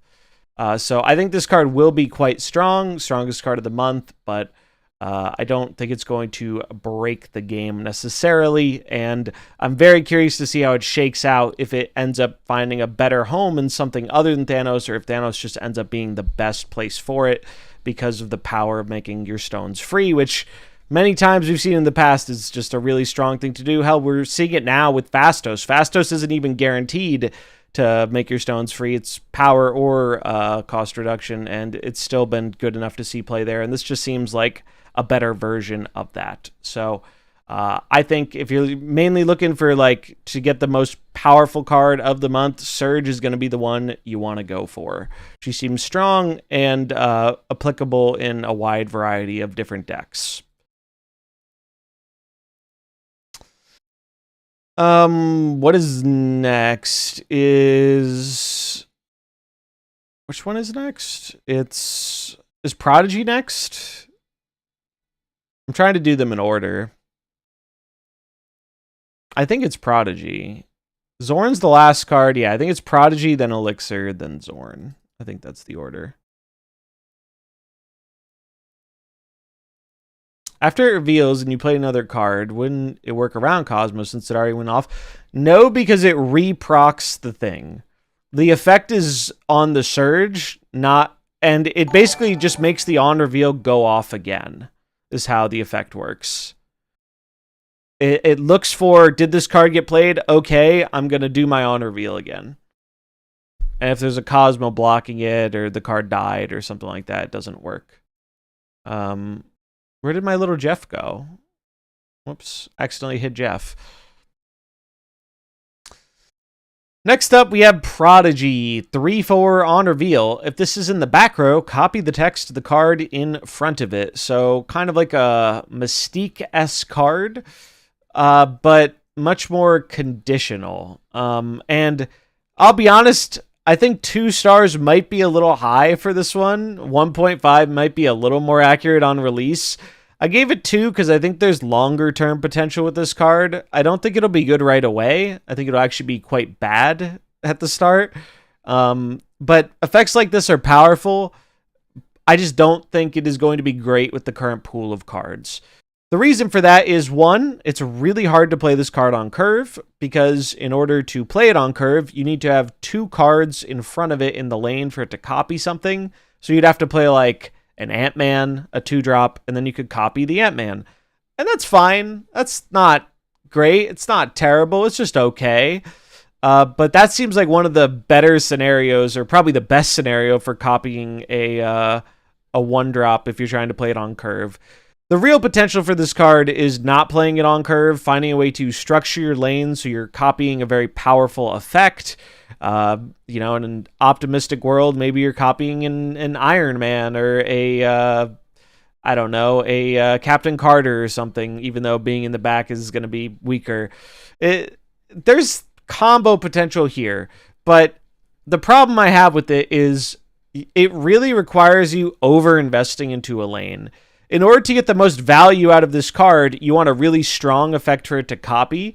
And if you have a really strong effect for it to copy, usually you don't want to put it in the same lane. It's why a lot of the time you don't want to double stack your Iron Man and your Mystique. Sure, sometimes things come up where that's a relevant thing to do, but I think oftentimes the more common outcome is like you want to split up your Iron Man so you have the doubling effect in both lanes. And I think that's kind of the problem with this card. Well, copy the on reveal of the front card. Yeah, this card, that's what gives it flexibility, right? Is like if you have a powerful on reveal, you can copy that. So like neat combo potential, but at least on release, I think it's going to be a bit clunky and hard to set up. And its best combos feel like they're going to involve you overcommitting a lot of resources to a single lane. So I'm pretty, not high on this card. I think it's cool. It'll probably be kind of fun, but I don't think we have the tools to really use it to the best of its ability yet. As such, it's getting 2 stars.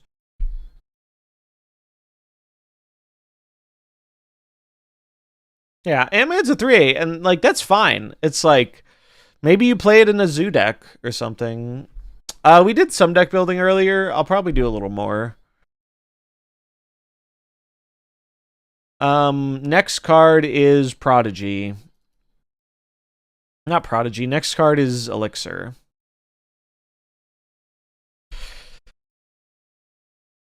Oh man, I can copy a Galactus with him. Don't think about it too hard. Put it behind Nightcrawler, then move it somewhere else. See, now that's a cool suggestion. There are things you can do with it, It's just I don't think it's gonna be worth the slot in a lot of decks. Next up, Elixir. 2/3 on reveal. One of your cards destroyed last turn gets revived here. This is probably the lowest rating I have ever given a card on these season reviews. It's getting a 1/2 star. Here's the thing with this card. On release, I think this card is stone cold unplayable. I really don't think this is a card you want to run in almost any deck. It doesn't really do too much for traditional destroy decks, even the more fringe destroy decks, like the tempo ones with Lady Deathstrike and stuff. I find it hard to believe this is a card you're going to want to fit in there. The problem with this card is the fact that it has to have been a card that was destroyed last turn really requires a pretty specific setup to make it work. Now, I think this card will have its day, particularly because there is a data mine card, Kid Omega, which is a 2/2 activate, destroy the next card you play, and add its power to Kid Omega. So I think when you have that, you can activate Kid Omega, blow up a card, keep its power on the board, and then next turn you play Elixir and you bring the card back, and it's a cool combo, and I think that will be pretty good. That's what it feels like this card was made to do. The thing is, we are not getting Kid Omega this season. We aren't getting any new Series 4 cards this season. If you haven't already heard, the cards we got at the end of last season with Snap Packs, those were the Series 4 releases that were going to normally drop during the May season. They just pushed it forward a little bit. So as a result, there are no Series 4s expected this month. Maybe next month, though. Maybe in June we'll get Kid Elixir, or maybe in June we'll get Kid Omega, and that will make this card worth playing. But until that card comes out, I think this is a card that really serves no purpose, and I would avoid getting it as a result. It doesn't seem like it has any cards that are really super worth experimenting with. Maybe you could do something cute with it if you find a way to, like, I don't know, blow up a Nimrod on turn 4 with a location, and then you bring the Nimrod back on turn 5. Or it's bad. It's just bad, man. It's bad. Would not recommend this card unless you're a big Kid Omega fan and plan to be getting him on release. But we don't know. We have no idea when that card is coming out. It might be next month. It might not. We'll see. Yeah, he sucks. Purpose is being a snap pack landmine, yeah. It was a lot better with Activate, I think, yeah. And then Zorn. And then rounding it out, we have Zorn, 2/3. After any 3 or 4 cost card is played here, move it to another location. So inverse Magneto, right? Magneto is yoinking 3 and 4 costs to his lane. Zorn is yoinking them out. I like the design of this card a lot. I gave it 3 stars because I think it's a pretty playable card, and there's stuff to experiment with here, and like a Scream deck, play it with Vulture, just as some denial for what your opponent is doing. If you build a deck that is lighter on 3 and 4 cost cards, or maybe you have some 3 cost movers like Rocket and Groot or Nocturne that can get in there later, I think there is an interesting element to this card of being a kind of resource or location denial. Location restriction, that's what I'm trying to say. I think as a location restrictor, it's a pretty interesting effect, and you can build your deck in ways to maximize that benefit. But I don't think he's going to be the flashiest card in the world. I think he's just a playable 3-drop. He's not going to break the game. I don't think he's going to, be super duper impactful, but the bar for a 2/3 to be playable is pretty low as long as it has, something unique it's doing. And I think this does something that is pretty unique and can be strong. So do you think he will work in conjunction with Topaz? Maybe if you play you'd have to get the Topaz down first. So it's pretty hard to get them in the same lane. Because if you play Zorn first, it'll move the Topaz somewhere else, so pretty hard to do that kind of combo, but maybe, as long as he doesn't push the card to the middle, and you have them both in a lane, it might work. But I think there's potential for it. I don't know if this is going to be a card you massively build your deck around. More so, I think this is just an option in decks like Scream that are already more focused on, like, lower cost cards or some higher cost cards, and can move their 3 cost cards into the lane later on, stuff like that. So I think it's playable, but I think you really have to have a deck that wants to leverage the effect in some way, or really cares about like the denying where your opponent can play their 3 and 4 cost cards. So seems decent, not a must-have, but solidly playable card in my book, which is more than I can say for some of the other cards in the season.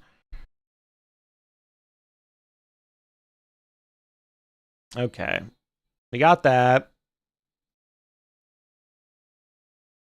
Now we'll do other stuff. I guess I should do these in order. Taxes first. And I want to show the PAX border too.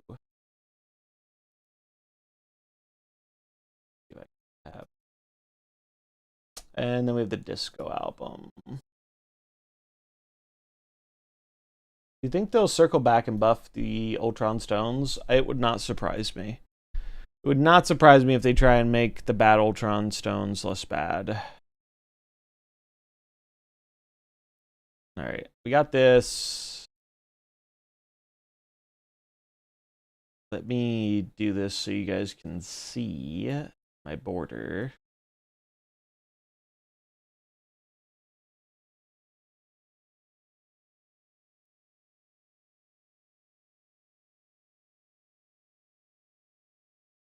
Does anyone know the dates on Twitch drops? Have they said that? I would like to include that if it's known.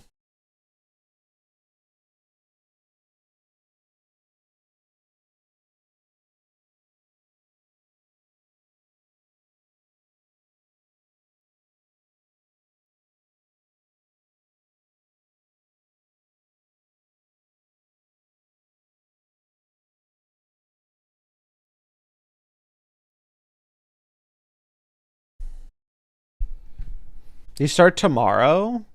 Oh, really? Yeah, that'd be awesome. Thank you. Am I high on Surge? Surge is the card I'm highest on this month. Okay. Then we have some albums dropping this month. First one is in celebration of PAX, the Penny Arcade Expo. If you haven't seen, they have had this bundle going around that there have been some giveaways for. You can get it by attending PAX. And it has this really cool border, which I'm showcasing here on Arrow. If you are interested in getting some of these borders, getting them through the album is the way to get the most of them. You can get 8 as the album reward. So there are... There are 8 variants. No, there are 7 variants. Yeah, 7.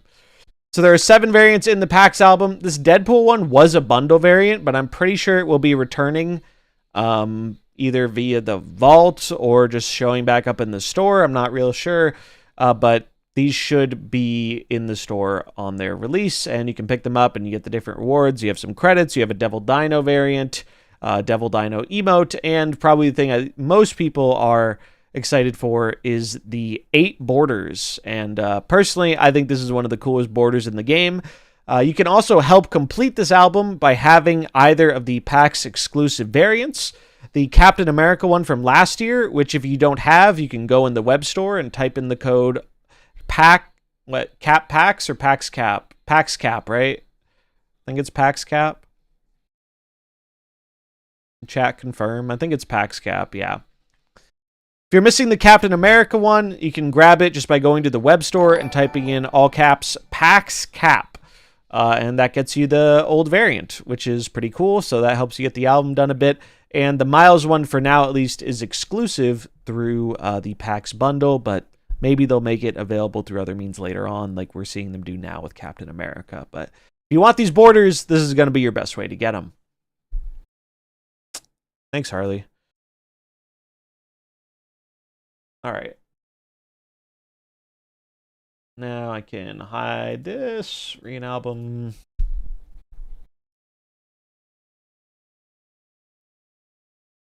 Oh, perfect. Perfect. Yeah, it's like I knew the dates for, like, I had the dates for the Twitch drops, but I didn't know if they were public or not. Didn't want to break the rules, but that is from the Twitch site, so. Someone said they talked about it on the PAX stream too, but I didn't watch that. Twitch drops May. Okay. Then we have the Chibi Supremacy album dropping on May 15th with a bunch of cool Rian Gonzalez variants. The rewards for this one include a premium mystery variant, 3 cosmic rainbow borders, Cassandra Nova Chibi, and 6,000 tokens for completing the album. You might notice Cobra is in this album, and we don't have any Series 4 cards releasing this month. I'm not sure what they're going to do with that. It wouldn't be the first time they have just swapped something out of the album for something else. But we will have to wait and see because Second Dinner has confirmed they aren't planning on doing any Series 4 releases or events this month. So I'm not too sure what's going on with Cobra there, but it'll either be there or it won't.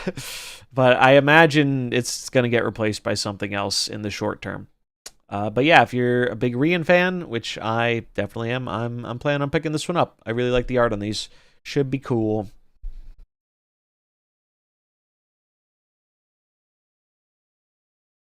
And then the last album rounding out the month is Disco's Not Dead, bunch of disco variants.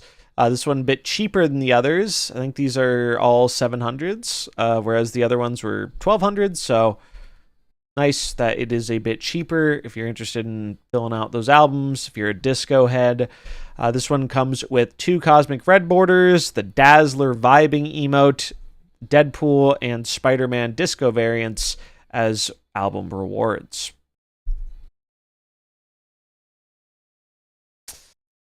All right. We got Twitch drops.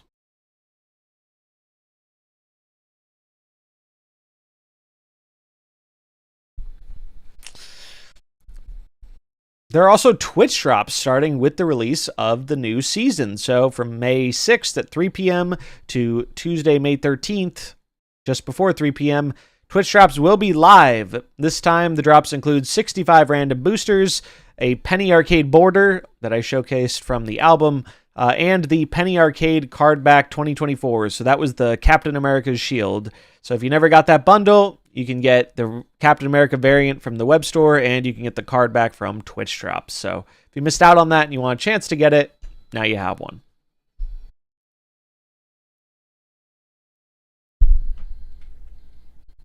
And then locations and Kitty, and I think that's a wrap for the new season review.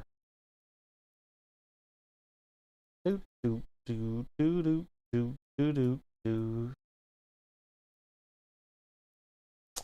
I think, if I recall correctly, they give them out at multiple PAXs, but I don't know that for sure.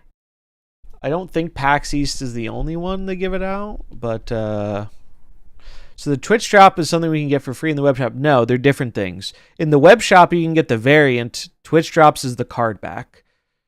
If you already got the bundle, yeah, it's not very useful for you.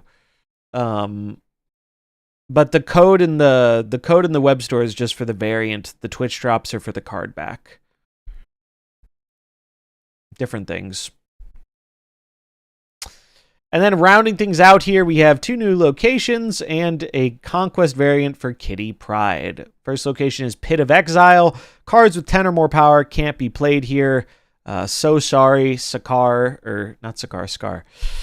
So rip the dream of playing not Surtur. What's the Starbrand? Fuck. They all have S names. So rip the dream of slamming down a Starbrand or a Scar here. It is not going to let you do that. And then there is Genosha. After turn 5, all but your highest cost cards here are destroyed. Yeah, that's an interesting one, I suppose. Punishes you a bit for playing onto it early, I guess. But yeah, interesting stuff all around. I believe that's all the new stuff coming to Snap in this season. And we'll get up the season thing again.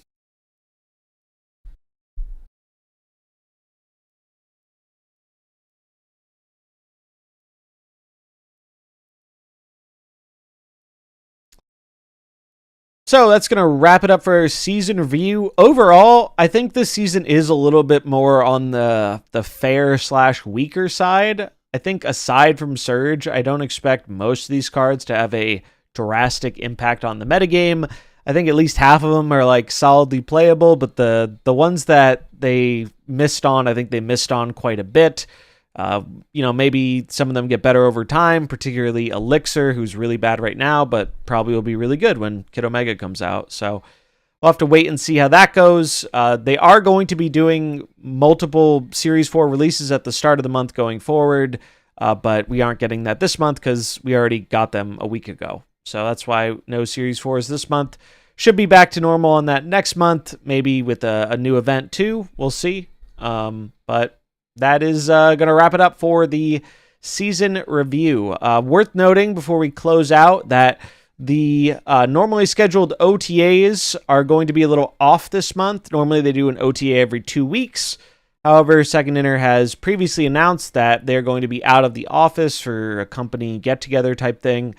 So the only OTA we're getting this month is not going to be until the 29th of May. So right towards the end of the month, end of the season. Little unfortunate timing, I think, because, well, I expect Thanos to continue to rise up through the ranks, especially with the addition of Surge, and I'm not super confident that any of these new cards are going to be too great at unseating him. They have previously said if things get super duper imbalanced, they could do an emergency OTA, so it's not entirely off the table, but I personally wouldn't expect it too much unless he really hits a much higher threshold than he's at right now. So we'll have to wait and see how that goes, but if you're wondering why there isn't the regularly scheduled OTA, now you know. But yeah, it's going to wrap it up for this one. Let me know what you think about the new X-Men season, about the cards, all that stuff in the comments below. I'd love to hear it. That's going to wrap it up for this one, though. I hope you enjoyed it. If you did, remember to like and subscribe, and I'll catch you in the next one. Peace. And that's a wrap on the video. I have to do some editing to it, but I'll do that after the stream. That'll be going up tomorrow. Doesn't this look great, though? Oops. Look how good it is. Arrow has so many good variants, too.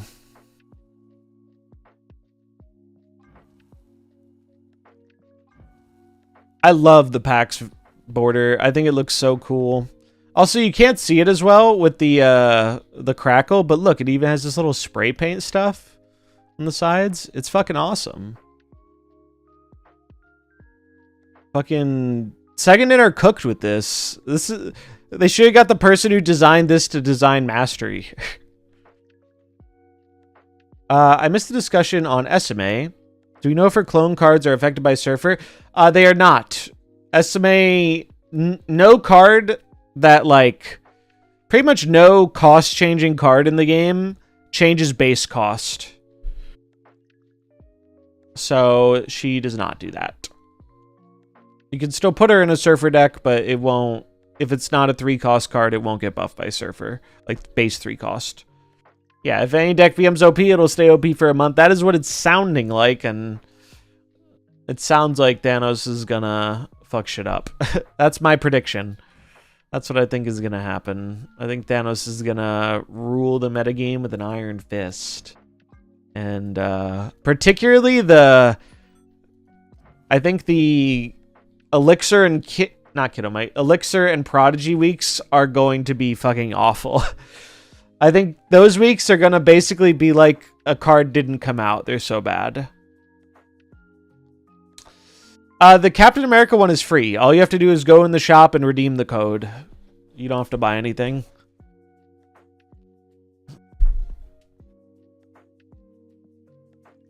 Also, I was playing this the other day. I have to say, I think classic Heimdall cloak move is a bit underrated. Hot take, maybe. What was the code again? It is capital PAXCAP, PAX Cap. Glitch effect, like in the Spider-Verse, that'd be cool. I was playing this deck the other day, and I was pleasantly surprised how decent it did for me. Like, Spider-Man's a little cope, but he had his moments. I think it's just... I think nobody likes thinking about how you actually have to move the cards. Which, I can't really blame them. It is kind of a headache. But I was pleasantly surprised with how reasonable this deck felt. And it uses both these new cards pretty well. Fanfei and Topaz were pretty strong. So, if we have, like, you know... What? We have 154 people here. That means there's at least one person here who's a move enjoyer. I know there aren't many of us, but I enjoy it once in a while. I was actually pretty impressed with this. I was impressed enough to where I gave Spider-Man a border. Yeah, they could just make a code for Miles next year. If you haven't seen the Miles, it is this one. This is the one that is in the PAX codes. Pretty cool. Neat art. I'm going to be picking up the PAX variants because I want more of those fucking borders, man. I love the border.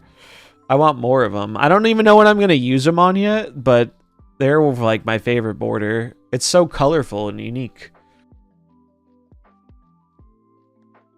It's very neat looking.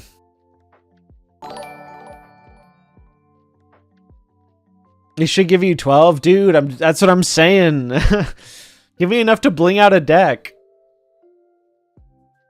Although I usually don't match my borders anyway, so I don't care that much. I would just like more.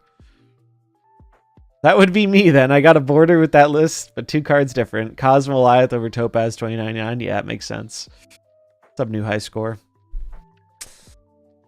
But yeah, it should be like, I think some of the cards are really fun. It's just I'm a little worried that the Thanos shit's gonna get out of control, man. Like, it's already up to 25% meta share, and I don't see any of these new cards stopping it. Like, I think he's gonna rule with an iron fist, and it's gonna be rough. But this deck is fun. Definitely recommend it if you're interested in trying something maybe a little different. Alright, so what is left on our to-do list? We want to brew a few more decks, I think. Also, appreciate everyone sticking around from the raid. I'm going to be trying to stream more in this time slot. Tomorrow I'm going to stream, you know, when the new season releases, because... Yeah, here's my thing with Thanos. I think it's good if Thanos is playable, but he's such an annoying deck to be the most popular deck. I think anytime a deck that has like a greater than normal cards in deck thing is the best deck, it is fucking annoying to me. I didn't like it. I guess the one exception was I liked Agamotto. Agamotto was the only one that didn't actively annoy me with extra cards in the deck when it was popular. When Thanos and Arsham are overly popular, it's fucking annoying. Or I find it annoying, at least.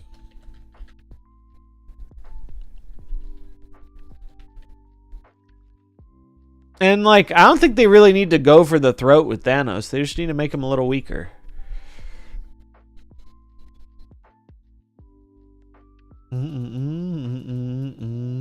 Tomorrow I'm going to get Surge and Cap. All 3 other cards of the season. I gotta wait to see how good they are. Yeah, here's my advice. In terms of card quality for the season, I think the card quality overall is highest when it's just Surge in there. Because I think most of the other cards that coming out that season are not cards you need to have. I think 2 of them are actively bad. And then Zorn is okay, but like not a must-have card. So like... I think if you're trying to time your packs right to where they have the best stuff in them, I think opening during Surge Week is probably going to be opening better than opening after all the other ones come out. That's just my opinion. But I would not love to roll the other 2 in a pack if I was looking for something else. I think that would feel bad. I'm going to pick them up because I'm a fucking streamer and my job is to play with cards even if they're shitty. But I wouldn't really recommend them. But these tokens ain't gonna spend themselves. Gotta do something with them, right? Ooh. It's pretty. This is one of my favorite ultimates. Unfortunately, I don't play this card very much. Spend away. Did I get a border last night? Nah, dude. I haven't had good luck with Conquest this season. The Thanos meta has not been kind to me. Download the last update over 5G. Don't open snap packs. They're putting microchips in the snap packs. These YouTubers are feeding you bad decks and harvesting your cubes for adrenochrome. Yeah, that's true. Isn't using a ranged weapon counterproductive for Rogue? This is true, but I don't think Rogue's abilities are as useful as a spear is against maybe dinosaurs. You know what I'm saying? This is Savage Lands Rogue. I don't think she's going to be sapping the dinosaurs' powers, you know? When they said they're going to release more Series 4 cards, only two things can happen. They do more events, and those cards become reward, or they just sell them in the shop. They're going to do both those things. They said they're going to release some in the shop every month, and they're also going to continue to release them through events. Like, I would expect to see more Series 4 cards next month. Her touch does more than just steal your powers. Yeah, she can suck the life force. But, like, I feel like a dinosaur, you know, you still want to keep your distance. She sure could, yeah. Anyway, this is cool art. I like the art on this card. I think it is neat looking. If I played this card more, I would consider buying it. But I don't really play Rogue very much, and I already have a bunch of good Rogue variants. Like, look at all these Rogues. Look how many Rogue variants. We have so many.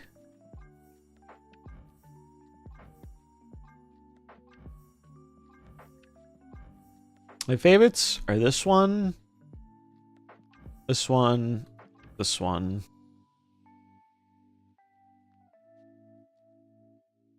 They're pretty cool.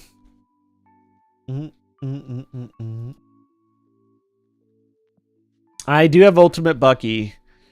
I want an excuse to play this card again. I have my Tempo Destroy list, which is fun, but I want the Spotlight variants back. So the ones they were gonna release are gonna just be in the shop, is my understanding. If you want some of the old Spotlights, those are gonna come back eventually, but we don't know when yet.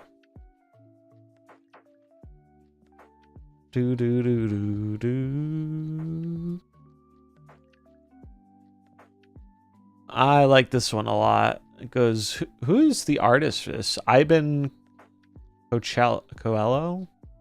Coelho.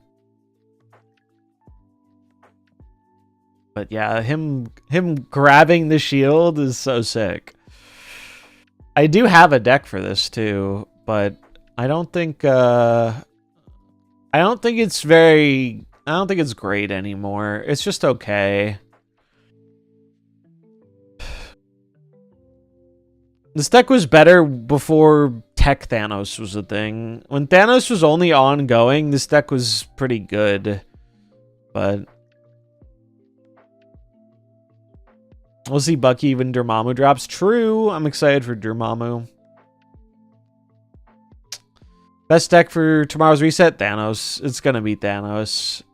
I think you either need to play Thanos or play something that is good against Thanos, and to my knowledge, the thing that's done best against Thanos has been the some of the Ajax lists have been pretty good against Thanos. That's like the only deck that has a higher win rate than Thanos, I'm pretty sure. Refresh it real quick. Clog has to be good into Thanos. The problem is the strange version of Thanos can get around Clog. Clog used to be a really good Thanos counter, but now it's not as consistent. Ban Skada, got him.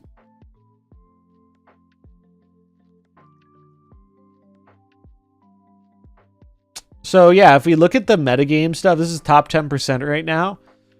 Ajax is the highest win rate deck in the game. Ooh, Splat with the marbles, hell yeah. Ajax is the highest win rate deck right now.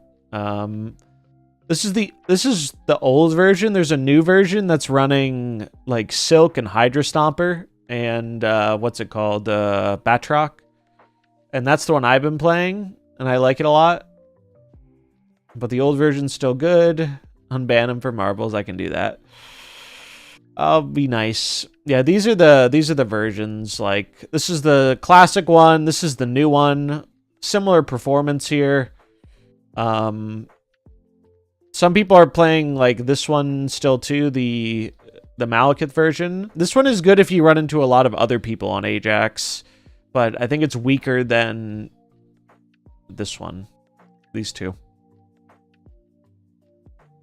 The thing about Gorgon is if Thanos has a really good draw, Gorgon doesn't even help you very much, because if they play like stone on 1, 2 stones on 2, I've already played half their stones. How come Diamondback didn't find a home in this list? It's just very tight on space.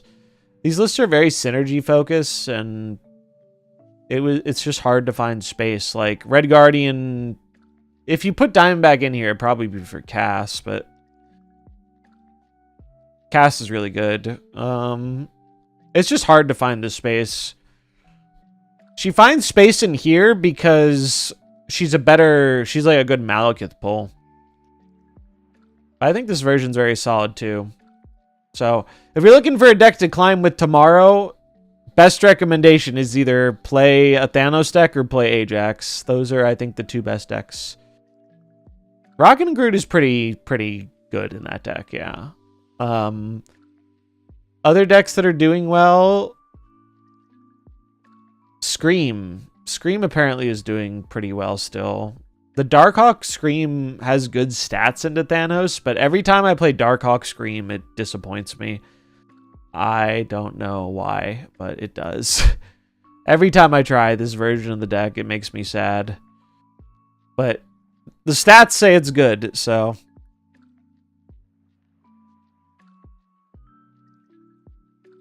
Scott. Oh, let me unban Scotta.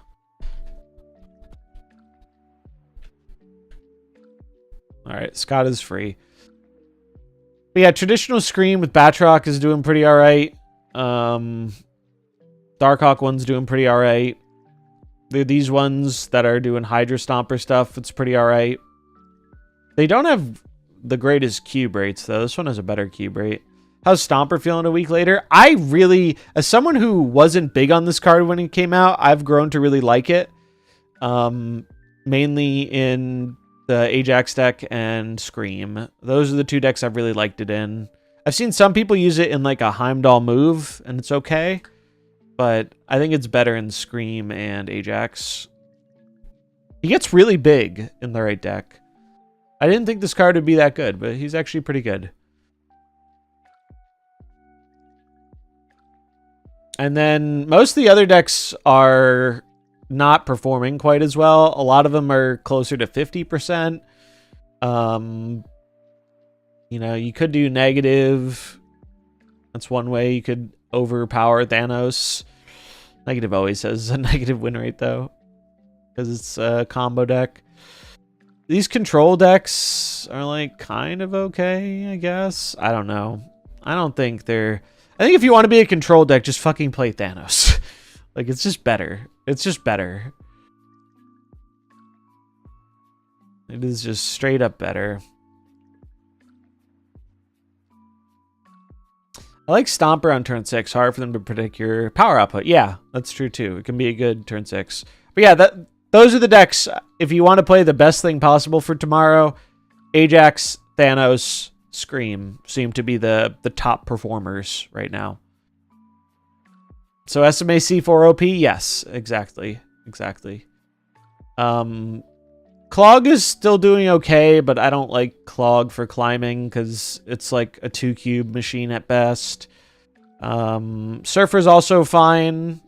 Like, I think Surfer's having trouble with Thanos though. Like, this one's doing alright.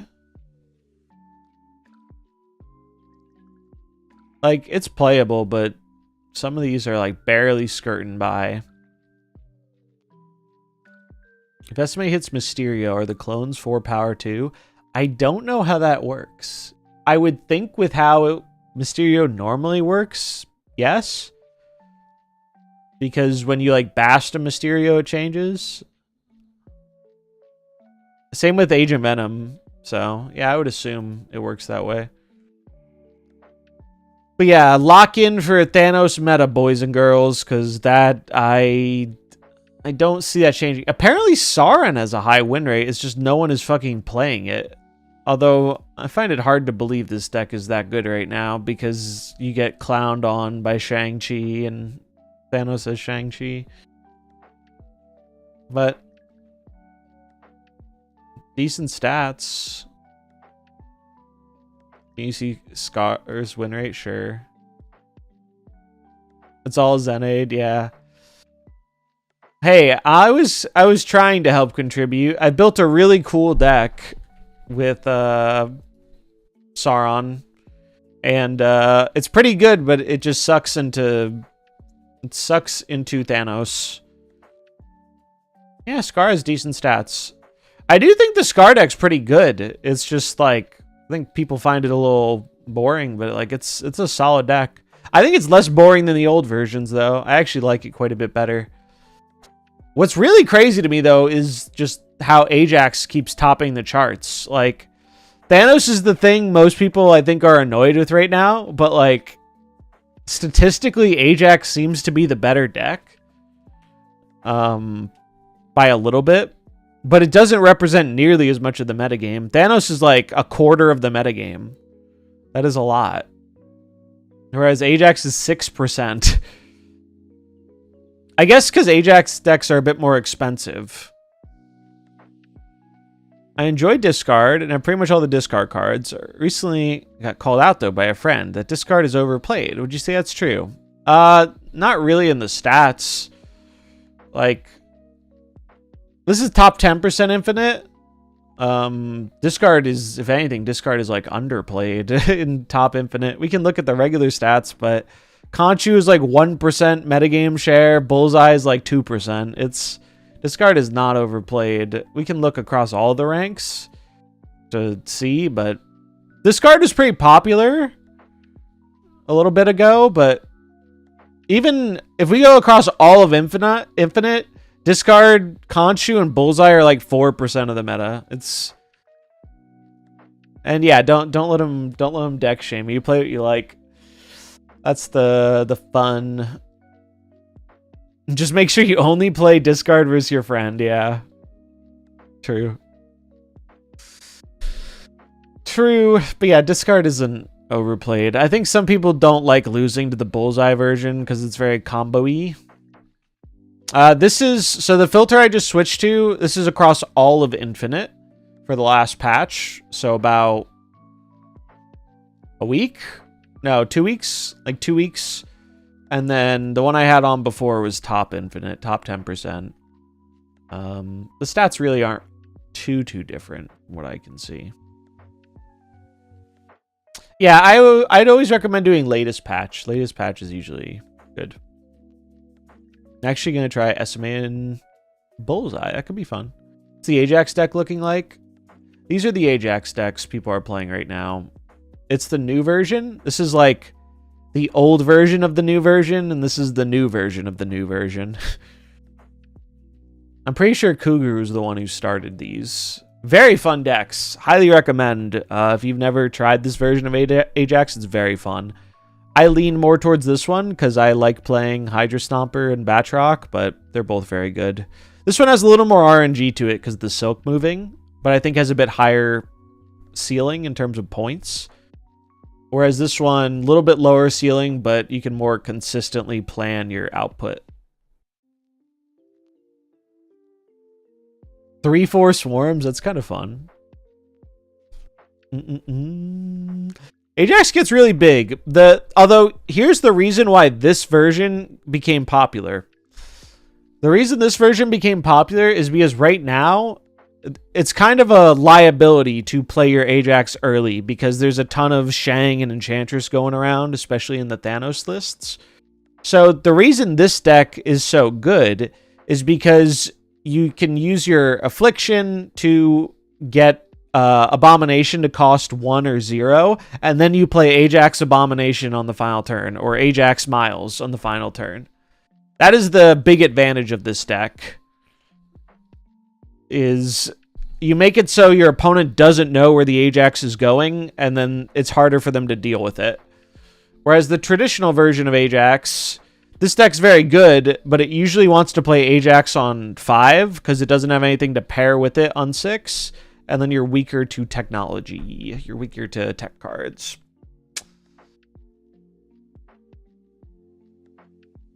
Yeah, and Thanos pumping out all those stones makes it easier to discount the abomination stuff.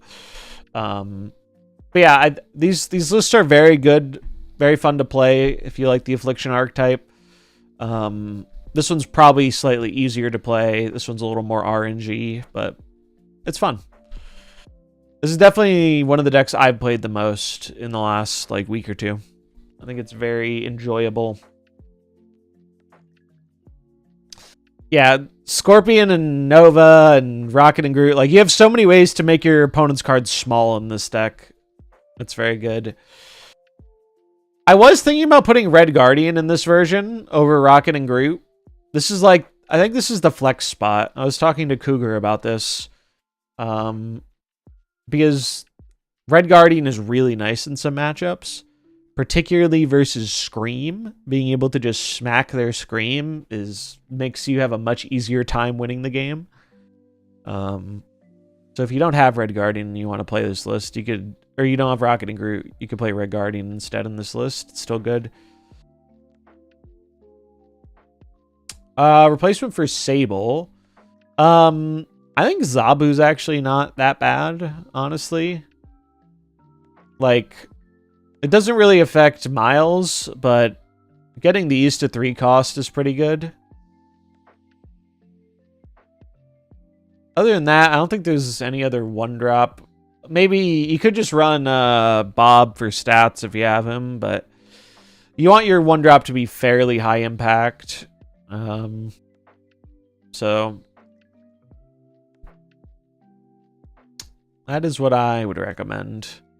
Or if you have the cards for the other version, you can play Batroc. I mean, you could even play Batroc in this version. It's a little worse without Silk, but it's okay. I queued into the move Ajax deck earlier in Conquest. It did not last long. Can we do marbles, please? Yes, someone redeemed it. So we will do marbles. Quick marbles race.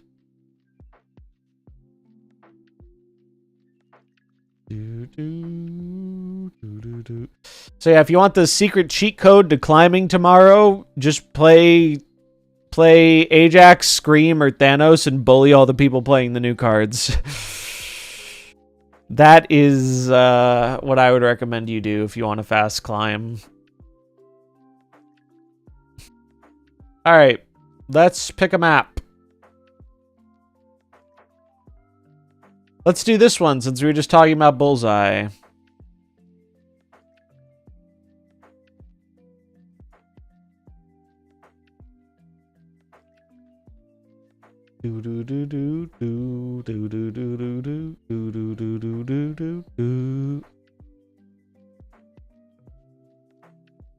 Exclamation mark play to get a marble.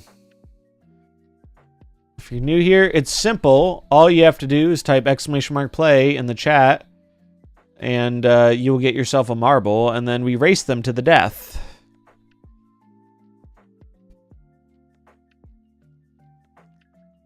Only one marble can be champion, though. Who will it be? Whoa, Calibrix is a cool skin. I haven't seen this one before. I love how marbles has become such an integrated part of the stream that we have people with skins. All right, 60-second countdown is a go. Get in while you can. Is that an oven? An oven? Where? I don't see an oven. There's a bullseye though. The name of the map. Yep, Perry does bingo. I do marbles. MarvelSnap, baby. I'd love if someone made like a snap theme marble map. That'd be fun. I want to make a custom map at some point. I haven't done it yet though. Yeah, I need to do the weekend drops. Oh, one of the marbles looks like an oven? Oh, do you mean the one in the box? No, this is Absolute Cardboard's official marbles collectible. It's first edition. Like the first edition badges we never got. All right, good luck. Roll out. Here they go, and they're off.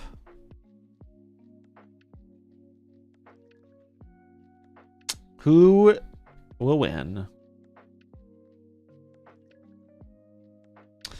Witch's Apprentice with an early lead, but getting a little stuck on the obstacles. Lakers Statman looks like he's in the lead now. Oh, but he overshoots it a little bit. Still holding down the lead. Oh, Mert taking the lead. But Lakers Statman's going to say, no, sir. And just immediately get through one of the Ferris wheels without any obstacle. This might be his run. This might be his run, chap.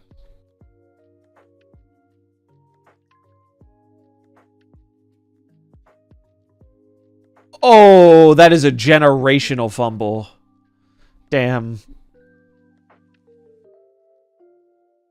Oof. Bro's earning the Laker part of his name. Many marbles are falling to their death. Ojin, Kami Shin. Holding down the front spots. Too soon. Yeah. Well, we have a nice little collection of marbles here. Who's going to be our first place winner? And more marbles keep dive bombing off the map.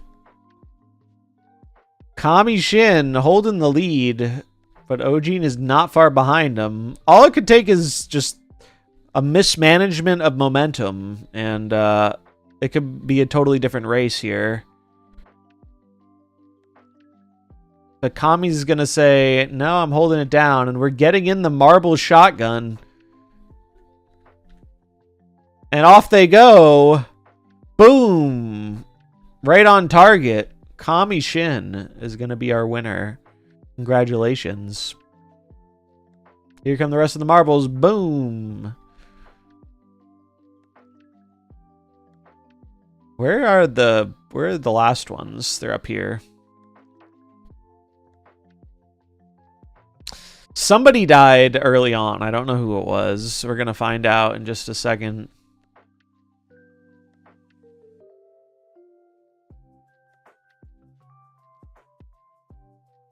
Pew, pew, pew. Kamishin with the W, earning that sweet, sweet VIP badge. Enjoy it. Congrats to our top finishers, Kami, Ojin, Omert, Cyrus, Emma, Dagooch, Neil, Bash Dazzle, Jester, and Gojira. And 07s to Atru playing. Our first elimination. There must always be a sacrifice to appease the gods of the Marble Realm, and today that sacrifice is Atru. So we will give them our 07s, salute them, or remember them. We wish them good luck, Godspeed, and we'll see them on the other side of the void. Thanks for playing. Better luck next time.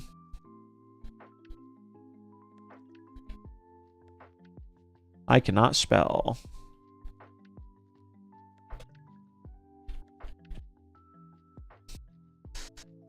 And that is Marbles, ladies and gentlemen. Thank you for playing. I hope you had fun.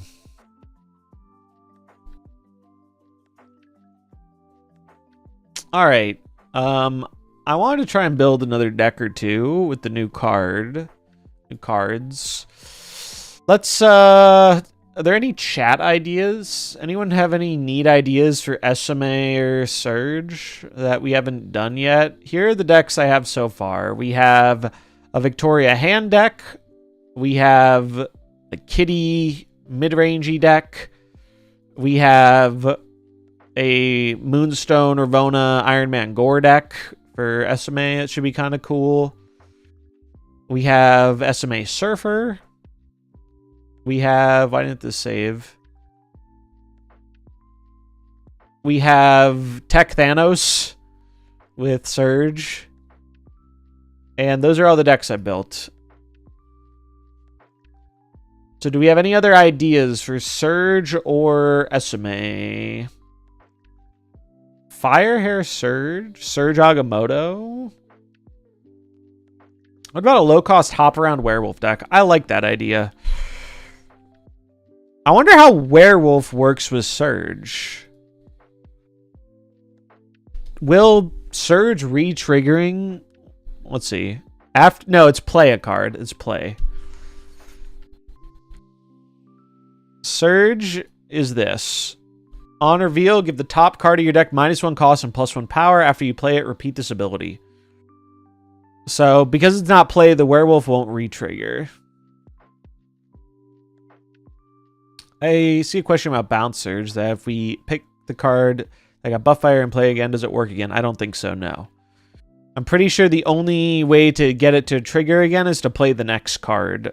Like, I don't think if you have Kitty Pride and you play Kitty Pride and then you play it again, it'll reproc. Seems unlikely. So maybe just like a werewolf bounce. So we'll do Miss Nico.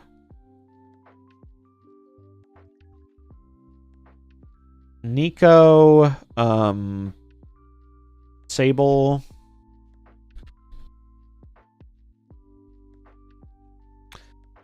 Let me see if I can find a reference for this. Werewolf by Night.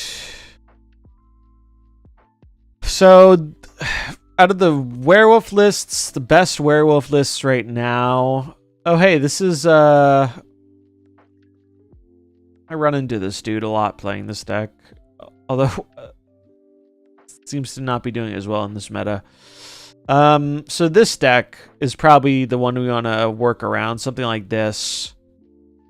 And Surge seems quite good in this. Maybe we run Surge over Shadow King in this list. Just go no tech. Just try and do bigger points.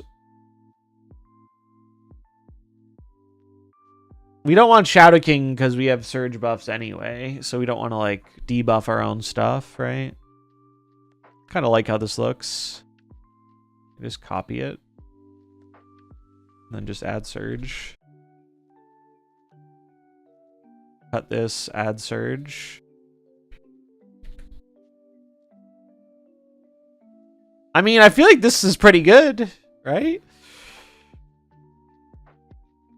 I feel like that looks pretty solid. A lot of cheap cards, so it's easy to play stuff with Surge.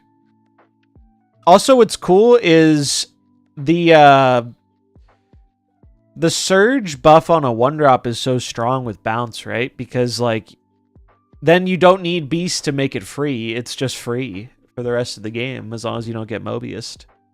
I think maybe we want Red Guardian instead of Sage. Sage is bigger, but Red Guardian can kill opposing Surges, you know? Standard new card cooking added to an existing deck. True that. I'm thinking maybe Red Guardian over Sage. Sage does give us bigger numbers, but Red Guardian is a really nice tech to just say, no Surge for you, opponent. So I might consider that, but other than that, looks like a solid list. Seems like a good way to go with Werewolf, and Surge is a good addition to it. Ooh, actually I have an idea.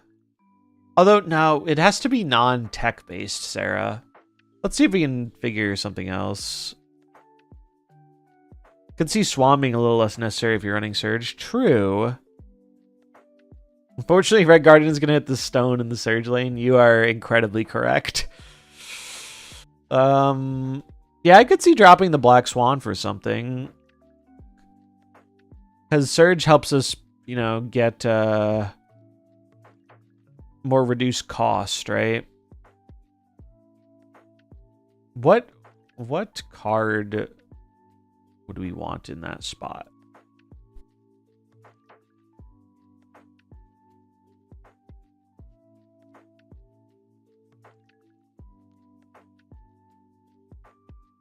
What would be... Oh, we could do Joaquin. The only thing is Joaquin's a little awkward with the werewolf. Also, this is the wrong deck. This one.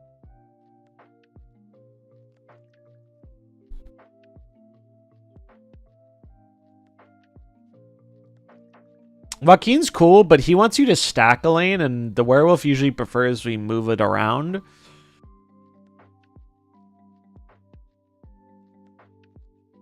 But he's worth considering.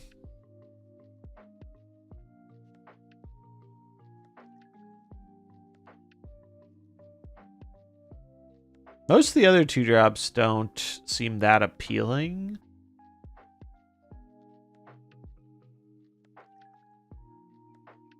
Then just answer the bounce and surge question. Let's just take a look. Let's take a look.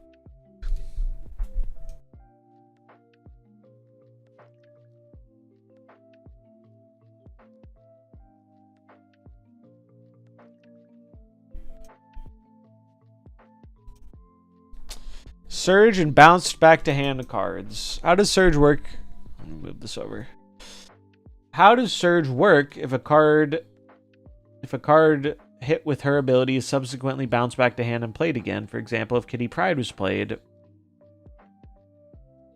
I assume the answer to the above would also apply to replaying the bounce cards with Beast, Falcon, or Toxin.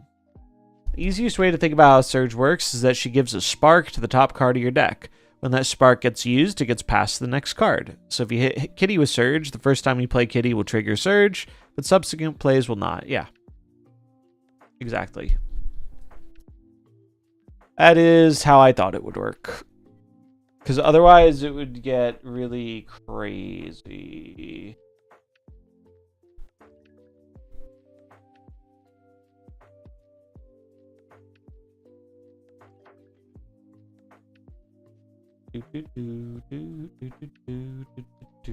Okay.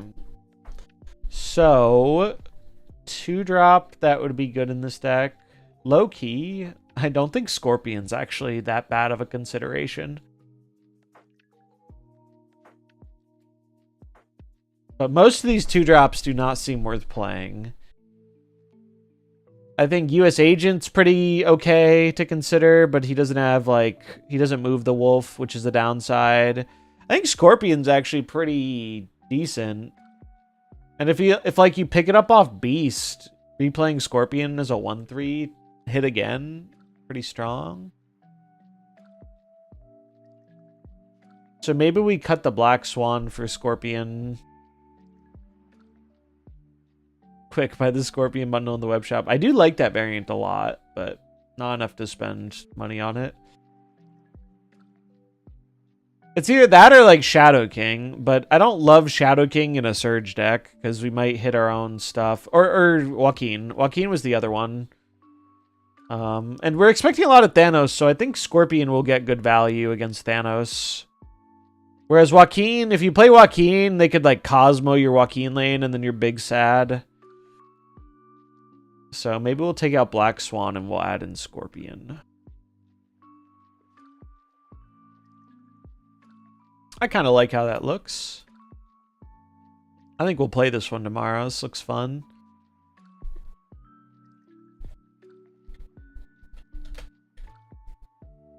Which Marvel character would you most like to be friends with? Definitely one that could fly. Although that probably... I say that, but I don't love heights. So maybe the flying thing wouldn't be a good thing.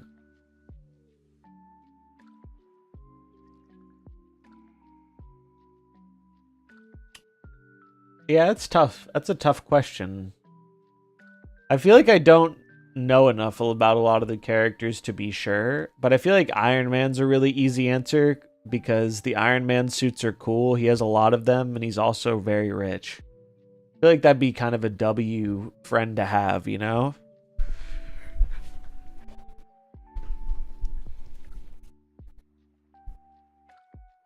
Like, when comparing the benefits of all the Marvel characters, that one seems like it'd be pretty high up there. But it could also just be Arrow, because Arrow is best girl. And her powers are kind of cool.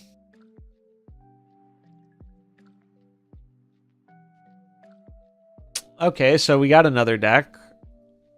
Any other ideas for this?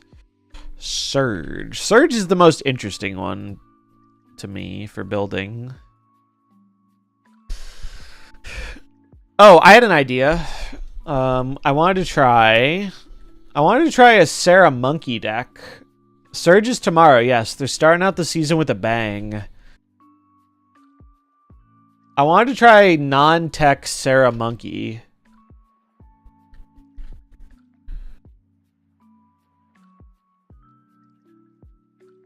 I might even put Agent Venom in this deck.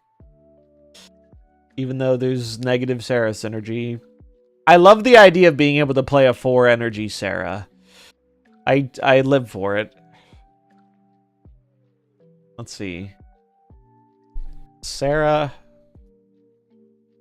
I will say, I have been a big fan of having Untapped. It's nice to just be able to browse all the decks. Nico would be cool. I want to watch the new Spider-Man show. Sarah into the week-long Mobius meta. Yeah. Although, honestly, I feel like Mobius isn't going to be crazy prominent after the first day. But I could be wrong. Because, like, obviously Mobius is good against Surge, but do we think Surge is going to be good enough to make people play it? I mean, he is just good anyway, right? Like, Mobius is good to say fuck you to 5-mana Thanos. Certainly not a bad card. Clearly, I should put Mobius in this deck.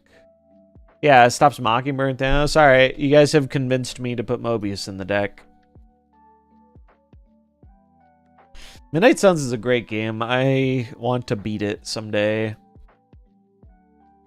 How about SMA Kuko in the Surge Hitmonkey deck? Because you love playing a 4-cost Sarah. A 3-cost one's even better. Yeah, I mean, SMA doesn't seem bad for this type of deck. It's a good... Mysterio's a good hit. Sarah's a good hit. What else would we be running? It does give us a tempo play.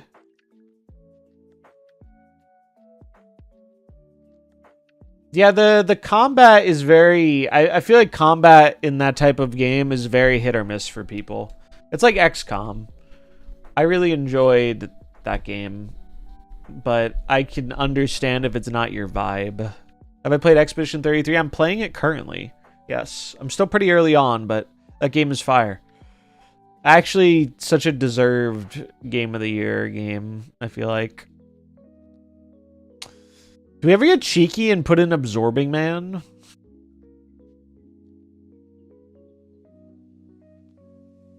Yeah, the combat's fun. I like the combat a lot. I can't wait to see what Expedition 33, the effect that has on the industry. Because I feel like that is going to have a huge effect on future turn-based RPGs, which is cool. Like, it's sick they found a way to make turn-based RPGs more appealing to people who normally don't play that stuff. Yeah, Kitty Hope could... Kitty... yeah, I like Kitty. Let's put in, like, a Kitty package. Because Kitty's really good with Surge. Because free Kitty is just incredibly strong. So put in Kitty. We're going to put in the OG 2-drop Goat. My queen. What's up, Master Puppet? Hope you're doing well. Free Kitty one time only, right? No, it will only proc Surge once, but it keeps the cost reduction. It's like old Beast. Remember when Beast used to keep your cards cost reduced? It's like that. Yeah, like that. I think it's gonna be very strong with Kitty Pryde because of that. I'm thinking maybe Elsa. Sasquatch, maybe. Although, I feel like most of the time you want to save the Mysterio in the monkey deck, so maybe not. Did not realize that's how it worked. Yeah, to my understanding, that is how it works, because this is a permanent cost reduction.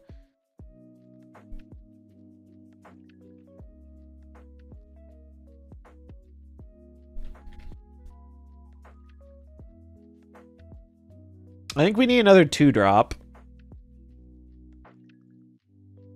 Maybe... Well, we're starting to get some cards that aren't good with Agent Venom.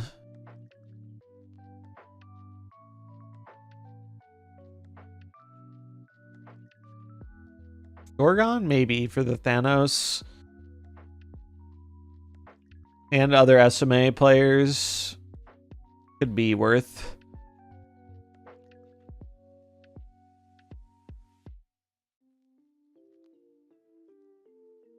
Wow, a lot of these 2-drops are not appealing.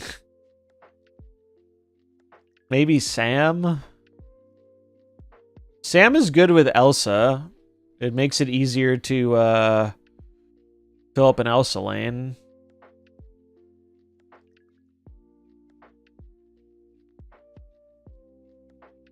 It's just a good 2-drop scaler.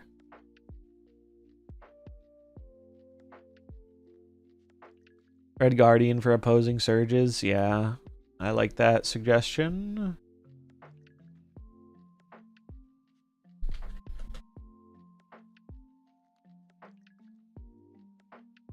Bishop. Yeah, my boy Bishop. Does RG help with surge? Yeah, so if you silence this card or destroy it, it won't keep going because it has to be alive and have text to keep proccing. I didn't think this would be how it worked initially, but it is how it works apparently. If you Moon Girl a card affected by Surge and play them both, does the next card get double value? I would assume so?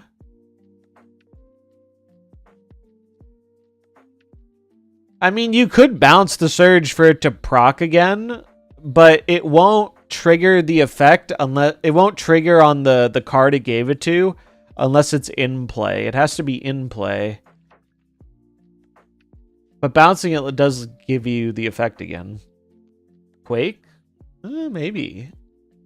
Quake is a nice little surprise tech. They're going to be debugging this card for the next month. Probably not wrong. What's up, Chris?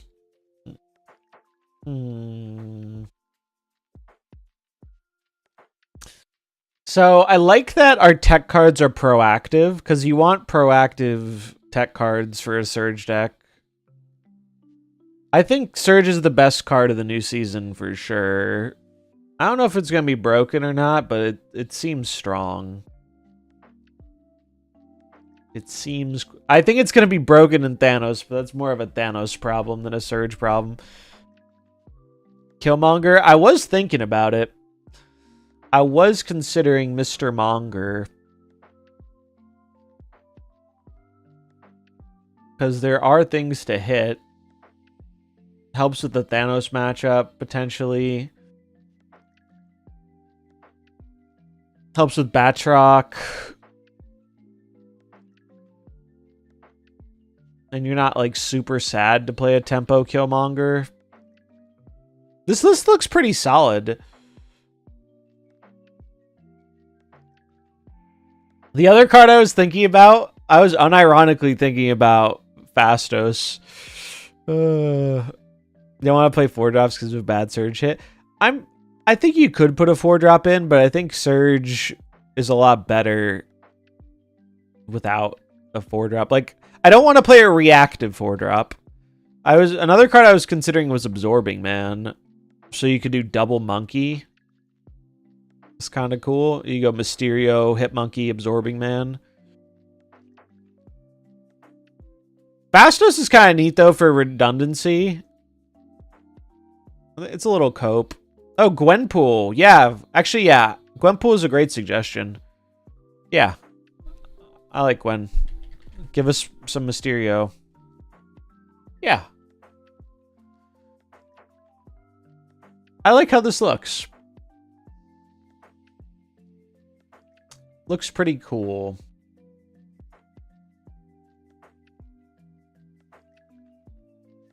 Bum, bum, bum, bum.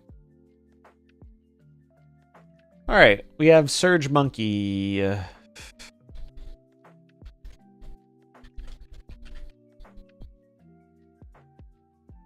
15 splits deep in Galacta and didn't get a single God split. Feels bad, man. Yeah, splitting. It's not as nice as it used to be, that's for sure. Here, I'll show you mine to motivate you. I have a good one for her. Pretty good.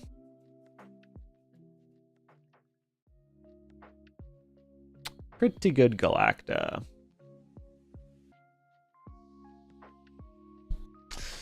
All right, we got another deck.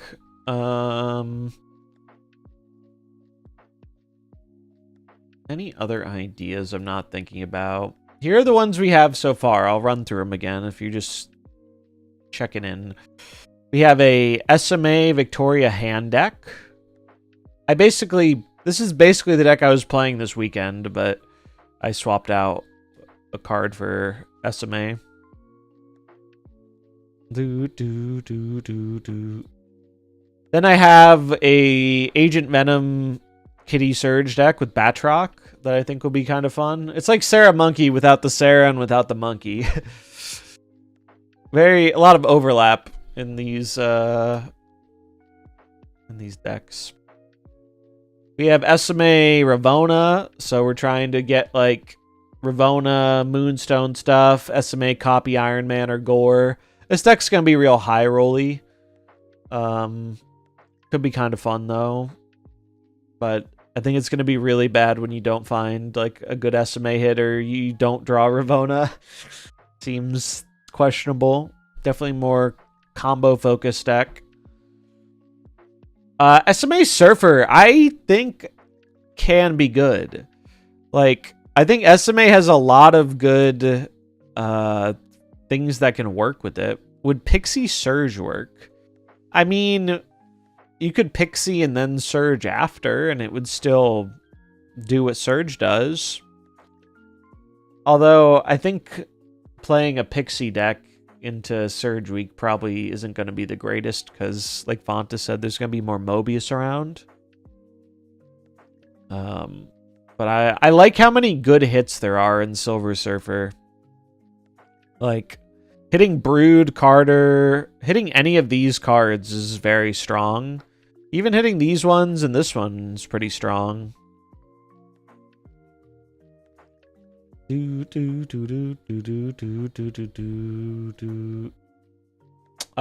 Thanos, this is kind of boring, but it's gonna be very good, I think. I think it is gonna be quite good with Surge in here. We have the Wolf deck we built. We have Monkey. And those are all the decks we've built so far.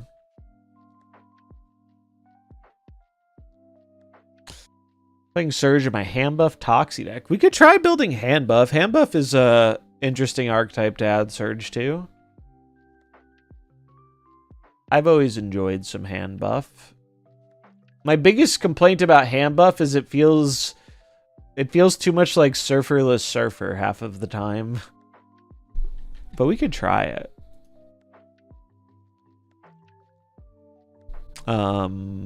Shaw.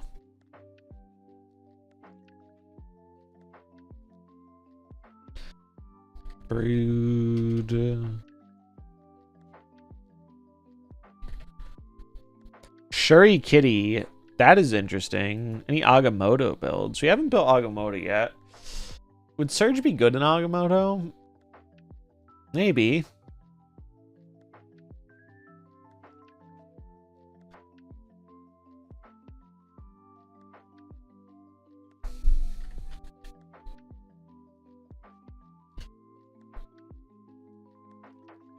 What else does hand buff run?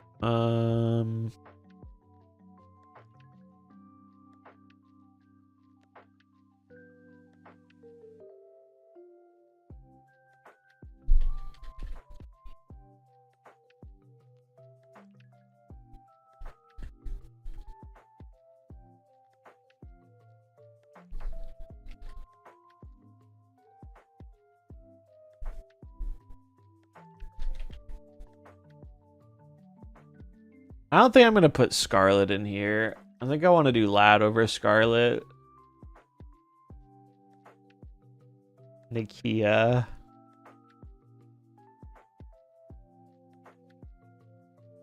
Nico, maybe?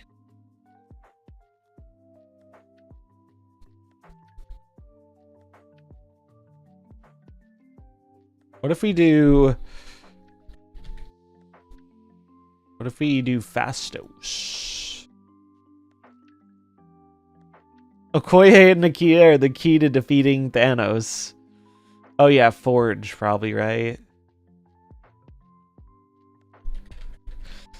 I mean, the curve of this deck kind of makes sense with Surge, right? Like, Surge plus Zabu makes it so these 4-drops are a lot easier to play on 3.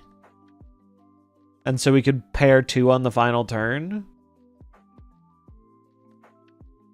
I kind of dig it.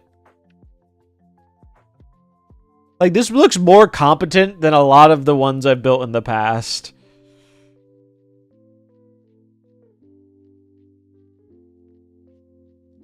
You could put Scarlet for Lad, but I think Lad is probably better on average. Because Lad has the high roll of hitting Sinister or Brood. Oh, you could Lad Surge and then play Surge for 1.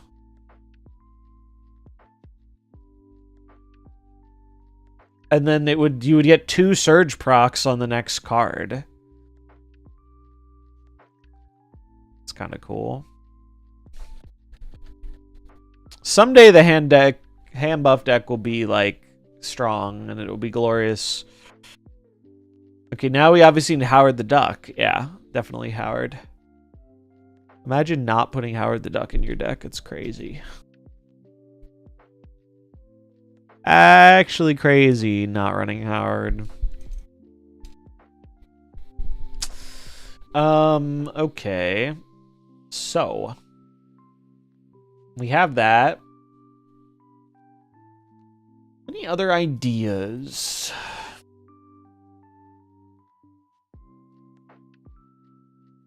Surge, Galactus, Nimrod. I mean, we could do a Galactus deck, but Galactus is so very not good right now.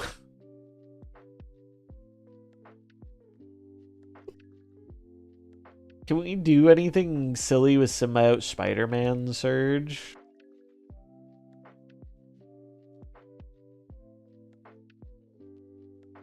Wait. No, it wouldn't double. I was thinking, what if you Surge, you draw Symbiote Spider-Man, you play it, trigger Surge, you activate it onto the Surge to re-trigger the Surge. It would get you a double proc 1 time, but it wouldn't continuously double proc because there'd only be 1 Surge body to... Not good for week 1, but negative Surge. I think if you wanted to put one of the new cards in negative, I'd put SMA in there before Surge. I don't think negative needs what Surge is doing. Whereas SMA can like high roll and get you a cheap gore or something. Surge Grandmaster.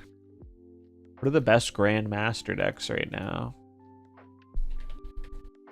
Probably Ajax. Discard an Ajax. Hella. There's like a traditional bounce deck without Wolf.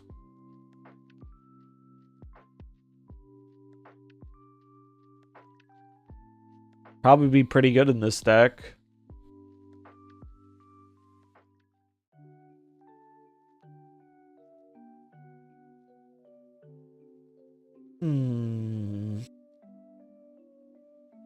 Although it really is just the same kind of deck, just slightly different. But I mean, I would just put Surge in the Spider-Ham spot here and call this a day. Seems good. I think the Wolf one might be better. We'll see. We'll see. That's too similar to what we built before.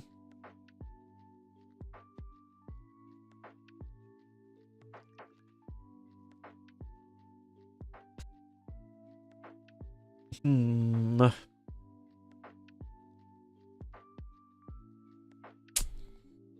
Is there a benefit to building Agamotto with it? I feel like Agamotto has a tough time right now because it is less consistent. Oh, it is not looking great for Agamotto, is it? Low sample. This one seems to be okay, but I think this is just always worse than regular Scream. I think making it less likely to draw your Scream makes your deck a lot worse. I do an ongoing build. I have not done an ongoing one yet.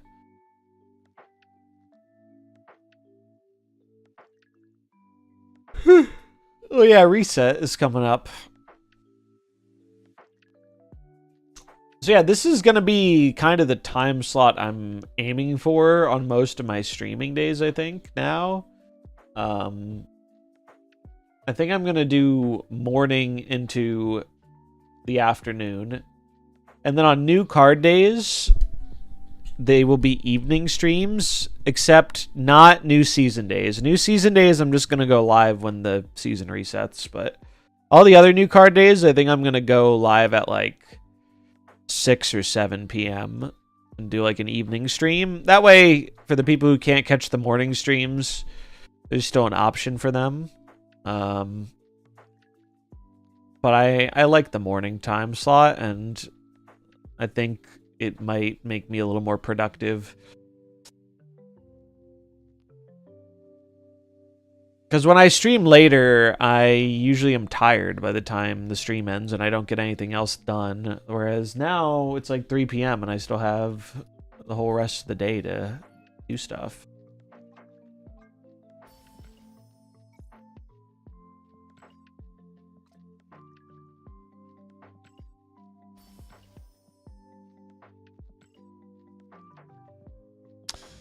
We're going to continue to split the Batroc. Try and get an inked one for my Scream.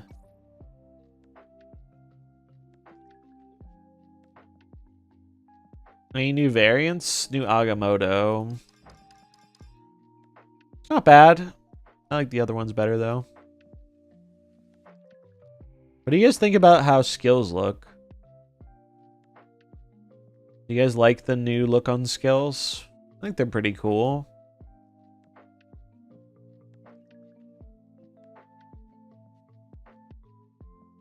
I like how it makes them more distinct.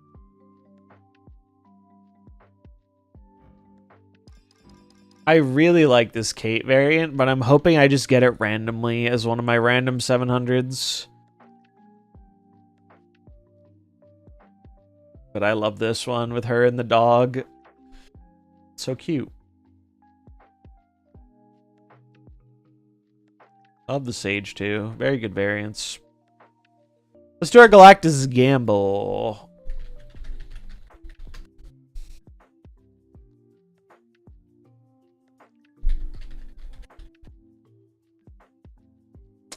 Start prediction. What will we get from the Galactus Gamba?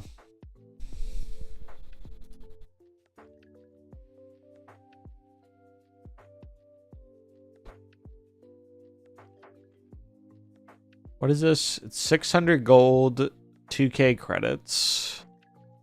Oh, there's an electric. Oh, I see. These are like the season end ones. 1800 gold, 500 credits. The Scorpion. I don't think I need gold, but I have to crunch the numbers.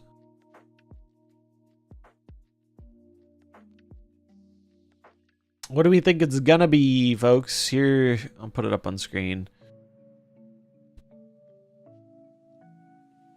What do we think we're gonna get from the Gamba?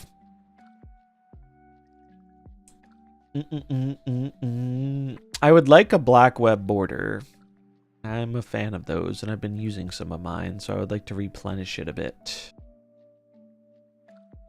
I did get 250 the other week, which was nice. Haven't got that in a while. Well, actually, that was my first time getting it for the new options.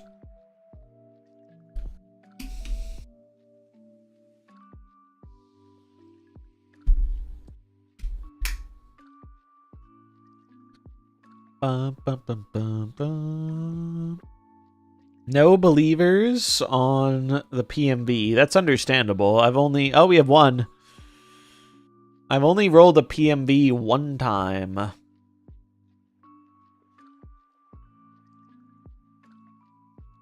Do, do, do, do, do, do.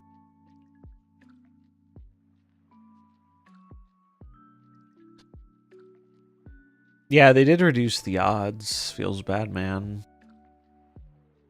All right. Drumroll, please. What's in the box?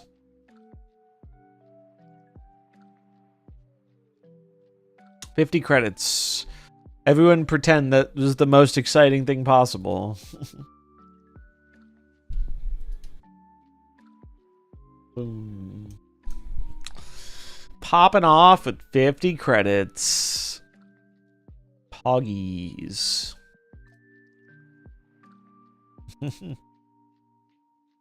So, alright, so we built some decks. I got the video recorded. That'll be going up tomorrow. Yeah, great effort from chat. Great effort.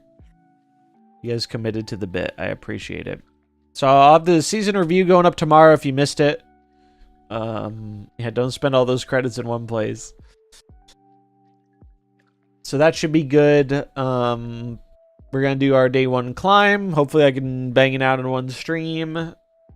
We're going to try and play the new card and have fun with it and hope not everyone follows my prediction of everyone playing Thanos. But we'll do what we can. But yeah, I think that's going to wrap things up for today. 6-hour stream in the books. Good stuff. So we'll be going live for the new season tomorrow at 3. I might start early because I have a sponsored stream thing I've been putting off doing. So I might do that before the season starts and finish that up and then get to snapping. So I think that's the plan. And then the rest of the week, I should be streaming basically around the time I streamed today. So like starting earlier, going to about reset time is the plan. But thanks for hanging out. It was a fun one. I'm going to find someone to raid. Send you guys to...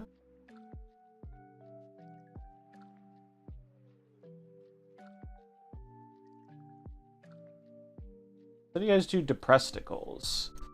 As their name makes me laugh. Raid. Show them some love. Spam some emotes if you got them. Follow if you're not. Check out the YouTube. All that social media, whatever stuff. You know the deal. And have a good rest of your day. I'll see you tomorrow. Bye.